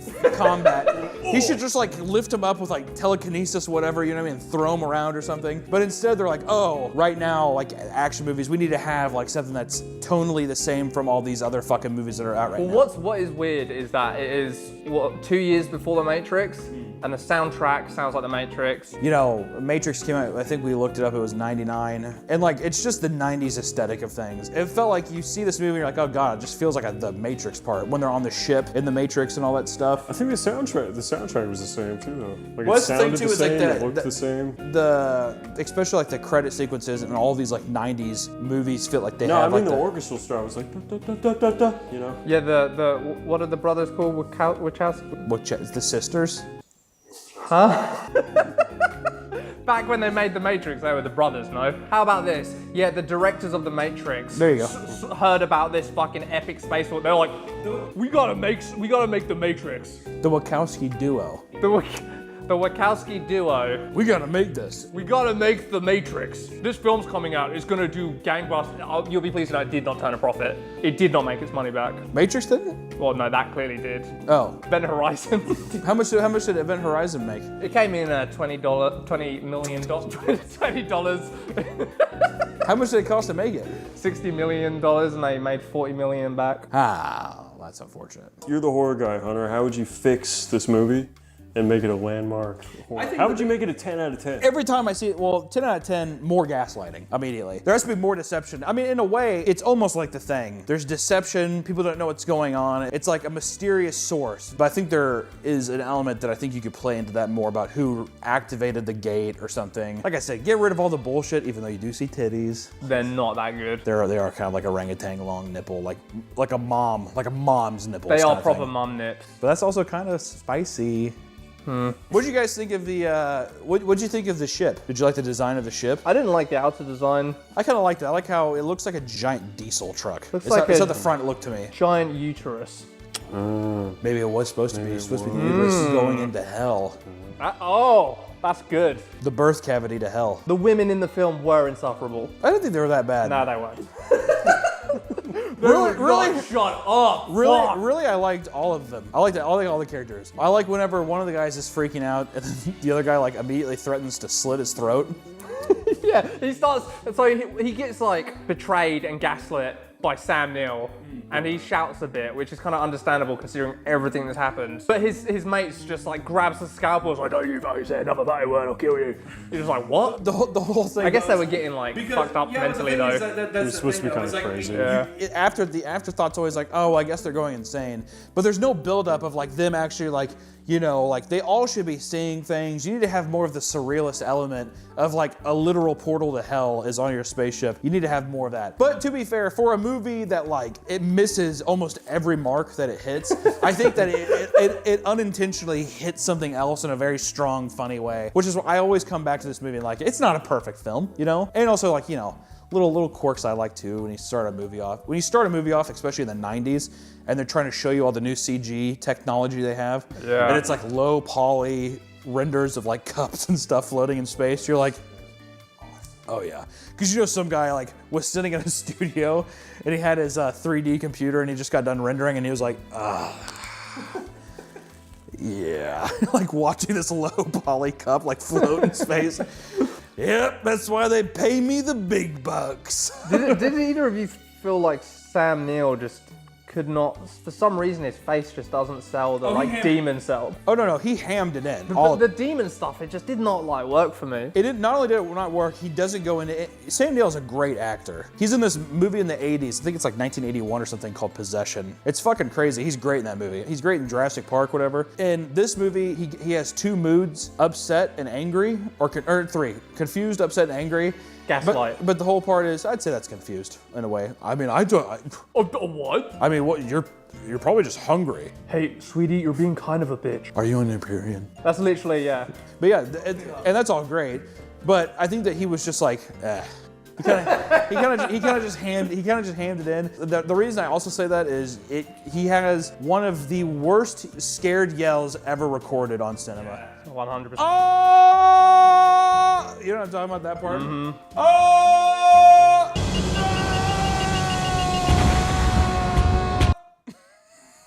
Yeah, I guess you know he's definitely capable of They're like, more. Sam, maybe one more take, Sam. I don't think so. I don't think so. I don't. What's that? What's that voice you're doing? Sam Neill. He's British. He's British. In the movie. Oh, okay. So He's British in real life. We're going there, huh? They're like, Sam, you've got to be British in this movie. I really don't want to. We really need the audience to think you're an asshole. I don't want to take another. I don't want to do another take. Yeah, he was Wesley Snipes in Blade 3. I don't want to. What did Wesley Snipes in Blade 3 sound like? Well, not like that. Ham it in. Well, yeah, like there was that thing where he wouldn't open his eyes, so they CGI'd eyes on him that open. You know what I'm talking about? Yeah. He didn't learn his script. He was reading cards the whole time too. Reading cards. In Blade 3. Oh, someone's just like. And like, I mean, the cards are like, and he was just like, no. You know what I mean? It's like just really simple shit. I forgot that he refused to open his eyes. That's so funny. That makes the movie that much better. That movie's so. I love Blade 3. Blade 1 and 2 are like, unironically, I think they're great action movies. I love watching Oh, them. and Blade 3's not. 3, no. I love it. No. It's Dracula dildo. It hits in a good spot in different ways than the other movies, but I don't know. Anyways, this isn't a fucking Blade video, so who gives a shit? So let's talk about the Warhammer aspects of this as your experts. That is the saving grace for this film for me, is the Warhammer kind of adjacentness of it. It's like the only part that really fucking tickles my dick, because it is very close to like, well, this is like ties into the lore. Do you ever do you know of any other actual I couldn't think of any other Warhammer like horror films out there, or movies that are directly inspired in like that way. actual Warhammer films. No, not apart actual from, ones, like, inspired He kind of means thing. ones that- Oh, This that one like feels- really this- feel like it. I mean, Alien, and what you were saying, Starship. Well, but Alien came first. Alien came before Warhammer was even a thing. Oh, you mean it ripped off? It means the Warhammer? other way around. I mean, I'm not even sure this one ripped off Warhammer. It might have. It might have. It might have. But it is definitely the closest film I've ever seen to like tying into that universe's lore. And that was It's kinda cool. it's such an interesting concept, and I know too at the time it's like $60 million though for like 97. That's a fucking budget. A lot of films didn't go that high, especially back then. I actually thought the sets were pretty good. The sets, like I said, look awesome, but it's one of those things where it's like people get, it's like little shit. When you see like something's happening in a scene and somebody gets slammed up against a wall and then the whole wall kind of moves a little bit and you're like, okay, all right, like that kind of thing. Like Sam Neill crawling around the motherboard thing looks cool, but if you look at his knees on the, you like see the indent of like his. Yeah, the plastic. Yeah, bending. the plastic is like bending in the fucking thing, which it's whatever, but it looks cool. All the lighting, there's a lot of great, like, there's the yellow of that computer room, there's the dark, like, grays and blacks of, like, the black hole gravity machine room, the blue liquid in the tanks, the blue there. There's the one, like, walk pad area that's all yellow. Like, the way that they color-coded everything feels like a Doom game, which I thought was kind of sweet. Like, you kind of have these, like, areas that are all kind of color-coordinated, like, the kitchen's all white, once again, like the fucking Alien thing, but it reminded me a lot, especially the under the server room thing, the motherboard thing. It reminded me a lot of Cube. I don't know if you've seen Cube, but Cube is like very much like that, and they're all like color-coded areas and stuff. And I just think aesthetically it just looks really cool. A lot of great like lighting, and I like all the sets. I just like the idea that someone had to build these things, like the tube, and Sam Neill had to get inside this tube and be like float around in this fucking thing and be like, "Woo." I like that the set design had, again, much like Warhammer, no respect for like actual usability. Yeah, there's no functionality or anything. It's all aesthetic. It's like, yeah, it's purely like, in that green tunnel he's going through, like how the fuck would you know where you're going? You'd literally get lost in there and die within like a day. Why would you also make it to where you have to crawl on your hands and knees to go fix something? Yeah, we didn't have much room left after the giant fucking NASCAR spinning contraption. A computer server that like makes your ship function is right next to the black hole machine.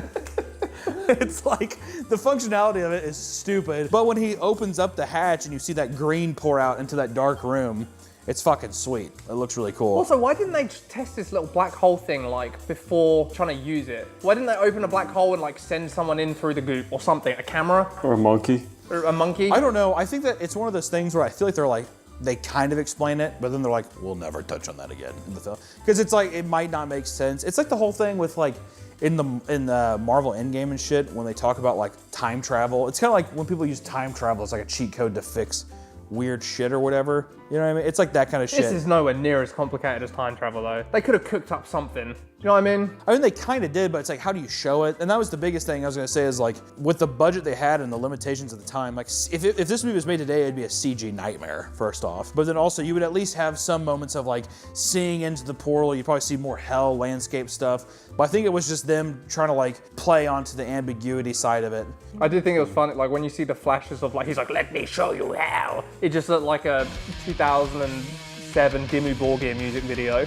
It was super funny. That's what I'm saying is they definitely filmed in that room that they're in, the gravity machine, and they just had the actors come in one by one, and they kind of just did shaky cam, and they just like did a circle around them. So people were like, ah, and they're like, we're turning around and stuff. But yeah, it looked a lot like, it reminded me a lot of that Dimmu Borgir one where they're going up the elevator. He's like, whatever, and he's like, they're going up with a giant, oh yeah. I was like, oh my the God, giant this pentagram. This is allowed? Oh my God. There's that chick with massive tits on a chain leash. I was like, oh my God. Oh my God, get her off that. Yeah, is she okay? Why the hell are you chaining her up like that? Yeah, I don't know. I mean, Event Horizon, what a fucking movie.